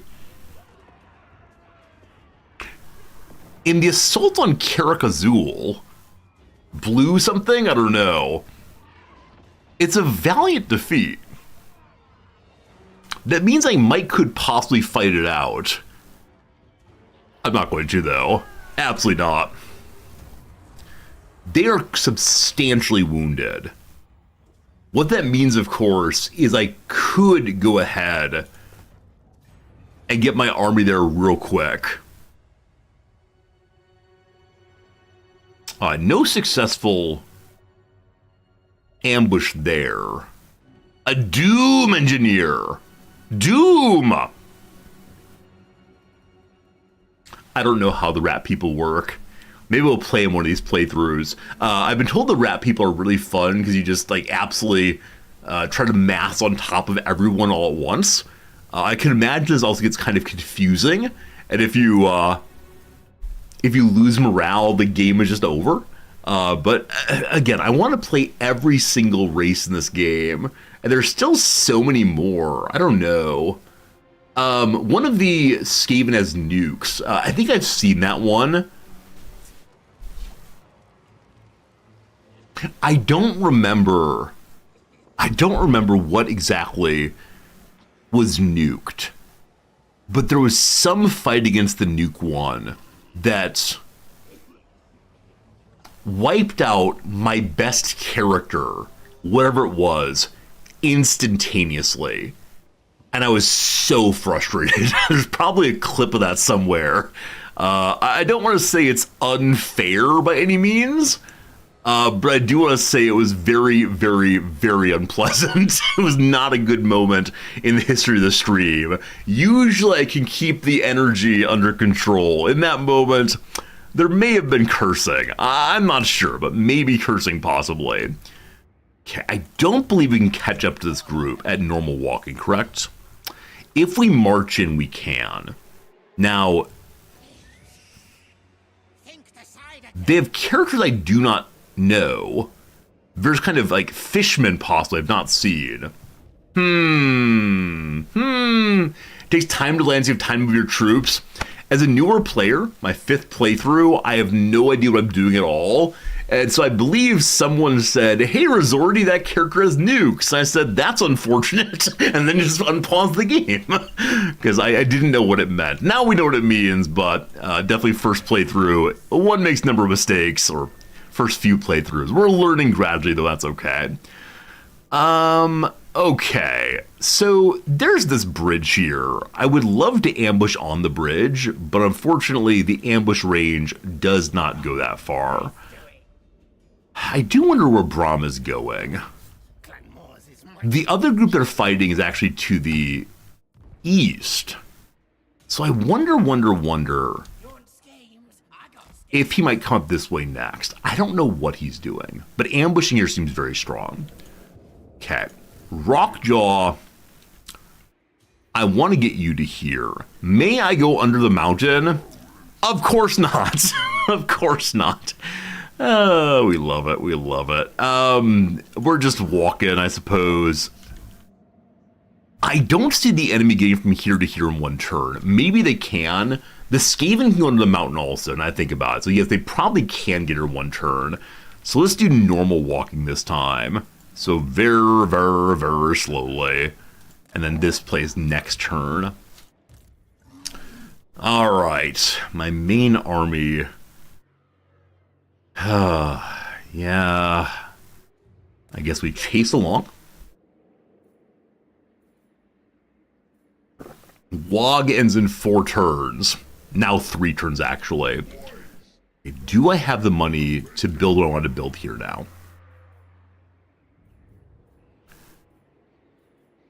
$1,500. It needs to be a level 2 location.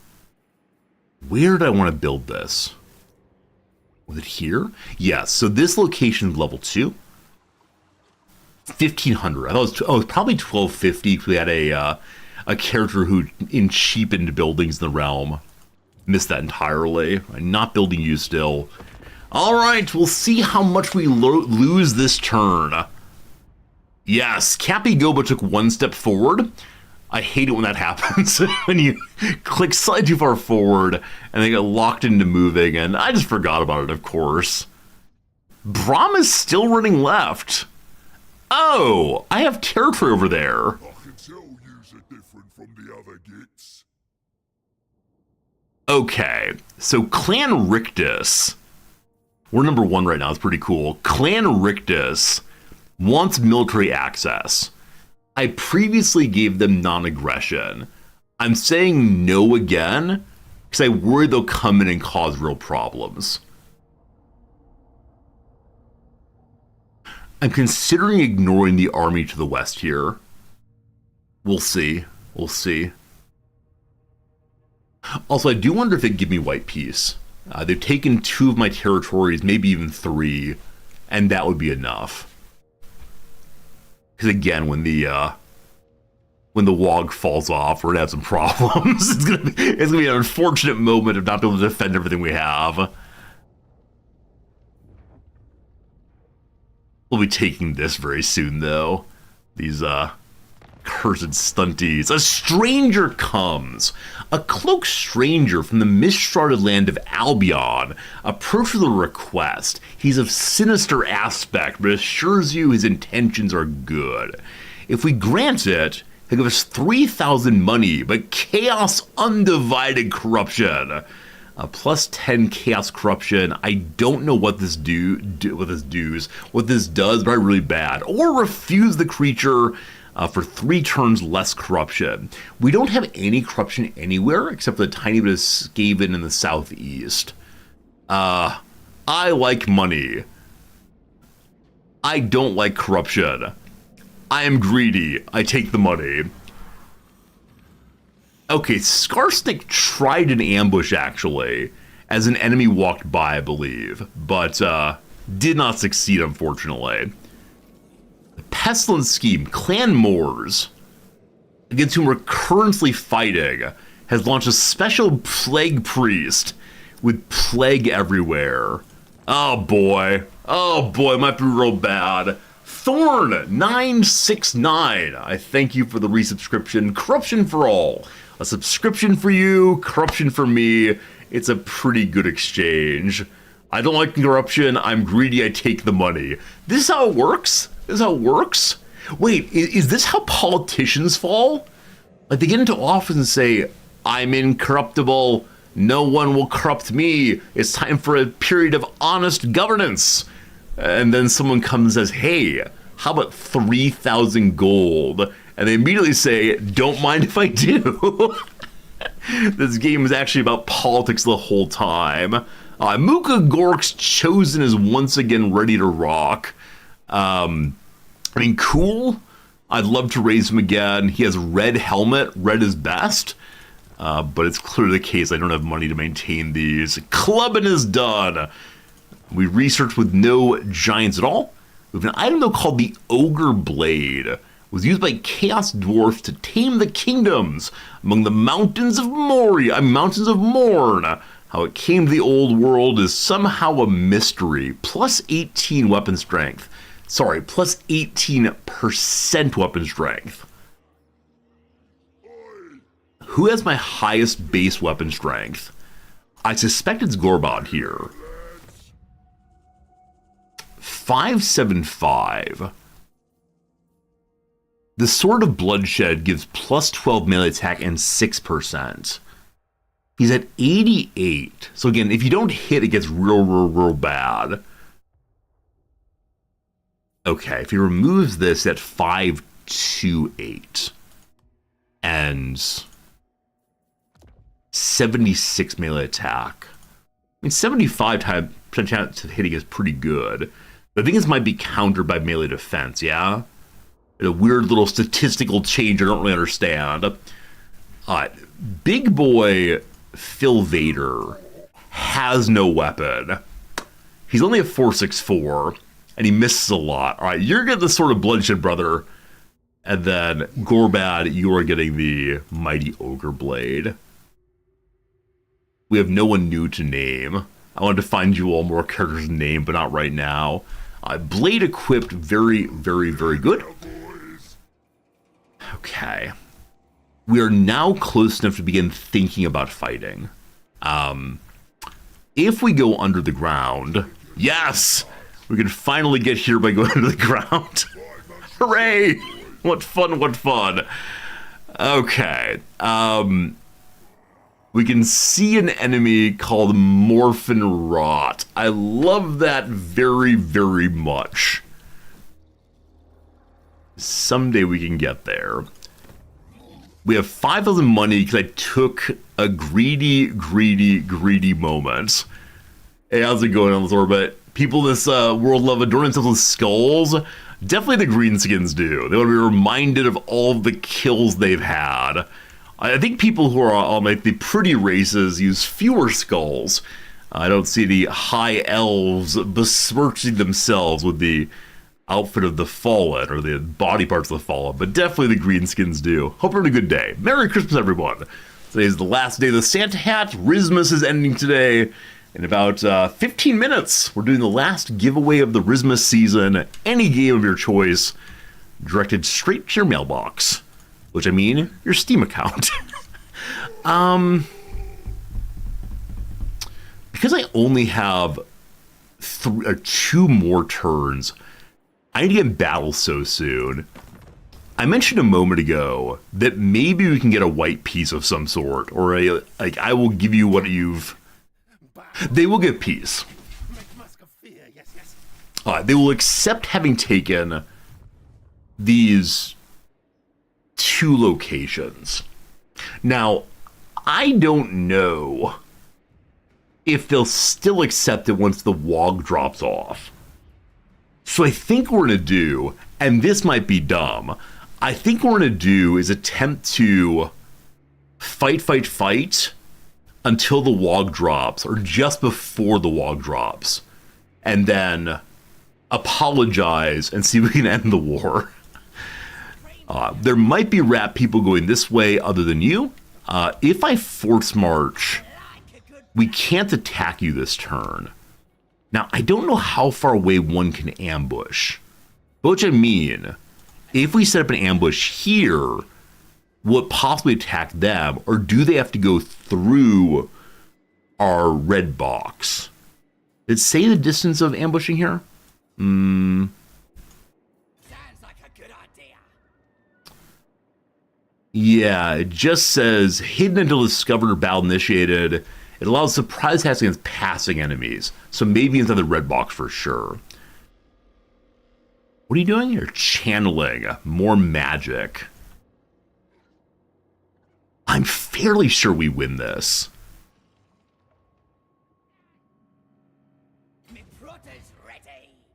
I don't want to...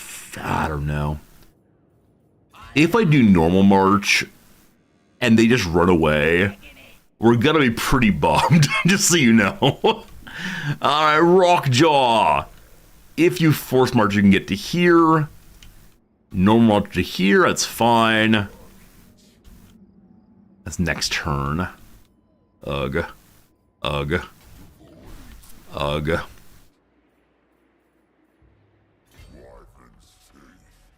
Yeah, what do you want to bet that we're going to not be able to take anything back and the walk will drop off? Okay, we're taking, well, I'll look at the orbital we could get for all of our money. I'd love to have a new orc boss who makes the orcs fight even better. But no, we'll take the Gork and Mork, more magic for now, and see what happens. Ambush range is based on remaining movement points. That's very cool. So it's not just the small red area around your character where they get attacked directly. It's farther beyond. I should look into that at some point. I'll learn all the game mechanics someday. All right, Scout Dude, you can go pretty far. I'm going to have you chase on Brahm also. I'd like to get an attack in on him. If he can't do this turn, like stopping his army from moving would be amazing, but we'll see how far we can get in the future. Okay, I'm looking now for the building where I can build giant collection. Here at the capital. Those are not giants. Where are the giants? Bring me the giants. Troll Cave becomes giants. Yes. Growth there also. All the money. Man, everything's so expensive right now. Absolutely ridiculous. Here enough money to just build basic attacking. Not for right now. I don't have the money to repair here, do I? It's 250. Our repairing is finished at our northern redoubt. We'll see what we can take in the next little bit here.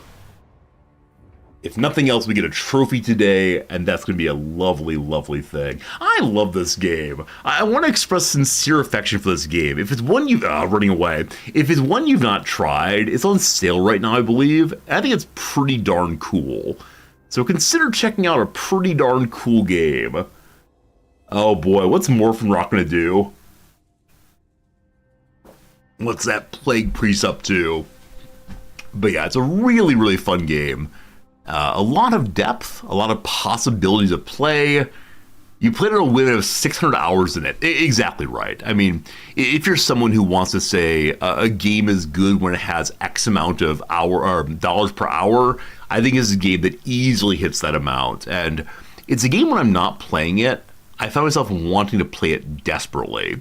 So whenever we stop playing this game, probably at the end of the week, we'll play Kenshi next week, I believe. I'm going to have this experience of man, I want to be playing it more. Most of the Paradox games get under my skin that way also. It's like an itch. I just want to scratch it. But I know we need to play many games here. That's how it goes. All right, the other dwarf faction has been killed. I wanted it myself, but didn't quite do it. Skaven Denial. Diabolical rat creatures living right under our feet? Now I've heard it all. Now I've heard it all for sure. This game is like fleas. I just want to keep itching myself. Oh no. Now I'm thinking of fleas again. Yeah, I mean, whatever kind of like compulsive desire one can imagine, you know, whether addiction metaphor or illness metaphor, that kind of metaphor works very well to explain my relationship to this game. It's just a really, really good one. I hate it when we see Skaven near a character and then they deny the existence of the Skaven. It is very, very, very annoying. All right. That said, hello, friend. Hello, friend. Well, shoot. We're too spread out. What can you do? Expend his life spreading deadly plagues to cripple the enemy, a power given to him through the rite of the pestilent scheme. If I bring out Phil Vader, a hero character, or my shaman, okay, the shaman has no points in wounding. I think none of our characters have points in wounding right now. I feel like I should probably deal with Brother Man here, because they throw disease in this spot. That said, our WHIII ends at the end of next turn, so we gotta keep moving. And if I underground... No. Undergrounding is useless, I've decided. Alright, forward you go! Will we find anything to fight at all? I don't know. This army seems kind of small. I'm going to force myself into this city for now. Just me splitting my main armies. That is definitely a strategy, we'll say. Okay, over here, can Cappy Gobos stop you from moving? Can you? 53% chance of doing so. Do it! Do it! Failure! No luck there. Oh boy. Alright, we continue chasing. Oh, the attrition! Oh, the attrition! We're in Chaos Corruption. How did Chaos Corruption get in my territory? Seems like it's a bug in the game. Absolute buggy behavior here. What are you talking about? If Gorbad's gonna fight, we should get his tactics up. Yeah, get the... What's this called one? Get the Spearwing up. And then Gorbad's boys, our basic one for him. He's ready to fight now. It's possible that you'll get stuck in a fight also. You can take Stick Like Pigs also. And light him up. Fire arrows seems sensible enough. Lots of plans out there now. I don't think you're going to be fighting this turn. They're going to run away again. You're already set up though. Cool. All right. We'll see if we get any fights. If we end up running into their ruler, that's a problem. The short term, we'll see. Corruption gets spread from nearby provinces. Oh, let me tell you the honest answer here. You fool, come back. So frustrating. I accepted a corruption event earlier to get money. I was pretending like I didn't know where it came from. Hey, dogs, you got to go to sleep, but you want to be in the raffle?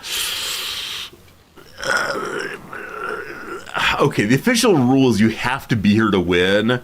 But dogs, I will put my name into the raffle. If I win the raffle, I will give you the final raffle item of the year, because you are indeed a viewers here regularly. Good night, my friend. And Crackhead, what a great name that is. Thank you for the Prime sub. I'm glad you're enjoying the community so far. Thanks for being here. Close defeat's unfortunate. That said, a large army will arrive here in just a moment to attack them, and so I'll take the loss. They're now very, very weakened. Are they taking over? There's looting. Oh, it's very rude. They didn't take it over. They just took my things. Queek's running away. Oh, you're so terrible, Queek. I loathe you and your rat people.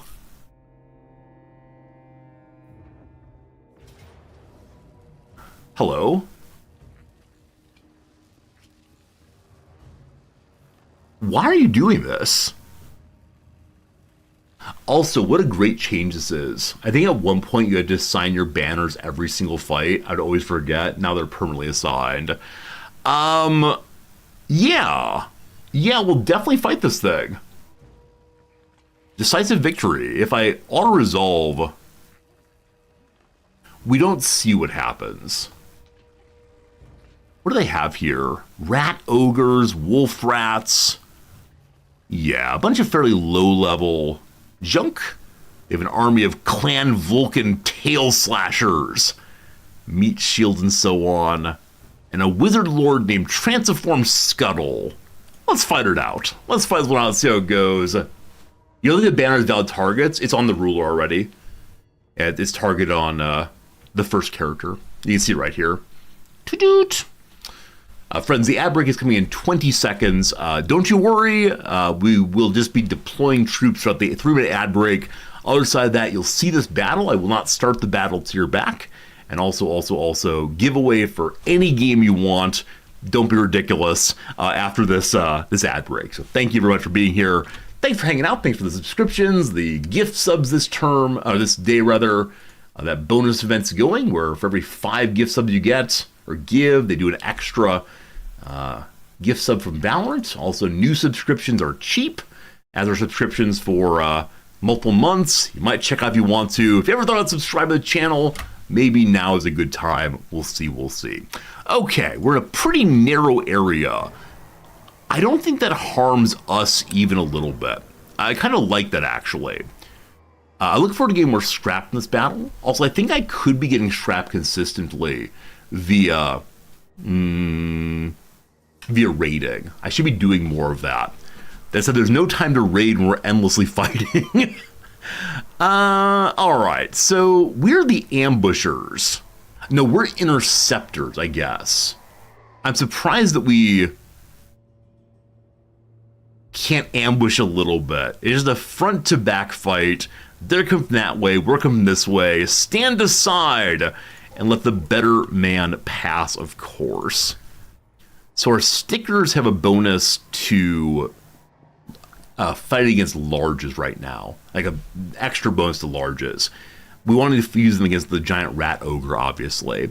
A line of orc boys and the one goblin who snuck in a long time ago. Got our biggin. We have 2 archers. Archers usually group 4, want them. Need more archers, obviously, for sure. A anonymous gifter. Anonymous gifter, thank you for the 5 gift subs to the community, and Valorant threw in an extra one. So 6 gift subs, boom, boom, boom. Those of you who got the gift subs to Anonymous, Hanlon, and Kevsky, and Skate, and Man-Eating Hobo, what a name, and Failing Sender, thank you for being here. Thank you, Anonymous, and merry, happy holidays. Whether you celebrate or you don't, I hope you're enjoying a period of, I'm going to call it festivity, fun, joy even. I'm happy to look for any source of joy in this world, and hanging out with you is a big one for me. Especially your generosity, whether with words or views or cash money, whatever you do, it's really, really nice. I think we just line up and hang out for a while. We'll discover how they're set up and what they're doing. I know that some rat people have the ability to spawn units behind you. I don't know if wizard lords can do that. I'm just not sure. Crimson King, every time I see your name, I think of Stephen King. It's so good. Thank you for the generosity.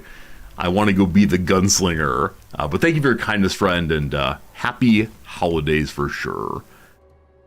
New Year's coming up. Anybody have any big plans for the New Year's?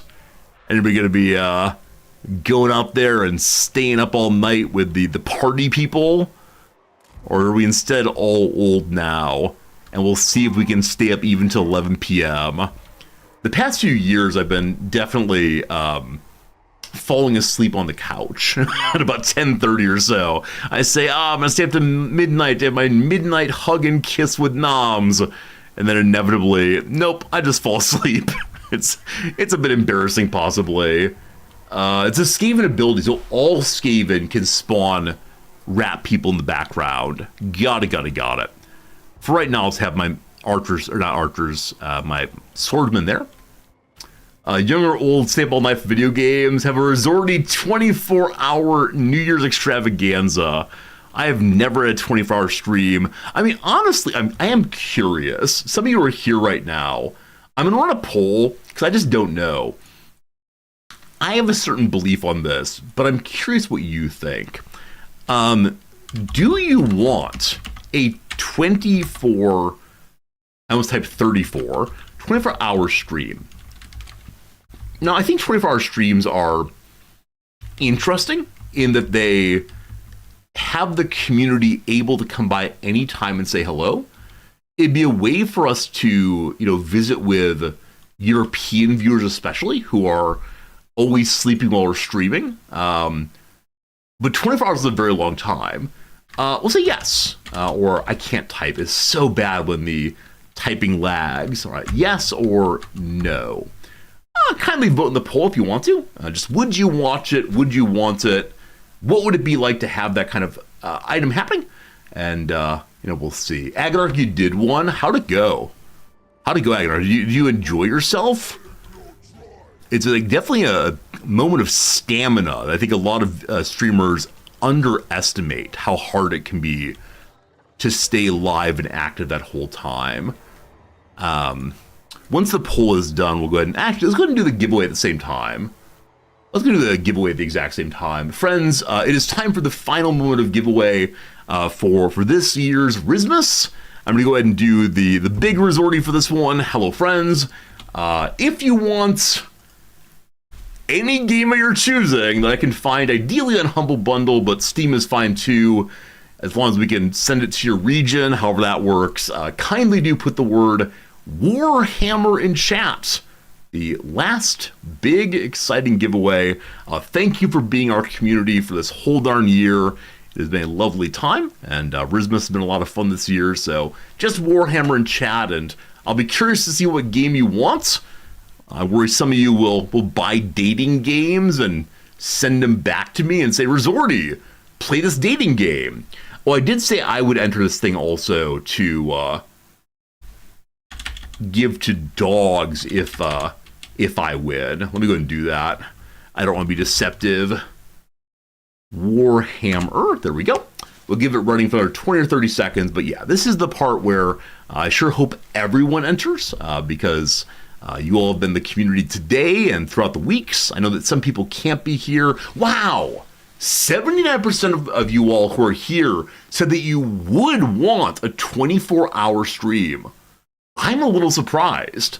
I don't want to say shocked, but I thought our community in general was opposed to 24-hour streams. I thought in general we believed that they were, I thought in general that we believed they were unhealthy and led to like streamer fatigue they'd never come back from. But, oh man, on the weekend days, they're gonna hang out the whole time? Maybe so. Only 22 votes, right? It's not the whole community. Oh, they're not calling my bluff. I'm never saying I'm gonna do this. I'm simply saying, would you want me to do this? Jamie would have voted no. Yeah, I definitely lean in the direction of no on this kind of thing. There was a mention on the way through that maybe like a 12-hour stream would be cool. Because I do stream for 5.5 hours usually each day, and that's good. It feels very, very good. Chat like seeing streamers suffer? Maybe so, maybe so. Yeah, we probably would never do 24 hours unless I would break it up with other people taking over the stream somehow. Let the mod stream maybe. Force dear old Pepper to show up. Have Cyber Oracle do some crafting. Have beloved Noms show you her favorite pens. I think I'd do 12 hours. I think I'd do 12 hours, 24 hours of crossword puzzles. My little head would melt, I guess. Anyway, many of you have entered the Warhammer things. It is time for the big drawing. In just a few seconds here, I'll draw to see who the winner is. 42 people have entered the giveaway. Am I in there also? Can I enter my own giveaways? Uh-oh. Uh-oh. That part where I said, if I win, dogs will get it. Well, hi, dogs. Hope you're doing well. Oh man. All right, 3, 2, 1. The winner of any game they want is Dinolfin, following for 2 years. Always cool when a longtime member of the community wins big. Congratulations. Please go ahead and send me a message over on the Discord, whatever game you want. Again, I'm not getting you all the DLCs. Not getting you all the DLCs to any game. One DLC is fine, or any game you want. It doesn't have to be one I play on stream. The last person who won a big giveaway chose Silent Hill 2, a game I will never play on stream or otherwise. But congratulations, absolutely, and yeah, thanks for being here all the way through. Good night, Jim. Sleep well. Happy holidays. We'll see you again real soon. Friends, we've set up this thing in order to be ready to battle. I have no idea what's out there, so we're just kind of randomly set up. We'll shift ourselves around based on what we see. We do have one artillery unit ready to bombard, but I'm guessing they're going to stay back and just spawn rats into our back line, so we'll probably have to push in. But let's see what's happening here. The battle begins, and oh, is this a kind of battle where they get to march their way in? Oh, I've never intercepted before. So they may not know we're here. Hi-ho, hi-ho. The rats are on the go with a march, and is soon gonna die. Hi-ho, hi-ho, hi-ho, hi-ho. So they don't have an extraction box, right? They don't have a way to get to this location and win. we just block their path. This is cool. I know dwarves can do this kind of thing also. I can imagine dwarves being really quite good at holding the line. I probably should run forward to here to ensure that they can be fought on the high ground, but I'm not sure about that. Anyway, enemy units spawned behind, as kind of expected. We'll send our lord over to beat the dickens out of him, as one does. That's right, the dickens.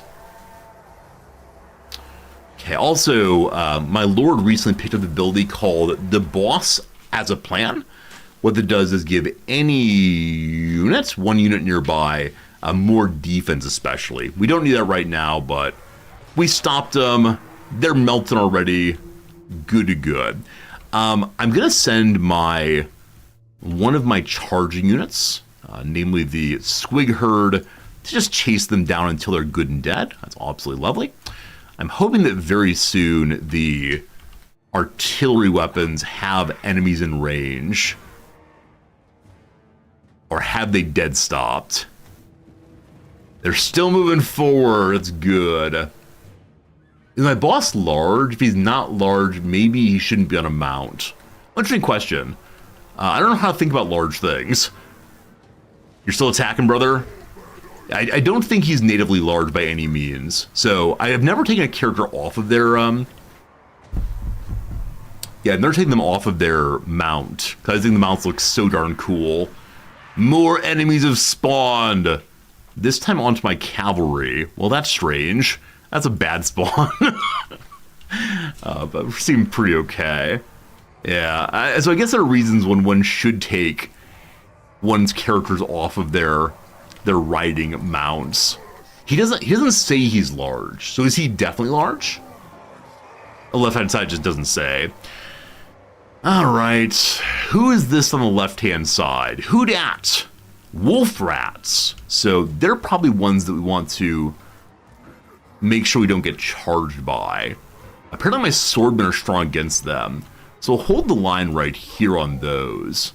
Right-hand side is some shielded people.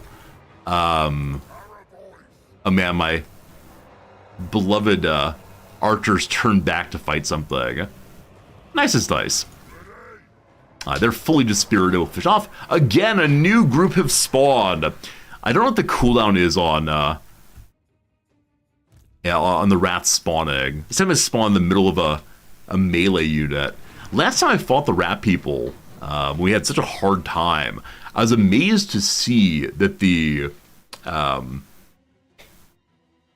rat people consistently spawned on my archers. They made such good choices.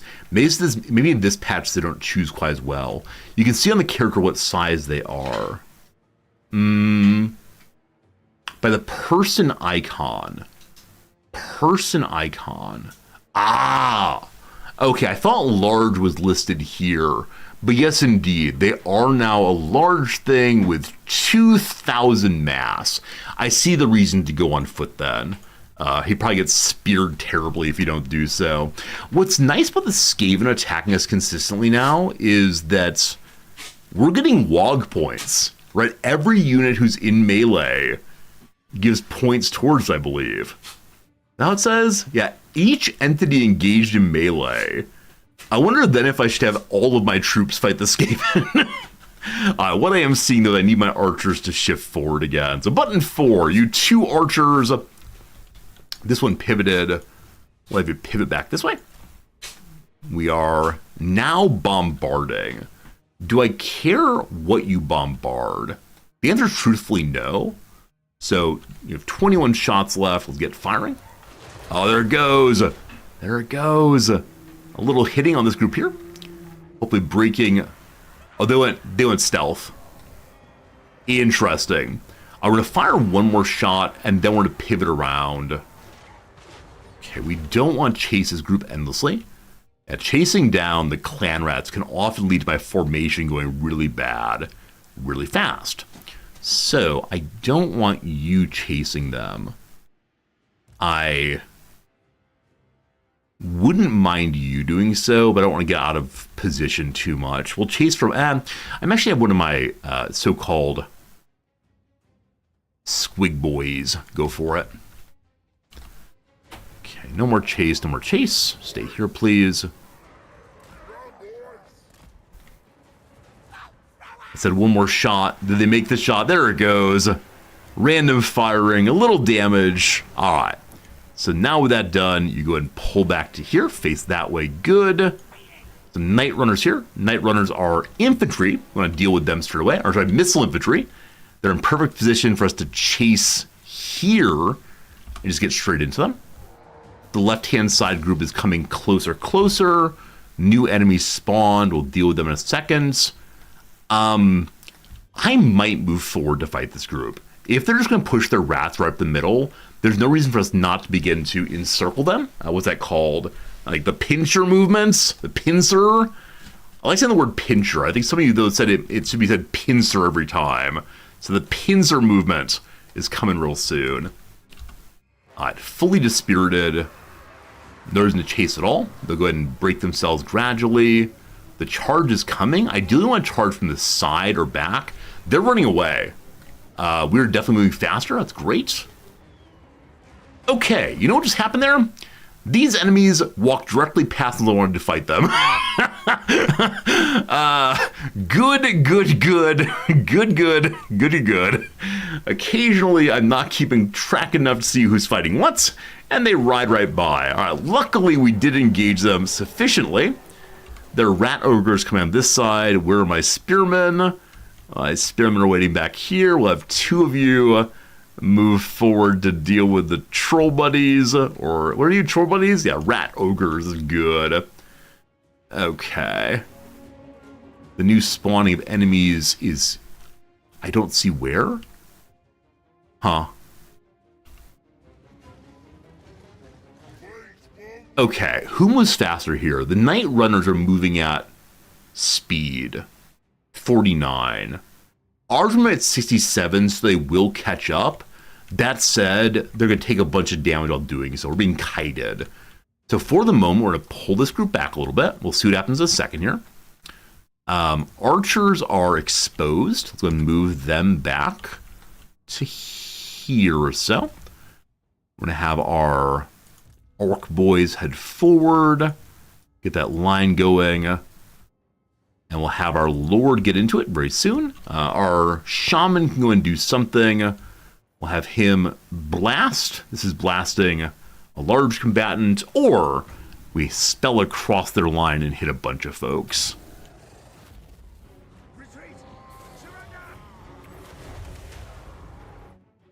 Their slingers are doing a bunch of damage onto our folks here. We'll have to make sure we're out of their range very soon. They've been dispirited, so we're going to go ahead and actually directly engage or disengage. I think the pincer movement's the way to go. So head this direction for right now, and then in here, these rat ogres. What's the ground here? Are they making a mess as they go? Possibly. We'll get some other half of the spearmen to engage on that buddy. If we can get set up correctly in a moment, I'd like to go ahead and charge into the slingers. They're disengaging again, so we'll put you here for the moment, and hopefully have this one continue drawing it forward. Our trolls are doing nothing. We'll see how it goes. The pausing. Hello, trolls! Let's go smash some rats. Considering them to go smash the slingers, we'll see. Lord is ready to go also. Let's get you just moving into fight. Infantry, ideally. Did my Shaman cast? Indeed he did.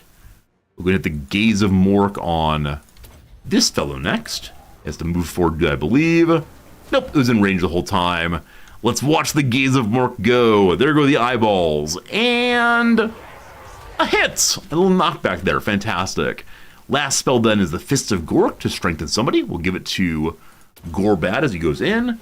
Gorbad also has a charge. And you have a way of strengthening yourself or others. Okay, another group of rats appear. It's actually two groups of rats right here. Keeping Gorbad back to help with that might be good. They are getting on their artillery. We don't want that. So, you are Sleepy Goblins. Sleepy Goblins, I'm going to use you to come help back here. as a way of just keeping the rats under control and protecting artillery. This is a place where I could use the fire blast to deal with the rats spawning here, but I'd like to save it as usual. Okay, one archer group's in position, but facing the wrong direction. Get them facing that way instead. You're firing wildly good. Let them fire onto the enemy slingers instead, as a way of trying to push them back some. This troll is doing nothing. This troll will march for the enemy leader. Okay, fantastic to see who scared this buddy back. And there is not a hole here, but will there be in a moment? There will be. Okay, spring buddies are going to wait a second. Actually, you're not springs. You go there. You prepare to move through this hole. Is there a hole there? Is there a hole there? There's a hole there. Do it. Do it, do it, do it. Fantastic. I absolutely love getting through the enemy lines. It's one of the best feelings of this game for me. Clanners being dealt with. We've caught up to the enemy, so they've now been engaged in melee. How great is that? A lot of running away. I do look forward to actually killing the Lord here. Will not let him run. But I think it was a fairly good movement. More spawning of enemies. More spawning. There they are. Oh, the troll. Oh, troll's taking some real damage. Troll's taking real damage off something. Let this troll move this way. And this troll actually disengaged from battle. Where's my Lord? He is chasing. I need to turn the chase off on him. Get him to buff himself. Or he can really only buff allies. It really is only buff allies. So buff the troll here. I want the other troll not to break. I don't know his range is on that one, though. They're not breaking now. They're disengaging safely. Okay. Is this Lord trying to run away? Maybe so. Okay. You're not allowed to buff yourself, unfortunately. So we can instead use our defense on someone who's wavering. Actually, no one's wavering right now. We'll save that. Just beat Dickens out of you instead. Good victory for us. The shaman is doing nothing. Alright, everyone just moves forward to deal with Big Boy here. Another spawn there, that's fine. Okay, who else is not really doing much? I mean, our spearmen here have won so well. We'll get them in as well. I wonder if I should set up a line back here just to slow down the enemy's retreat, actually, so they can't go through there. It's one of the more frustrating things that when the enemy Lord retreats, which is happening right now, it's hard to stay on top of them sometimes. So hopefully I can get someone going that way. We'll get our charging buddies to charge into him. Just slow him down some. Awesome. Awesome, awesome, awesome. A good battle through and through. Probably could have done somewhat better if I'd gotten onto the enemy boss earlier. But I think we played in a pretty safe way, which I think was a good decision. Also, Safeway is a grocery store, I believe. Something like that. We have him locked down pretty well. The spear line will not get there in time, but he's being pushed into a wall. What's your name? I should know your name as you are dying. You'll be gone soon. Good old, what's your name? Transform Skulle, a warlock master. He could lock the war, but he could not lock the battle. Something like that. Okay, we can do one of the blasts on his eyes. Please cast. You have line of sight. You're standing right next to him. I love you need to have line of sight for casting a sight-based attack. Come on, you can do it. Or maybe there's no line of sight over top of the mouths. Maybe it's actually very hard to get line of sight. Oh, you got it, you got it. Hey, there you go. I believe we may have hit one of the mouths. These things happen. How much health do you have left, brother? 122. If Gorbad hits once more, please stop missing. That'll be over. Yeah, I always find this part of the battle the silliest. Those of you who play the tabletop version of this game, Is that what happens to lords often? Like, is it the case that you end up swarming the enemy commander? Decisive victory. It's supposed to be a close victory, I believe. So he did better than planned. It's absolutely wonderful. Absolutely wonderful. I believe he'll be good and gone. He didn't have that many troops at all, frankly. So, yeah. It worked out though, okay. Yes, often the enemy commanders do get swarmed tabletop also. That's cool. That's cool. I hope it's not quite as silly. I hope that players will concede rather than require their enemy to beat the dickens out of them for 10 minutes of just missing. Oh, it did say decisive victory in the auto? Oh, okay. Why did I take the fight then instead of auto resolving it? Oh, there are enemies I've not seen before. I want to see new enemies. All right, lovely work. I don't need to heal that much. Scrap would be amazing. We can't get scrap. Tiny bit of money, probably not. Let's go and get the experience on everybody. All right. So one is dealt with. Huh, I thought the Morphinor here would attack my my city there. What you doing, Morphinrot? What you doing? Warhammer tabletop community is one of the most toxic players on the planet. Why would you say that? What makes them so toxic?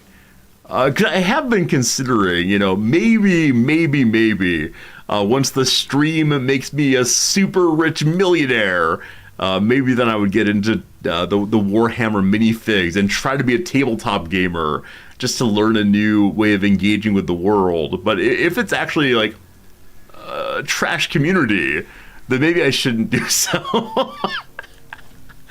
All right, one of our settlements was sacked.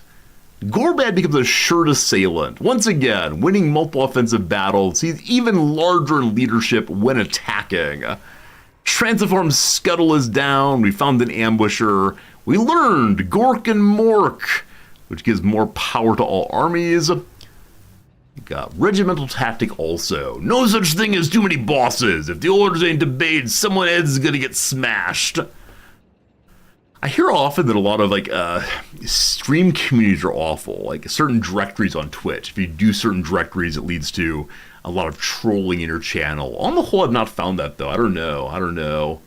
You're a Flames of War player. You get tons of players from Warhammer community that have been chased out from toxicity. Yeah, I should look into it then. Look into it because I don't want to get involved in it if it's toxic. Some people are toxic, most aren't. Shepard, I think that's probably true of most people, right? You can pick out the individuals who are so awful to one another, and if you focus on them too much, you think, all people are awful, but no, it's probably the case. The majority of us are trying to do a good job and be kind and so on, so maybe I'll try to meet the Tokyo gaming community at some point. I think Nams and I have talked sometimes about going to like a board gaming meetup or a board game cafe and see what people are like there.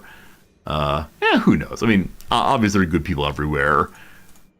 I do worry about the people who've come to Japan simply because they believe it was the anime Princessville. But who knows? It's like finding a great D&D group. Absolutely. It's a matter of finding the people that work well with you and that you enjoy spending time with. All right, Tim the Brainy Boy is leveled up again. No new items this time.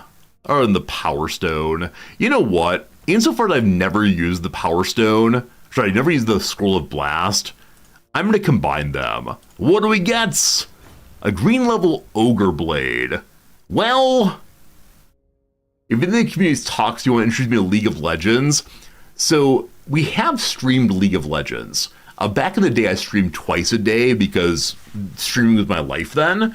And so the morning stream would be League of Legends stream. And I played a variety of roles, notably ADC. And anytime anyone was even a little toxic to me, I would try to be overwhelmingly toxically positive. Like, hey guys, we're all working together here. Hey guys, if we have a negative attitude, we're more likely to lose.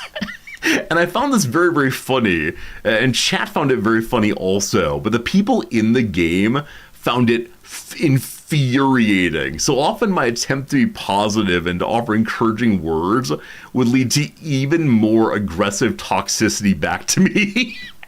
I found that the Twitch League of Legends community was pretty cool with me. They were often very surprised about how I had a large viewership, given that I was so bad at the game. And I would occasionally suggest that I'm actually really good. I'm just trying something new here. And of course, this could come along from other communities. But it was a fun time. It was a fun time hanging out in that directory. And but yeah, I know that the frustration in MOBAs, games like League of Legends, is so often that even if you have played very well, in your opinion, another player who doesn't play terribly well can cause you to lose the game, especially at higher difficulties or higher ranks. And so it's frustrating. I spent 40 minutes playing this game and that guy screwed it up, even though people go negative way too early many times. Hello, Noms. Hello. How's it going? Going okay. I'm glad it's going okay. This man appears to be wearing somebody else's skin on his self. Yep, he is a orc shaman. He has dressed himself in the skins of animals to be an animalistic beast. I have no idea, but yeah, he is. Yeah. At first, I thought he was a mount, but then I realized he has a mount. He has a mount. A war boar. He is not a mount. It's true. Speaking of which, I should have Narla. Yeah, Narla goes back to the stable for now. We'll have Gorbat on foot instead. Now I'm thinking he might be a little tired. Maybe he should use somebody else's mount. I believe you can unlock more mounts later in the game for each of these. Maybe not on this one, I don't know. Any particular reason for the visit, or just stopping by? No, just stopping by. That said, it is 1:30, and I wanted to end about 1:30 with you home, so thanks for coming by for the end here. What's up?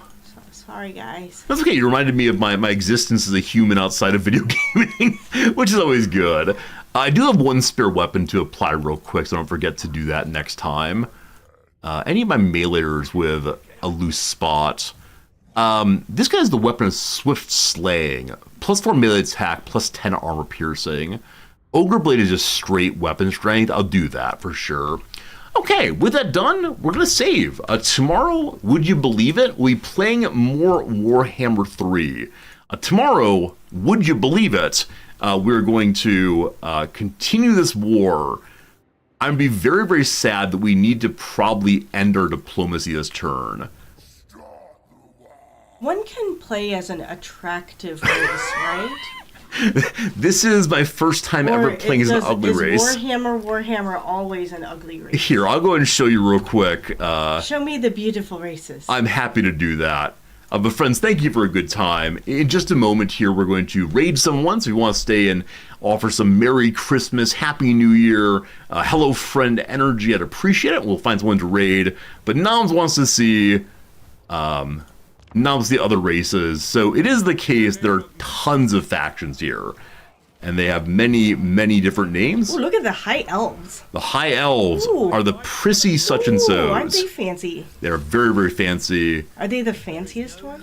Are they the fancy? I mean, the Empire's pretty fancy in moments also. But yeah, it's probably the case that they are among the more attractive races. Hey, Jerry, I appreciate your kindness there. Yours always look like... They look so tired and angry. I mean, it's long fighting. I mean, the dwarves are attractive in their own way. Oh yeah, they're adorable. I don't know if they like... They're nice. Yeah, they look nice. Yeah, they're part of the friendly races. Yeah. There's the standard humans, of course. The Empire right here. Empire's blessings, yes. Do they all speak in British accents? I think they all do sound kind of British, yep. Different faces and such.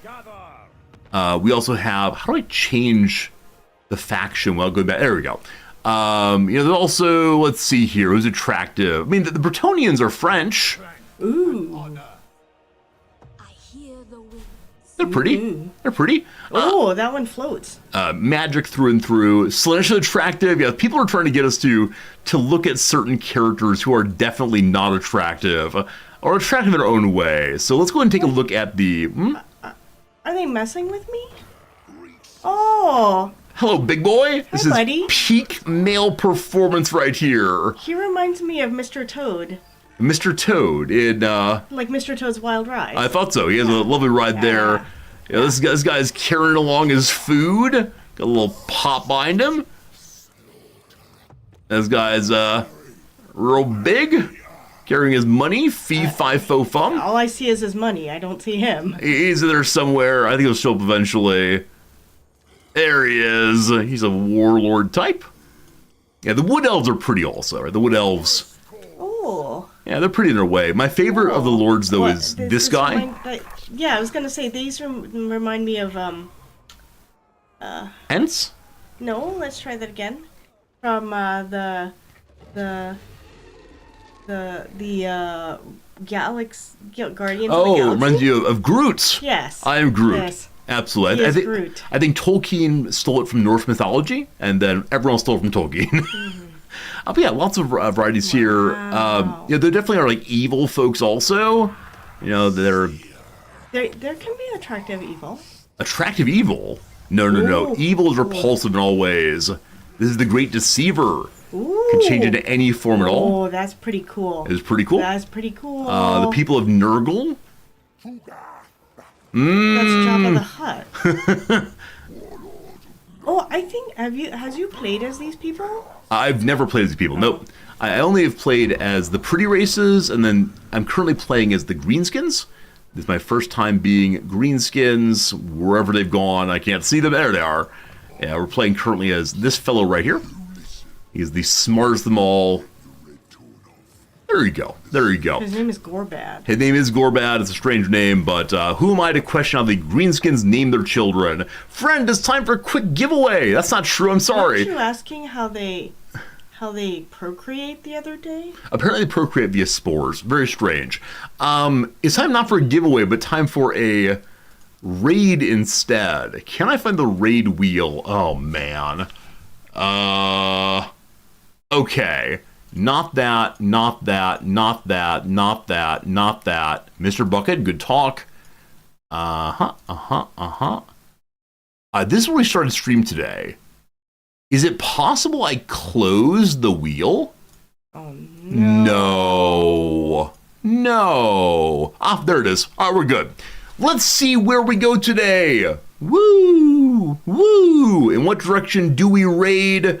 Today we raid sideways. We're meant to find a streamer of similar size to us, ideally playing the game that we play. So we're looking for a streamer between 100 and 300 current viewers.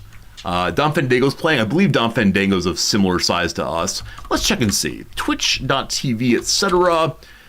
Directory, category, Warhammer 3. Yeah, I think Don Fandango's good. There I am. Happy Resorty. There's Don down here. Has a webcam. He's a nice person. We'll go ahead and say a little hello, comma, friend, smiley face. And see if they reply at all. Because they don't work with other people. Yeah. It's because they want to be sneaky. When you get there. What's up, man? There we go. Consider offering a hello friend. I'm going to just do Resorty, HFF, and channel. If you want to use those as your follower, you can use the emotes. Just send them over, offer some kind words, and we'll return. Oh gosh, bad typing. Oh boy, all right, there we go. Put these in chat if you want to. I'll be back tomorrow with more Warhammer. It'll be a lovely time. For now, I thank you, I appreciate you, and see you again real soon. Silent night, holy night. Didn't they work with another unit when the battle was done? They killed the other Marines because they're secret. Not other Marines. They would have killed, like, in Armageddon, they were called in to help